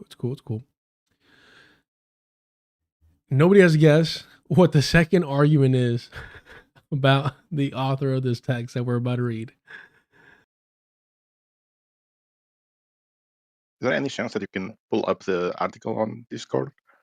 Because I now I'm gonna say, after telling you that this person is a loser, I don't think this person is real. More specifically, I think this person is being controlled by Russia. This person is being controlled by Russia, bro. The Russia getting this shit, man. I always forget that liberals love to accuse everyone of being a Russian spy, bro. Yeah. Hey, we don't fuck with millionaires over here, bro. We don't fuck with Hassan normalizing liberal Zionists, from Bernie, the former lover of Golda Meir Sanders, to Sam Seder, to the Comprador, Mamdani. We don't fuck with millionaires, bro. Because I'm gonna say, after telling you that this person is a loser, I don't think this person is real. More specifically, I think this person is being controlled by Russia. Oh, almost certainly. Almost certainly. Almost certainly. Oh, yeah, of course they're being controlled by Russia. Of course they are. Almost certainly. No. I mean, I don't mean they're being paid. I don't mean they are. I mean, this text was written by a Slavic person. What were we talking about the Discord last time? Where somebody's a legit racist when they're like, no, they're Slavic. Like when they start calling off Slavic people. It is wild, man. It is wild. Man. All right, let's read the article.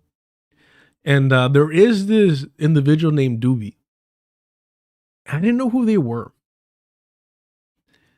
And I started listening to them kind of, kind of argue against debate destiny, kind of have a little bit more left-leaning positions. And I was like, oh, this individual's interesting. And I think they did a fairly decent job defending the article. Let's listen to a little bit of it, and then we'll jump back to the actual article itself. I just wanted to hype this up a little bit because this shit had me dying, bro. She's Russian. She's Slavic.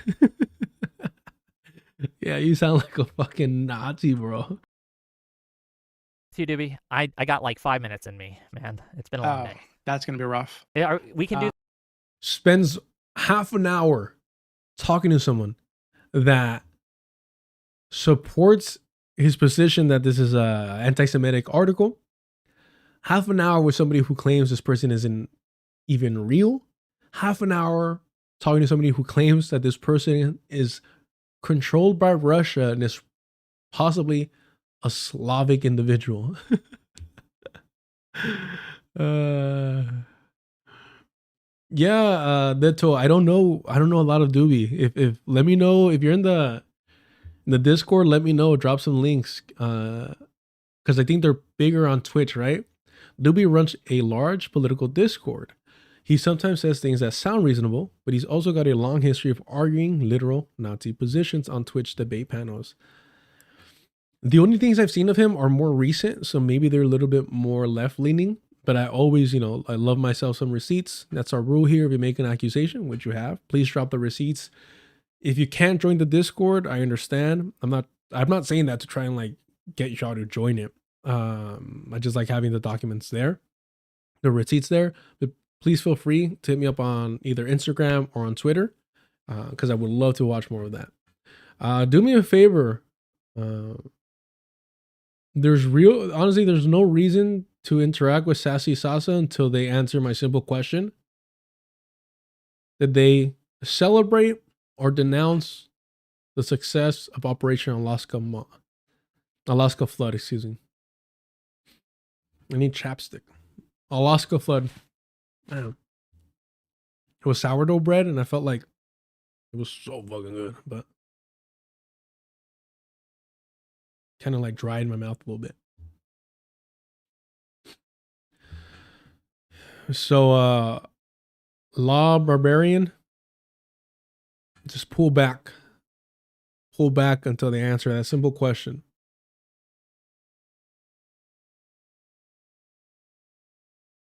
All right.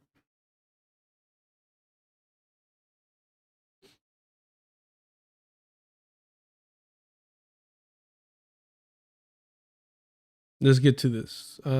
Just listen to what Dooby had to say. Now I'm nervous about Dooby over here.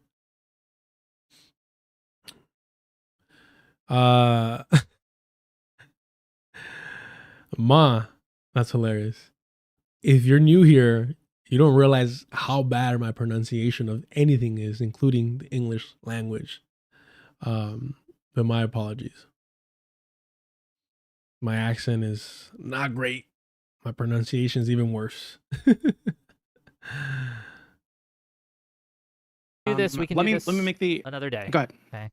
Right. Yeah, we can do it another day. It's just like I said, I think didn't you're totally expect to go wrong. this long, and here we are. But have your say, and yeah, I can't. I'll try to summarize it for you just really quickly, and then we can do like a longer thing on it some other time if you want. Okay. So my perspective. So I read the article. I wasn't aware of it until you had it on your stream. So I read it, and what it seems to me is this is like a very common. It's a case of like intracommunal critique, right? She's critiquing the Jewish community from within the Jewish community as a Jewish woman. Now, when Biden did this, when he said that racism is a white man's problem, when he said that all white people have a responsibility to attack systemic racism, when he said that there's only 3 types of white people, it's like there's like racist people, there are people who are agnostic, and there are people who just like who are like fuck. I don't want to fuck up the quote. I just pulled up quickly. But Biden said similar shit, saying that racism, white issue, white problem. Obama said the same shit. Buttigieg said the same shit. That racism in the United States, systemic racism, was a white person's issue, and all white people had a responsibility to attack this issue. I think this is very similar, right? So I think she sees Zionism as an ideological like cancer that is co-opted Judaism, and she thinks that Jews have a responsibility to confront it and cut it out of Judaism and cut it out of their community. But that's I don't think there's anything anti-Semitic about that at all. If that had been all she said, you might have a point. But that is not all she said. She said, and I'm going to quote, genuine Jewish anti-Zionism. I don't know Wick's background, so I don't want to be too rude, but like, it comes off so fucking like patronizing. The tone of the voice, the sound of the actual voice, and the delivery itself, the combination. Like, if that's all she said, while the head nod and everything, I was just like, yo, bro, like, I did not laugh at this person's face. Zionists unwaveringly support the total eradication of Israel and the greater Satan America.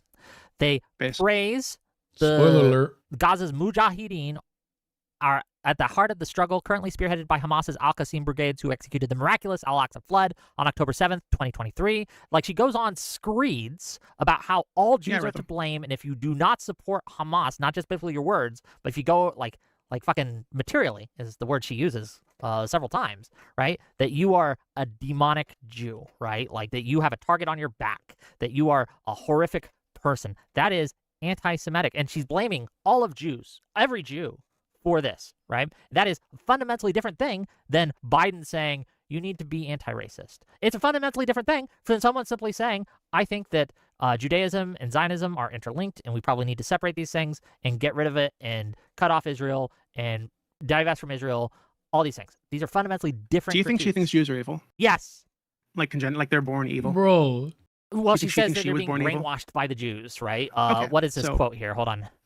She talks you're referring to the day camps or the summer it is the fault of their Jewish parents, teachers, and adults in the community who put Jewish children into these Zionist Jewish institutional pipelines that brainwash and shape young Jews into becoming propagandized, anti-Arab, Islamophobic nationalists entitled zealots. She is in the title of her fucking subject. Wait, hold on. Wait, can you just I'll just address this really quickly. So in that specifically, she's talking about summer camps that a lot of Jewish parents send their children to, where they're taught that they need to support Israel and Israel is connected to them as Jews and yada yada. Do you remember Jesus Camp? I think it is.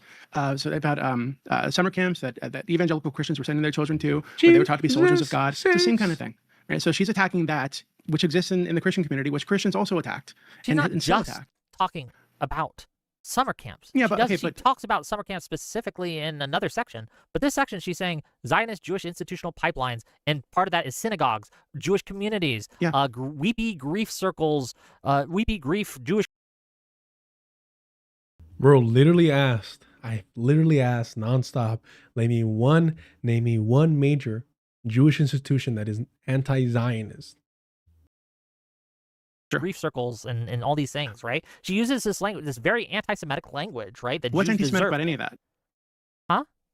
Okay, because to me, anti-Semitism means like it's like an essentialist thing, right? Like you were saying that Jews are like evil by nature and they're irredeemable. Or that's what Hitler thought, right? It doesn't have to be by she's not nature. saying any of that. If you are saying that she's not saying any of that, Jew, right? What she's saying is that Jews, that virtually every Jewish organization, right, is dedicated to supporting Israel in some way, or Zionism, the cause of Zionism in some way. She considers it similar to like Nazism, right? And in the same way that Germans were collectively responsible for the rise of Nazism and the existence of Nazism, and Americans are collectively responsible for systemic racism in the West. She believes that Jews who do not attack the issue of Zionism, so just like all Palestinians are systemically responsible for Hamas and what they did, right? Okay, isn't that an argument that's consistently made by pro-Israel people? Bigoted fucking argument. Why is that bigoted? Because Palestinians who have no connection to Hamas other than they happen to live in Gaza, right? They happen to be under the thumb of Hamas, are not responsible in any way, shape, or form for what Hamas is doing, unless they're supporting Hamas by like being part of it or giving money to it. No, they don't need to be part of it. Like that, they can just support, right? They can support But Hamas if I as a was government. to sit here and to argue, yes, all Palestinians, and then I went on a screed listing all the things that Hamas has done to Jews, all the murder, all the rape, all the torture, all the blah, blah, blah, and I said every Palestinian is responsible for this, I would be rightly called a bigot, because that is taking a group and saying every member of this group is responsible for what a small portion is doing. Okay, and but it's not a small portion. This is what she's doing with Jews. This is why she's saying every Jew is responsible for what Israel is doing. Okay, what percent of Jews are Zionists, Wick? I don't know off the top of my head. It's like 90-something percent. It's a lot. Again, her definition of Zionist so hold on. is anyone who doesn't support October 7th. Chat. Again, Sassy Sauce is getting silent treatment until they answer the simple question that they try to dodge already. They support. I'm going to try my best. Operation Al-Aqsa flood. Is that better, chat? Bunch of racist. And of course, they dodge, they run away. We answer their questions, we engage with them, but one simple question, and they can't answer it. Typical Majority Report fan. Hilarious. Yeah, they had to fucking run. They can't answer one fucking question. The moment it was flipped on them, they ran. Sounds like a Sam Seder fan to me. And they were obsessed with fight or flight. Like, what the fuck, bro?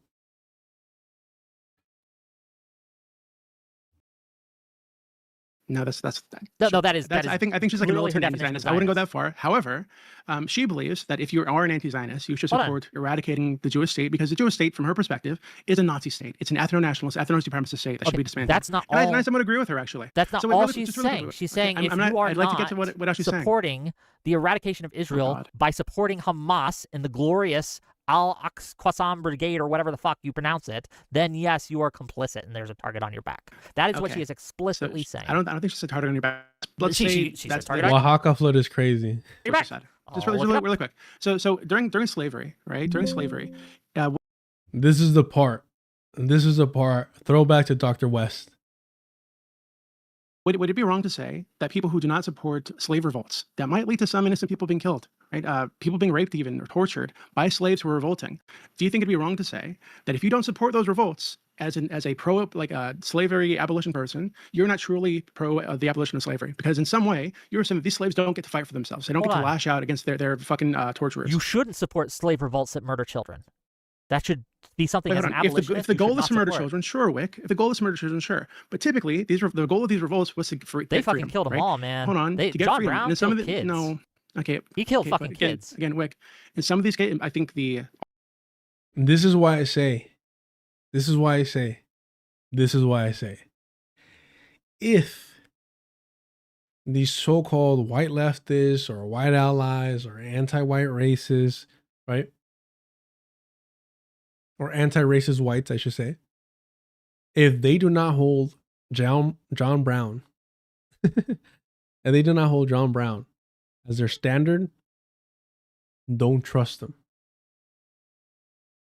All of these cases, the goal was to achieve freedom. And along the way, it is true that some innocent people, some children were killed. Absolutely, that's true. But that was not the goal.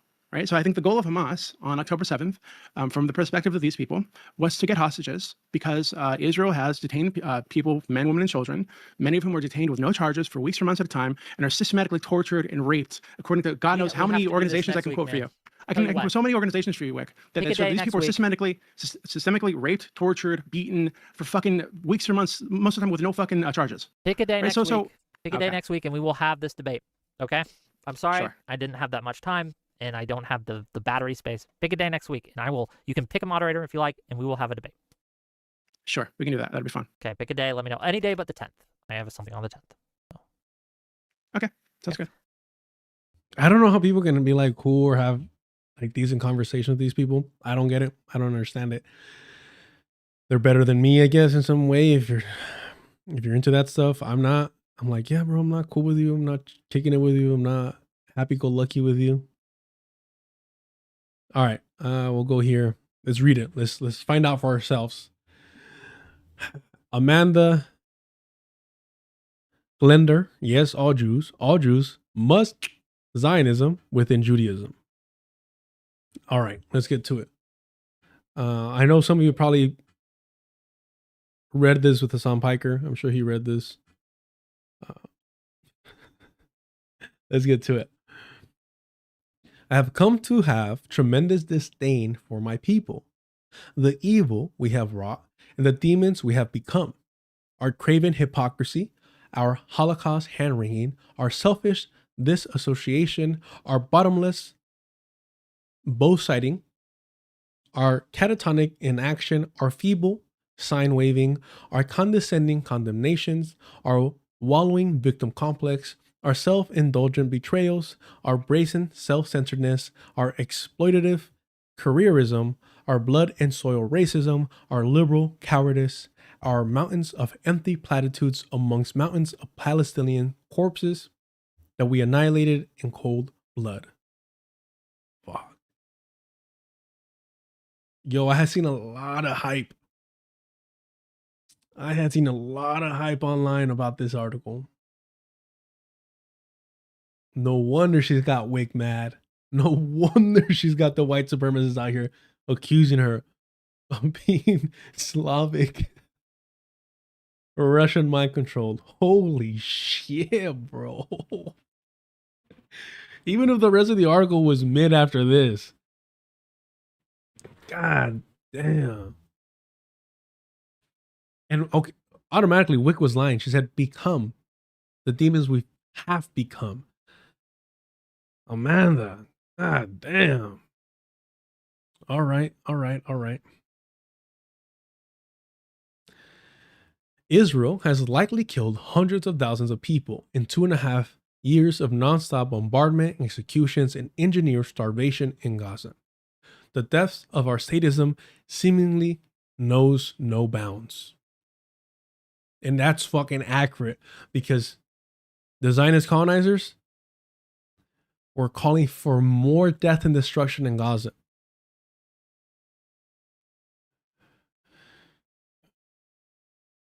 One of the last times that Judaism's breath and beating heart that Prophet Moses delivered existed and showed itself died in Auschwitz.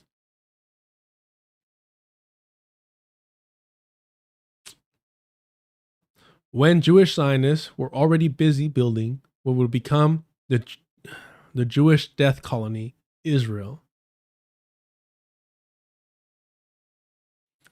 So I stopped there and I struggled there for a second because like all of us were kind of like taught and we put a heavy emphasis on World War II and the Holocaust. And at a young age, I was very, very into history. So I read quite a bit about the Holocaust. Not really into World War II in general, but the Holocaust. I forget who wrote it. I hope it wasn't from Knight. But I remember reading this line where it's like, the best of us, the most kind, the most considerate, the most charitable, the most humble of us died. Because in order to survive, you had to be out for yourself. There was those that shared the little that they had that did not survive. Because physically your body just could not survive. Sharing, could not survive. It needed the little that you did have to consume, right? And so those kind individuals didn't make it. And so what came out quite more often than not were people that were a bit ruthless in their need to survive. At that point, and when this is what the Nazis were attempting to do, was to dehumanize them to the point of being essentially your most base animalistic self, where your only concern was survival. Because death is literally right there.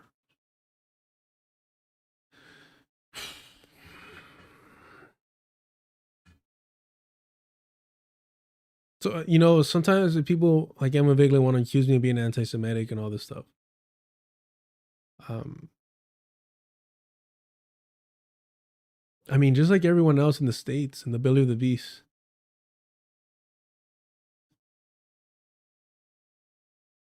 Like, we're taught to sympathize and care for and feel the pain of Europeans of the Jewish faith. Like, we're taught that.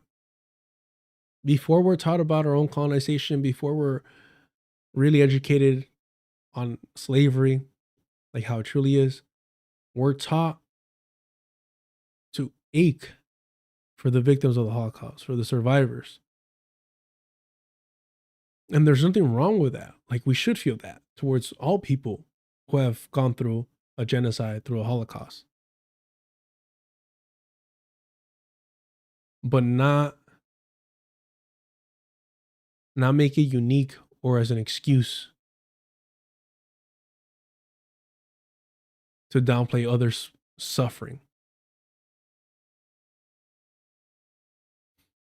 Whether or not an echo of Moses' Judaism can still exist or is recuperable is yet to be determined, but I can confidently state, I don't care. That's not why I'm here. I do not have the willingness or desire to even entertain possibilities of Judaism continuing until the Zionist entity is ashes and Palestine is free. But you notice that all these liberal Zionists, like Peter Beinart, Jon Stewart, Sam Seder, right? They're trying to prioritize saving the Jewish identity outside of or beyond the Zionist project. It's why I find so repulsive that Sam Seder is trying to find this affirmative, like, new identity outside of anti-Zionism. Is why are you concerning yourself with what you'll be and how you'll be able to live practicing a religion that has been weaponized to commit a genocide? Why is that your primary concern right now when Palestinians are still going through this genocide? How is it that you're able to center yourself so fucking much to prioritize your own mental and spiritual well-being to such an extent that it supersedes the needs, the immediate needs of the Palestinian people? That is absolutely supremacist thinking. You're still prioritizing yourself, your people, and your faith as they carry out, as it's being used to conduct and excuse and protect the genocide of Palestinians. You are prioritizing them and that faith above the death and destruction, the extermination and ethnic cleansing of Palestinians. When I say I hate Sam Seder, that is why. That is why. And that's how we should treat all these liberal Zionists. They don't get a fucking pass. Just because they want to compare themselves to the fucking worst doesn't mean they should get a pass.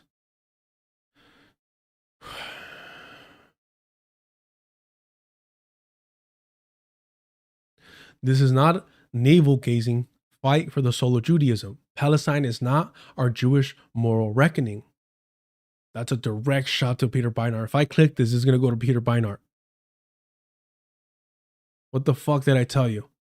Being Jewish after Gaza Peter Beinart's reckoning is a bid to rehabilitate Zionism.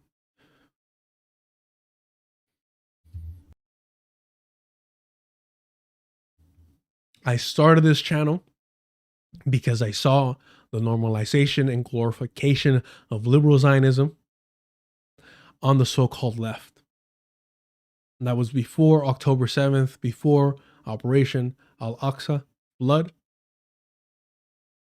And what happened after was the continued glorification and uplifting of liberal Zionist voices. It's the reason why Hassan Piker cozies up to Bernie Sanders. It's the reason why Hassan Piker pushes Sam Seder as the righteous Jewish voice when they're both Zionists.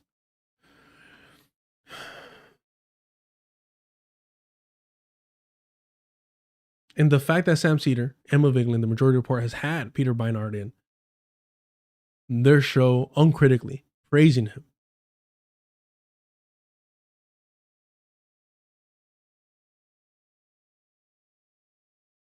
Absolutely disgusting. I mean, one of the most shameless conversations was Peter Beinart and Jon Stewart.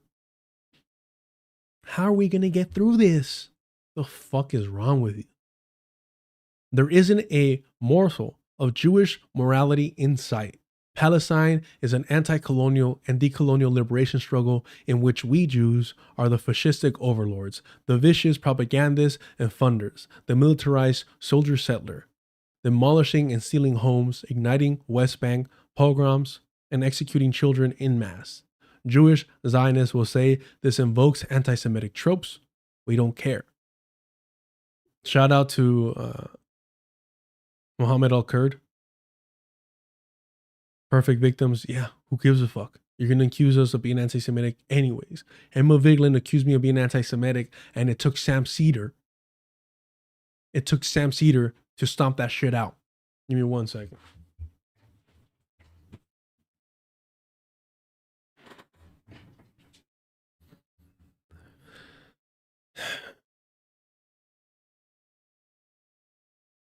Where are we?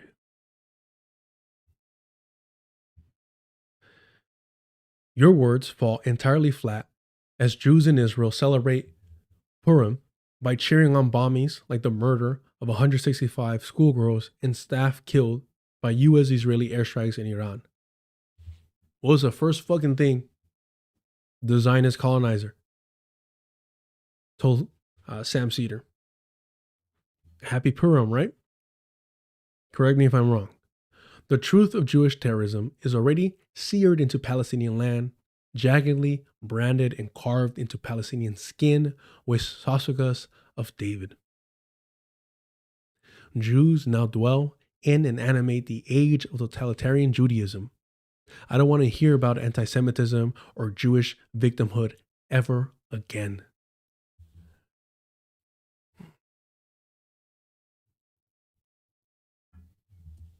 Zionists insist that hating Israel is tantamount to hating Jews. Then in the same breath demand that people do not conflate Israel with Jews. When I remark to Jews that we all are responsible for ending Zionism and the ongoing Palestinian genocide, I usually hear, not all Jews. Say Zionists, not Jews. There are actually more Christian Zionists than Jewish ones. That's Emma Vigeland's favorite. There are actually more Christian Zionists than Jewish ones. Well, I'm speaking to Jews right now, a people who support fascist Zionism in lockstep across every institution in our community. I've asked time and time again, almost every stream, still have not gotten an answer. In fact, Andrew, name me one major Jewish institution that is anti-Zionist or get blocked. Very simple request. You just lost JVP. Let's see what you come up with. Enough with the insistent deflection of responsibility. Jews consider ourselves a proud collective people, an unbroken lineage from generation to generation. up until the cracked mirror of modern Judaism reflects back nothing but terrorism, slaughter, blood, sadism, rape, and organ theft. Virtually every Jewish group supports the existence of the Virtually every Jewish group supports the existence of Israel in some shape or form, and we dare to point the finger at others instead of cleaning up our own filthy house.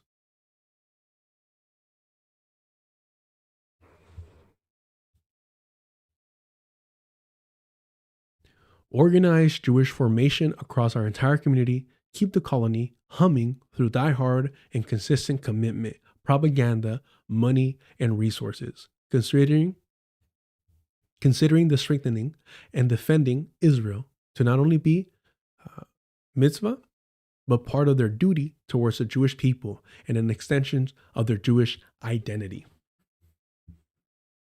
Mind you, Jewish people are currently operating a string of torture and rape dungeons in Palestine and pummeling Lebanon and Iran with airstrikes.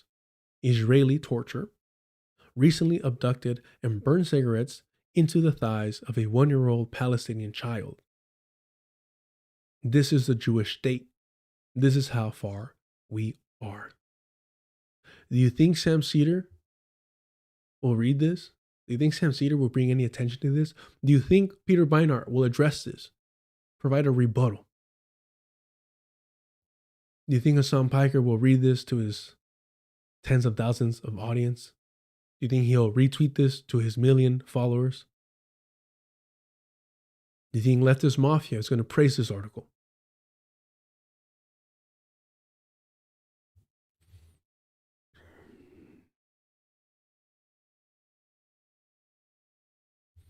Zionism is not fringe within Judaism. It is ubiquitous. It is incumbent upon Jewish people of conscience to make the distinction between Zionism and Judaism materially true. Materially true by destroying Zionism in our own communities, not denying our widespread complicity and policing others, merely observing the fascistic reality of modern Judaism.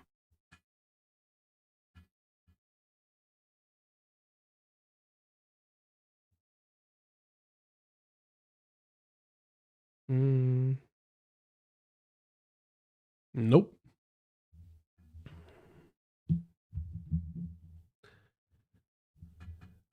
But thanks for playing my dung game. And none of those are anti-Zionist. None of those are decolonial.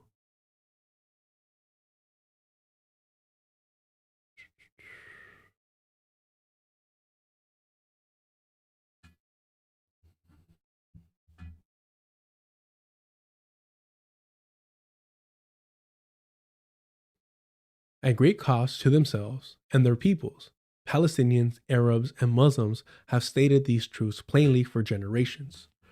Writer Nada Shahid vividly describes the reality of Jewish settler colonialism every day. None of what I'm stating is new. It is only rare for a Jew to hear it from a Jew. Jewish people are condescendingly and racistly dismissive of Palestinians as narratives of their own decolonial struggle and insist instead upon perpetual Jewish innocence as a people. We are woefully out of touch with both humanity and reality. This part here, who does that remind you of? Jewish people are condescendingly and racistly dismissive of Palestinians as narrators of their own decolonial struggle.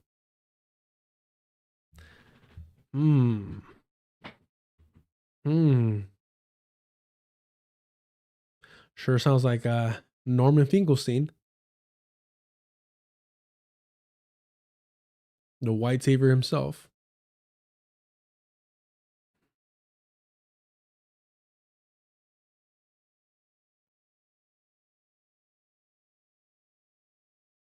Bro, the fact that that individual had the list of those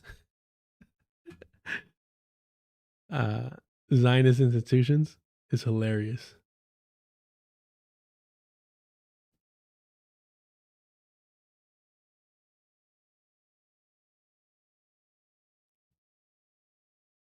All right, where are we at?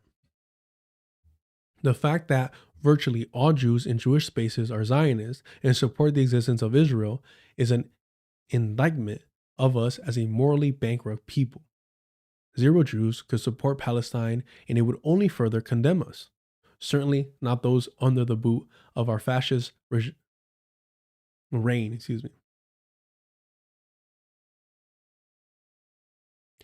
It looked like an AI chatbot response, to be honest. It did. Let me refocus. The fact that virtually all Jews in Jewish spaces are Zionists and support the existence of Israel is an indictment of us as a morally bankrupt people. Zero Jews could support Palestine, and it would only further condemn us. Certainly not those under the boot of our fascist reign. Constantly developing resurgent ways to persist and resist our sadistic butchering. Jewish thought and feelings about Palestine do not matter, or rather, they should not matter. Jewish feelings are currently given far too much weight. As the world grinds to a halt for white Jewish feelings in particular, Jewish universities, staff, and students are currently receiving massive payouts for so-called anti-Semitism claims after the blessed Al-Aqsa flood. Did I say that right?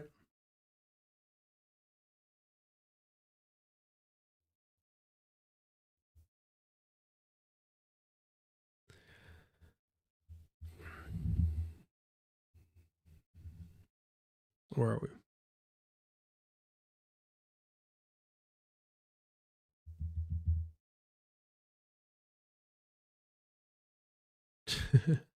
All right. Hold on. Jewish university staff and students are currently receiving massive payouts for so-called anti-Semitism claims after the blessed Al-Aqsa flood operation. $21 million. Jesus fuck. Wow. $21 million class settlements payouts at Columbia. Aqsa?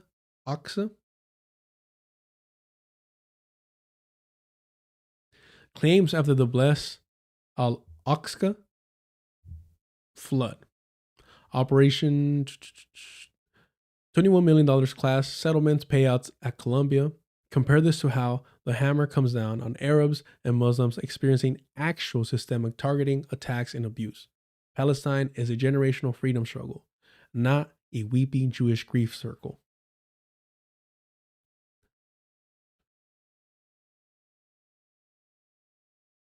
I mean, I'll forget how to say it like in 5 minutes. I'm so bad at this shit. Why'd y'all give me a mic? I do not know. Think Aqsa. Okay, that helps a lot. Aqsa. Palestine doesn't need Jewish co-signing to get free. Jews need to get serious, get out of Palestine, and rid Judaism of fascistic Zionism. See, this isn't positive enough for Sam Seder. This isn't considerate of his feelings enough. How will he feel comfortable giving his son a bar mitzvah? Oh wait, he didn't struggle with that, did he? And I'm sure his rabbi was Zionist, was anti-Zionist, pardon me.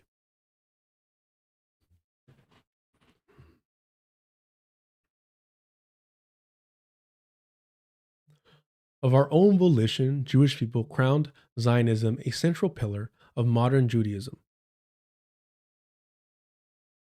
and fashioned Israel into our new God. A hyper-militarized golden calf for an increasingly faithless people, seeking a seat in the world of the above. White supremacy, settlerhood, nation building, power within Euro-American empire. We seemingly integrated Israel and Zionism into every facet of Jewish life globally. Zionism has no borders. Israel has not become fascistic vis-a-vis Netanyahu and the Likud party. Rather, Israel is innately fascistic because of settler colonial structure. Because of its settler colonial structure. I mean, What do we say? What was George Jackson saying about the U.S. settler colonial project?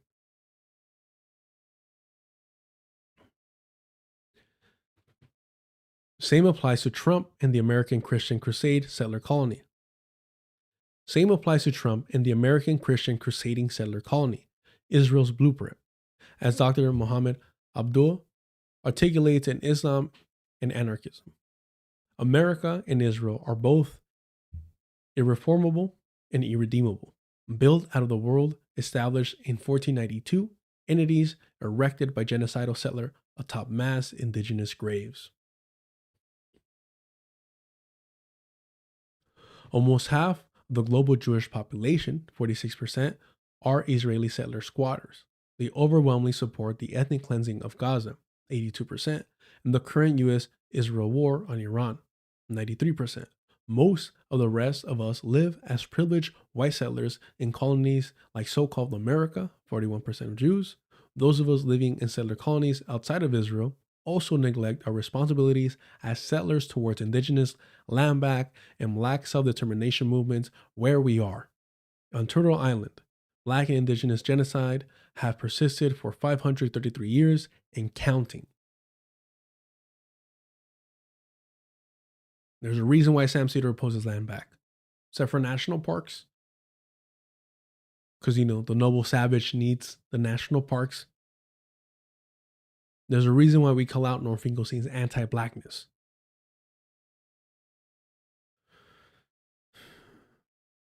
They like to pretend that they're not colonizers just because they're what? European Jews? Okay. When I state that virtually all Jews in Jewish formations are Zionists, I'm including most of the very small number of Jews and Jewish organizations who self-identify as anti-Zionist or pro-Palestine. Scratch the surface and you'll find quickly that most are liberal Zionists. As Laura Kalani and the team of Good Shepherd Collective frequently note, they follow me on Twitter, but who's bragging? All Jews who claim non-Zionism are Zionists in their politics because they always disparage the resistance and conflate colonizer with colonize. Example, we condemn both violence by Hamas and violence by Israel, or a coexistent future on land for both Palestinians and Israelis/Jews. That Emma Viglin's fucking pitch right there.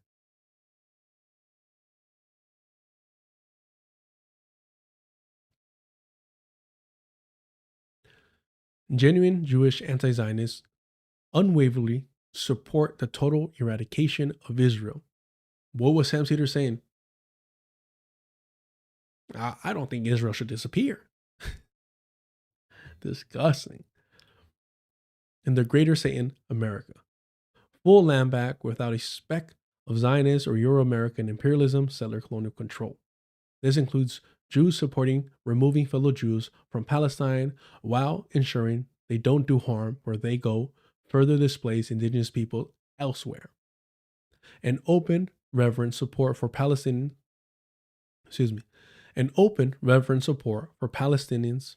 armed resistance. An open, reverent support for Palestine's armed resistance. Gaza's Mujahideen are the heart of the struggle, currently spearheaded by Hamas al-Qassam brigades, who executed the miraculous Al-Aqsa flood on October 7th, 2023. An operation that genuine Jewish anti-Zionists unequivocally recognize as one of the most prolific anti-colonial operations in history. Meanwhile, Sam Seder was hoping to see the leadership of Hamas burning in hell. That goes to show you where he stands. And of course, he equated them with Ariel Sharon and Benjamin Netanyahu. It is exceedingly rare to find these political commitments amongst Jews, and still weak when found, as we have accomplished virtually nothing material or meaningful to stop our people from committing the most heinous and disgusting acts imaginable over the last century in occupied Palestine. Jewish people are currently raping Palestinians to death with hot metal rods. In concentration camp, prisons, and Jewish so-called allies living cozy lives in the imperial core still have the audacity to moan about anti-Semitism and don't blame Jews for the actions of Israel. The Zionist nightmare is our moral responsibility as Jews to reckon with and war against with our own ranks. Yes, all Jews. While self-identification with the term Zionist has fallen out of favor as of late, support for the existence of Israel among Jews, support for the existence of Israel among Jewish people is still rock solid. As people of the world increasingly turn against Israel, having seen Zionism for the evil it is, Jewish people have not budged on our fascistic commitments. Do you see heated confrontations over Jewish genocide breaking out at synagogues across the world? Do you see riots of internal strife inside Jewish communities and religious spaces that sell stolen Palestinian land and host IOF terrorists to speak and fundraise? No, of course not. Jews know it's expected to support Israel at all shoals. This is considered normal Jewish life, our birthright in a world that perpetually hates us for no other reason than that we're Jewish. Our delusions of Jewish innocence, our grandiose self-importance, our entitled death grip on the colony goes virtually uncontested within the Jewish community. Jewish Zionists see Palestine and align with Jews because they're Jews. Jewish anti-Zionists see Palestine and align with Palestinians because they are,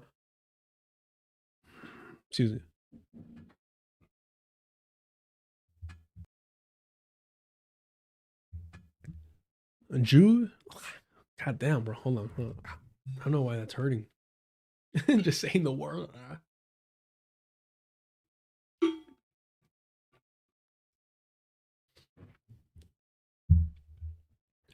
Jewish Zionists see Palestine and align with Jews because they're Jews.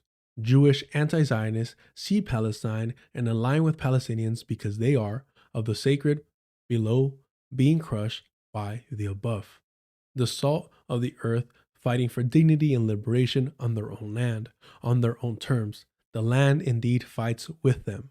We don't waver or flinch on our positions because it is fellow Jewish people who are the fascists running children over alive with tanks. Anti-Zionist commitments are ethical, not identitarian. Jesus. Anti-Zionist commitments are ethical, not identitarian. Jewish people may differ on the Netanyahu government policies, who should lead the Zionist entity, West Bank settlements, and the like. But once you assert support for Hamas, Al-Qassam brigades, and October 7th, advocate for removing Jews from Palestine,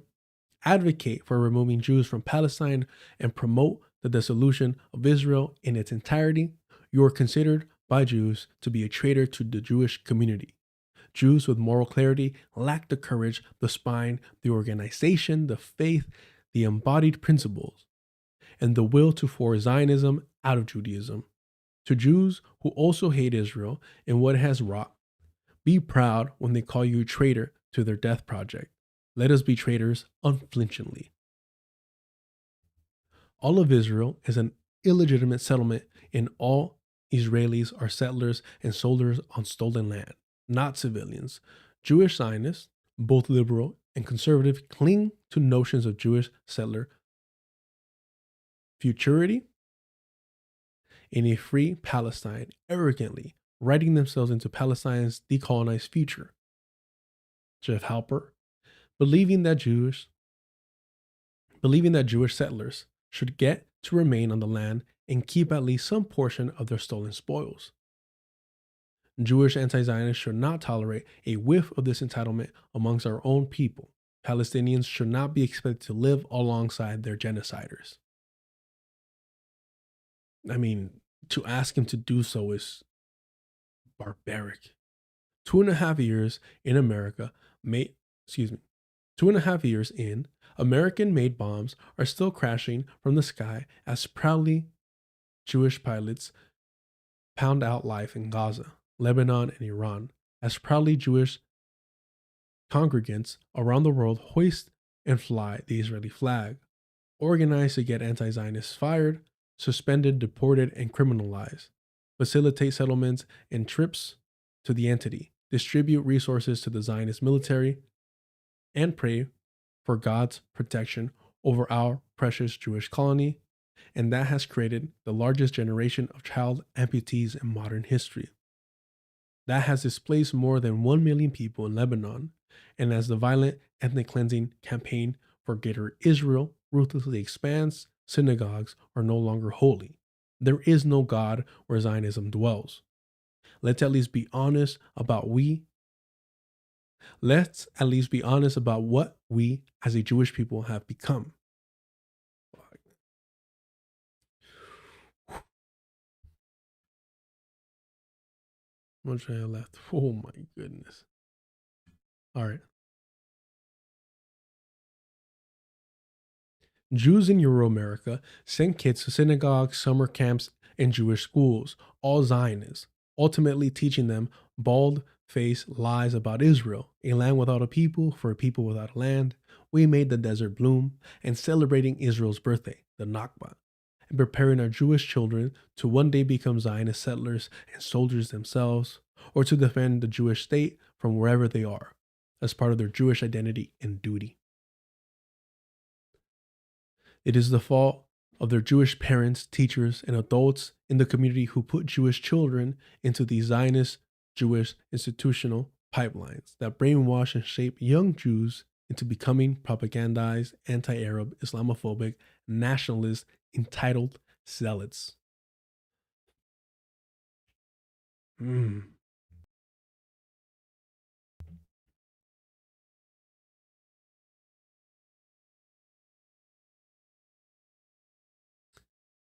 Duty. They will be, as you are now, woefully out of touch with the moral pulse of humanity, which increasingly understand how profoundly evil Zionism and Israel are. Jews will be the last to see, the last to understand, and it's already way too late. Just more reason for those who still need it as to why people should not look to us Jews for analysis on Palestine. We do not say anything original anyway. It's all diluted, disembodied,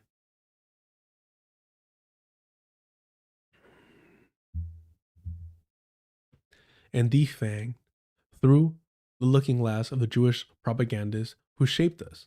Treat yourself to perspectives that are not concentrated. Treat yourself to perspectives that are not constrained and press through the esophagus of power. And this is why, I truly believe this is why Norm Finkelstein went out of his way not to include Palestinian analysis, to not include Palestinian people in his works. This is why he was so combative in including them. Shout out to, I don't know if they want me to say their name, but thank you so much for the Cash App. I appreciate you.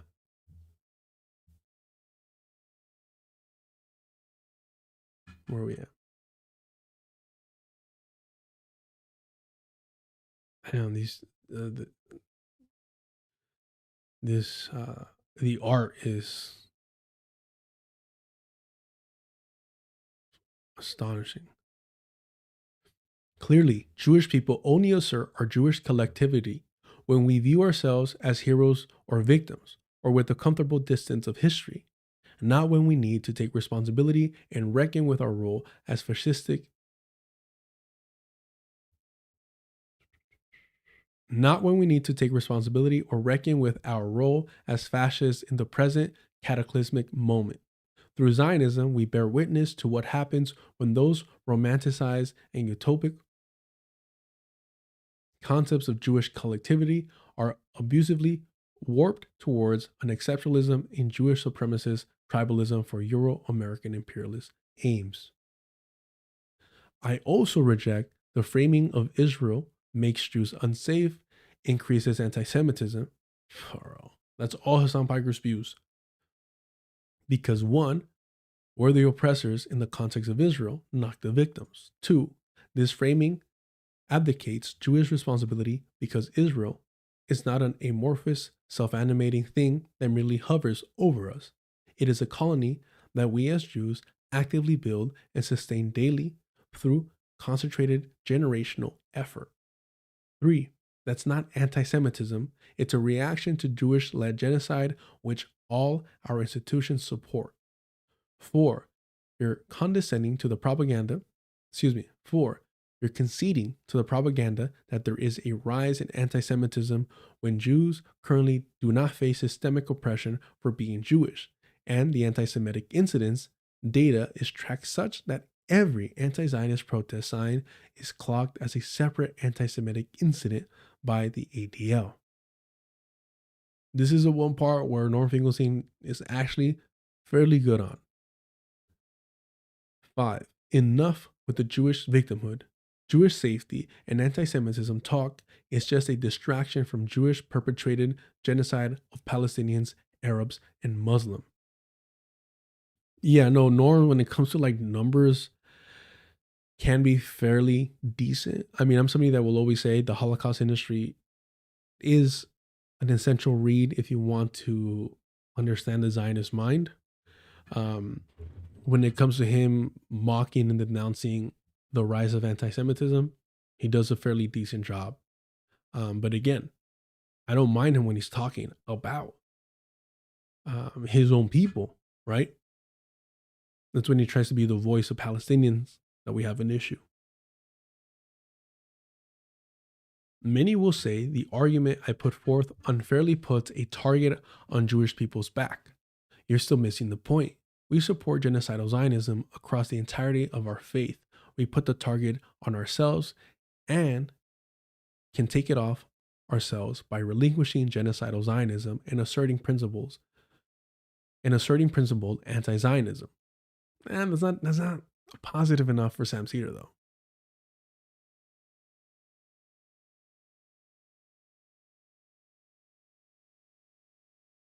But more fundamentally, we aren't the victims targeted by Zionism. We are the perpetrators of it. The real targets are those materially placed on Palestinians by Israelis carrying out double tap strikes. And where's Daddy? Bombings for maximal carnage in Palestinian families by Jewish soldiers.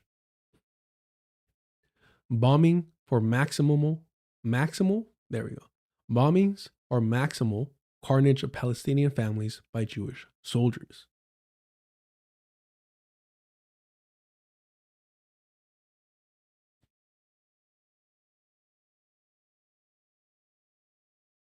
No, that's not the case circa before.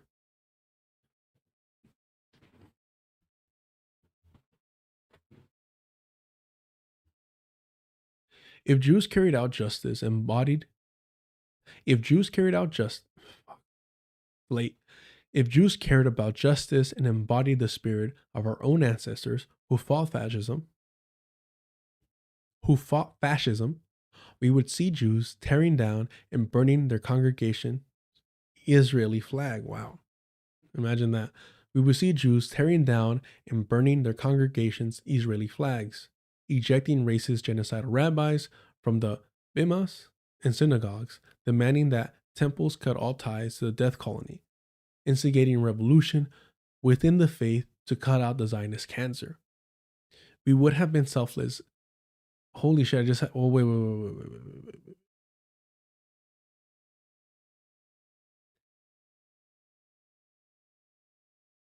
Did Sam Seder have Molly Apple Cart or whatever her fucking name was? Did he have her on in response to this article?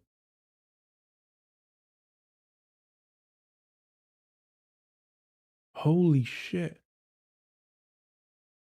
I think Sam Seder had her on and was offering free books of hers in response. Sorry, yes, Molly Crab Apple. Made up ass fucking name.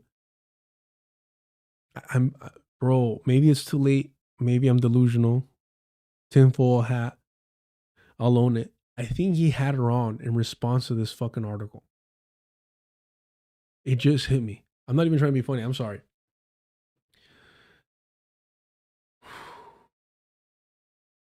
Whoa. Where are we? We would have been selfless and given our lives to Palestinians and the resistance in the entity. We would have engaged in treason against modern Judaism and committed open sedition against sedition, and committed open sedition against any long forsaken notion of a collective people that ceased to exist over the past 100 years. Let alone since the blessed Al-Aqsa flood on October 7th, 2023. If Jews had a speck of morality, we would be seeing a raging split and battle inside Judaism. None of this righteousness exists, and the genocide rages on. No, they didn't address this article at all, but I think he might have done it as a counter propaganda piece for sure. You guys have to understand, y'all have to understand that these individuals have their finger on the pulse. These individuals, these liberal Zionists know what's happening. They're not, oh, I'm not online like that. No, they are online like that. Enough of our platforming and sponsored posts. Enough of our platforming and sponsored posts are self-righteous interviews on being doxxed or fired for Palestine, while Palestinians, Arabs, and Muslims suffer a much worse fate for speaking truth. Enough of our vapid liberal influencer class, our careerism, our wasteful, pointless electoralism, and our self-congratulatory book deals that come at the expense of Palestinians, Arabs, and Muslims, flesh, skin, and organs being harvested and vaporized with no identification or trail underneath concrete rubble.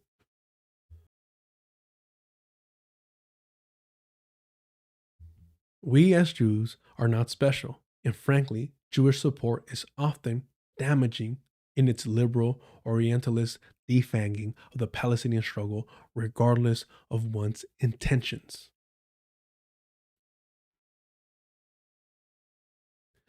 Goddamn Israel, a Jewish settler colony that slaughters in the hundreds of thousands under the explicit banner of protecting universal Jewish safety.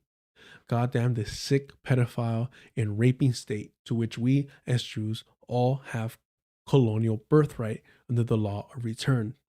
A state that all our Jewish institutions uniformly support, deflecting or underplaying this stark reality amongst our own people, daring to slander others as anti-Semitic who call it out, is a dishonest, cowardly abdication of our responsibility. Any semblance of Jewish morality is long since dead. We killed it in Gaza.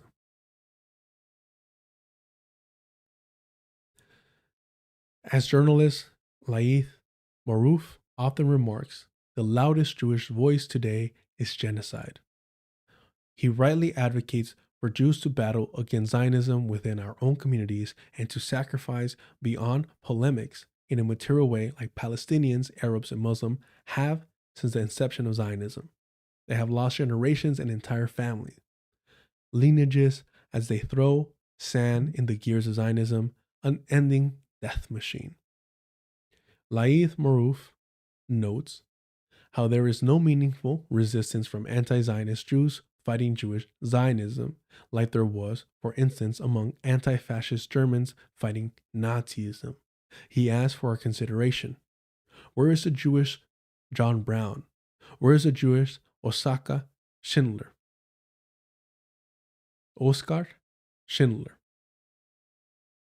It remarks upon how, in the over a century of Zionist project, Not one Jewish person has died for the cause of Palestinian liberation. Not one Jewish person has died for the cause of Palestinian liberation. Not one Jewish person has died for the cause of Palestinian liberation. So why should Laith or any other Palestinian be expected to not conflate Judaism and Zionism when we as Jews don't care enough to fight and sacrifice for the separation ourselves? They shouldn't. Palestinians owe us nothing.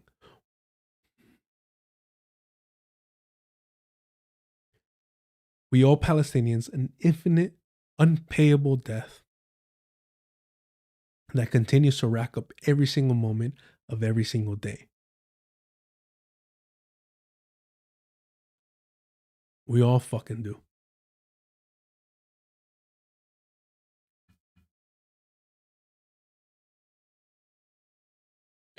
From Free Palestine TV, 100 Years of Zionism and not one Jewish Oskar Schindler hid or saved any Palestinian victims of Jewish supremacy or any Jewish John Brown that carried arms to defend them from crimes committed in their name. The day one Jew, and we really mean just one, shuts their mouth and carries arms against Zionism to liberate Judaism or to defend those oppressed in their name, a la John Brown, we will then differentiate between Zionism and Judaism. In the meanwhile, and for the past 100 years, there is no difference. Wow. Wow. Wow. To be ethnically Jewish at this moment in history means taking up the responsibility to actively and militantly fight Zionism. Yes, all Jews. The clock reads genocide every moment of every day. This Jewish supremacist entity relies on Jewish consent and participation to keep its functioning.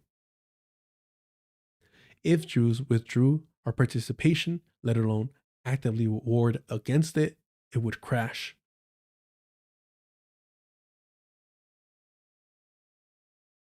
All right.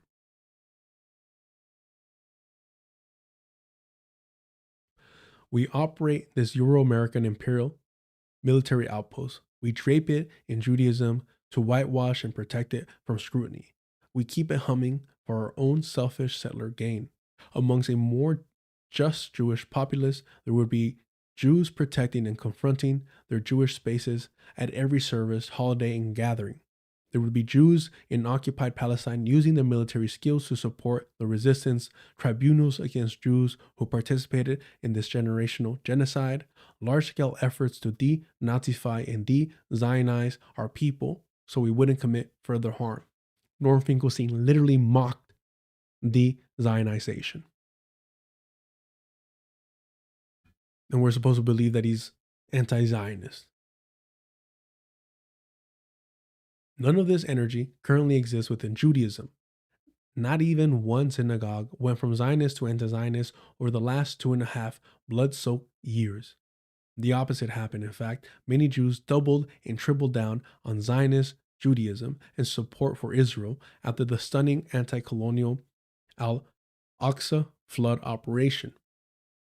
I still know of zero genuinely anti-Zionist rabbis or synagogues, at least in Euro-America, that back the Palestinian armed resistance and advocate for the full dissolution of U.S. Israel and decolonization of the land. This is an unbelievable indictment of us. I ask you, do you believe that in Sam Seder's son's bar mitzvah, that it was being led and conducted by an anti-Zionist rabbi, because apparently he would be the only one in the fucking world? Not even a live stream genocide of infants burned alive every single day by Jewish bombs and bullets has been enough to budge Jewish institutions and leaders an inch away from Zionism in any serious or material way. While modern Judaism remains godless, just look at flattened Gaza. Islam reveals itself as a deep well of the below from which Palestine and its allies in the region across the Ummah draw on for spiritual strength to resist Zionist colonization and Euro-American empire. A reckoning is coming for those responsible, including many Jews, not because of our Jewishness, but because of our unwavering, lockstep investment in Israel and Nazi Zionism that, as a community, we still refuse to loosen our grip on. What is there to say? It's a holocaust of our own making, when consequences inevitably return to Jewish institutions and individuals because we proliferated this violence and refuse to release our commitment to supporting genocide.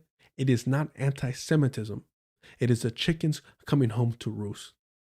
People will rightfully be hunting down the people and formations who facilitated these crimes for the rest of their lives, as Nazis are still sought out into old age, no matter how seemingly small their role in facilitating the slaughter. And this genocide is not only generational, but ongoing. It is settler colonial in nature and therefore comparable to the Nazi Holocaust.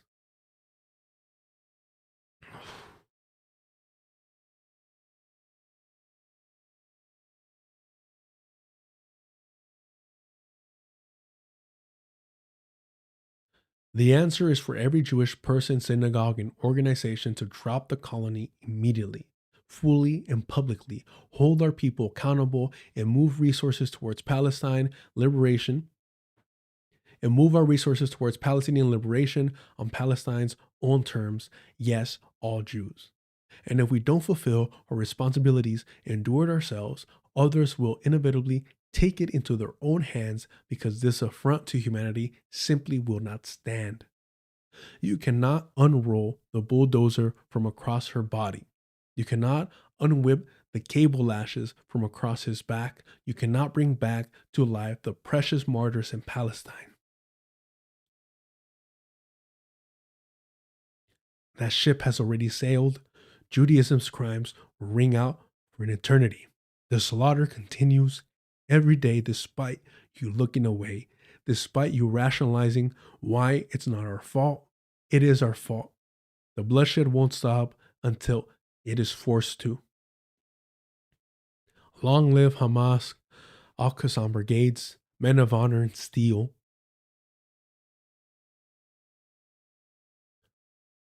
Who rise from subterranean below with homemade weapons and unshakable faith to strike fear and fatal blows into the hearts of the Zionist enemy, where Jews snuffed out life. Al-Qassam breathed oxygen back into the body. This is the most shameful generation of Jews to ever exist. Not one of us can say we didn't know. We're spiritually hollow, morally eviscerated. Don't just selfishly say Israel doesn't represent all Jews. Fight for that distinction to be materially true by eradicating Zionism within Judaism. That is the only choice. That's why I don't fuck with. I can't truly support Rabbi Shapiro, and I'm still looking for a bootleg PDF of his book. Because he tries to wash his hands of it. When it comes to the evils of Zionism, Jews would rather lie to ourselves and self-deceive than take a modicum of responsibility beyond feeble, self-interested sloganeering. How long will Palestine and the region have to pay for our delusional denial, our unceasing, rapturous violence, our refusal to take accountability for the ways we have destroyed so much life on this precious, precarious planet? Jews must destroy the Israeli state and the Zionist ideology in its entirety. Its every node and tentacle, including Israel's host colony, America. I care more about Palestine than Judaism.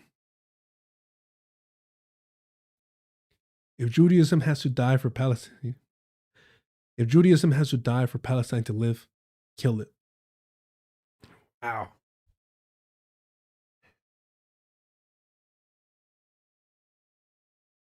Wow.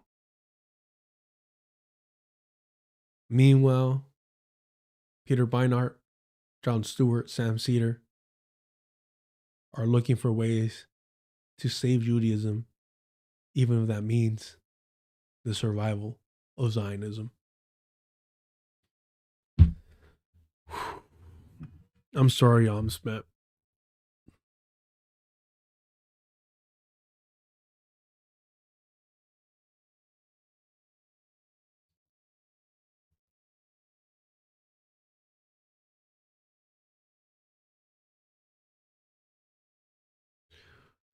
Ay, ay, ay.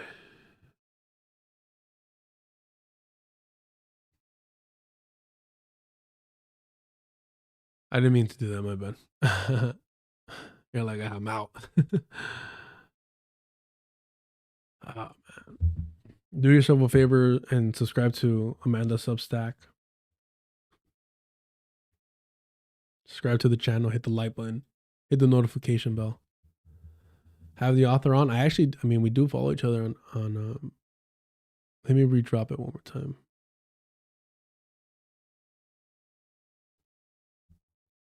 I'm sure, she's getting bombarded right now. But yeah, I'll let her know that we just read this and that it was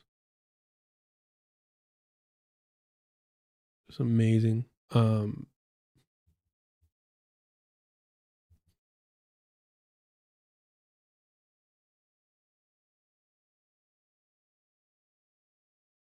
I'm not signed in under this browser. But yeah, follow their Substack if you can. Man, that's some man. Wow. Like when I talk about, no longer seeking to be an American or to be accepted as an American in America. When I talk about no longer identifying with this concept of indigeneity and removing myself from that Chicano nationalism and seeing myself as a bastard of colonization that will never have connection to their roots. And that the best that I can do is support the indigenous people that remain. The best that I can do is support New African liberation. Like you gotta stop making yourself the hero of the story. You gotta stop making yourself the victim of the story. You gotta start saying, what can I do to be part of the colonized, of the oppressed, of the marginalized?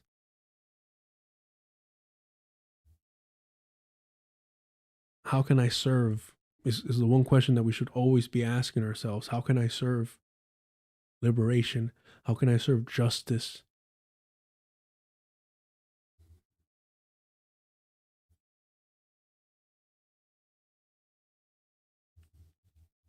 That piece is astonishing.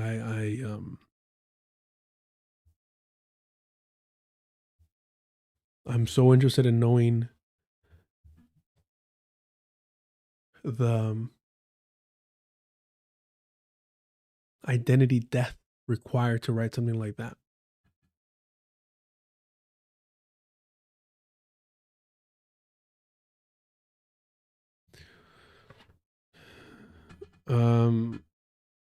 Yeah, if you join the Patreon, the first tier, $2, gets you access to the Discord. If you haven't gotten it, just message me on Patreon and I'll drop it there. Appreciate the support, I really do. Helps out immensely. John Trudell. That's a great fucking piece. No wonder they're terrified of it. No wonder Wick threw a tantrum. No wonder Sam Cedar had Molly fucking, what's her name? Somebody said Appleseed. Apple cart. Maple cart. Who fucking cares?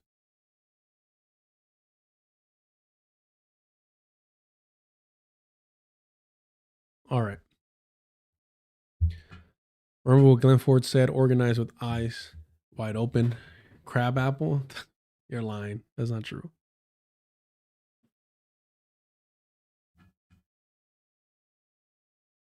Yeah, man. How do white people feel about reading that? In terms of like stepping your game up, you know? Dude, if I would like Clockwork Orange Norm Finkelstein to read that shit. Imagine Sam Cedar's reaction to this article. Zionism is complicated. Fucking coward. John Trudell, the Beast. In a whip. I'm burnt out, sorry. In a wisp of smoke, down on the corner, there was this cat named Fortunately, talking at me from voices in his head, yelling about what storyteller said. You gotta be careful here, child. There's a beast in the promised land. There's madness you don't understand. The beast is crazed and running wild. Like talking to people. Little boy, man, little girl, woman. No big deal. Nothing personal. Your mind's another meal. Savoring the rush of you like heady wine. Feeding is what the beast is meant to do. Stranger are those walls built to hide. Stranger to look and learn not to see. He's in the mask you put on your face. Thoughts, his favorite breeding place. In the race to midnight, it's after 11. The nature of the beast is all he knows. Behind doors of hell or gates of heaven. Doors are open, but the gates are closed. Yes, Duel.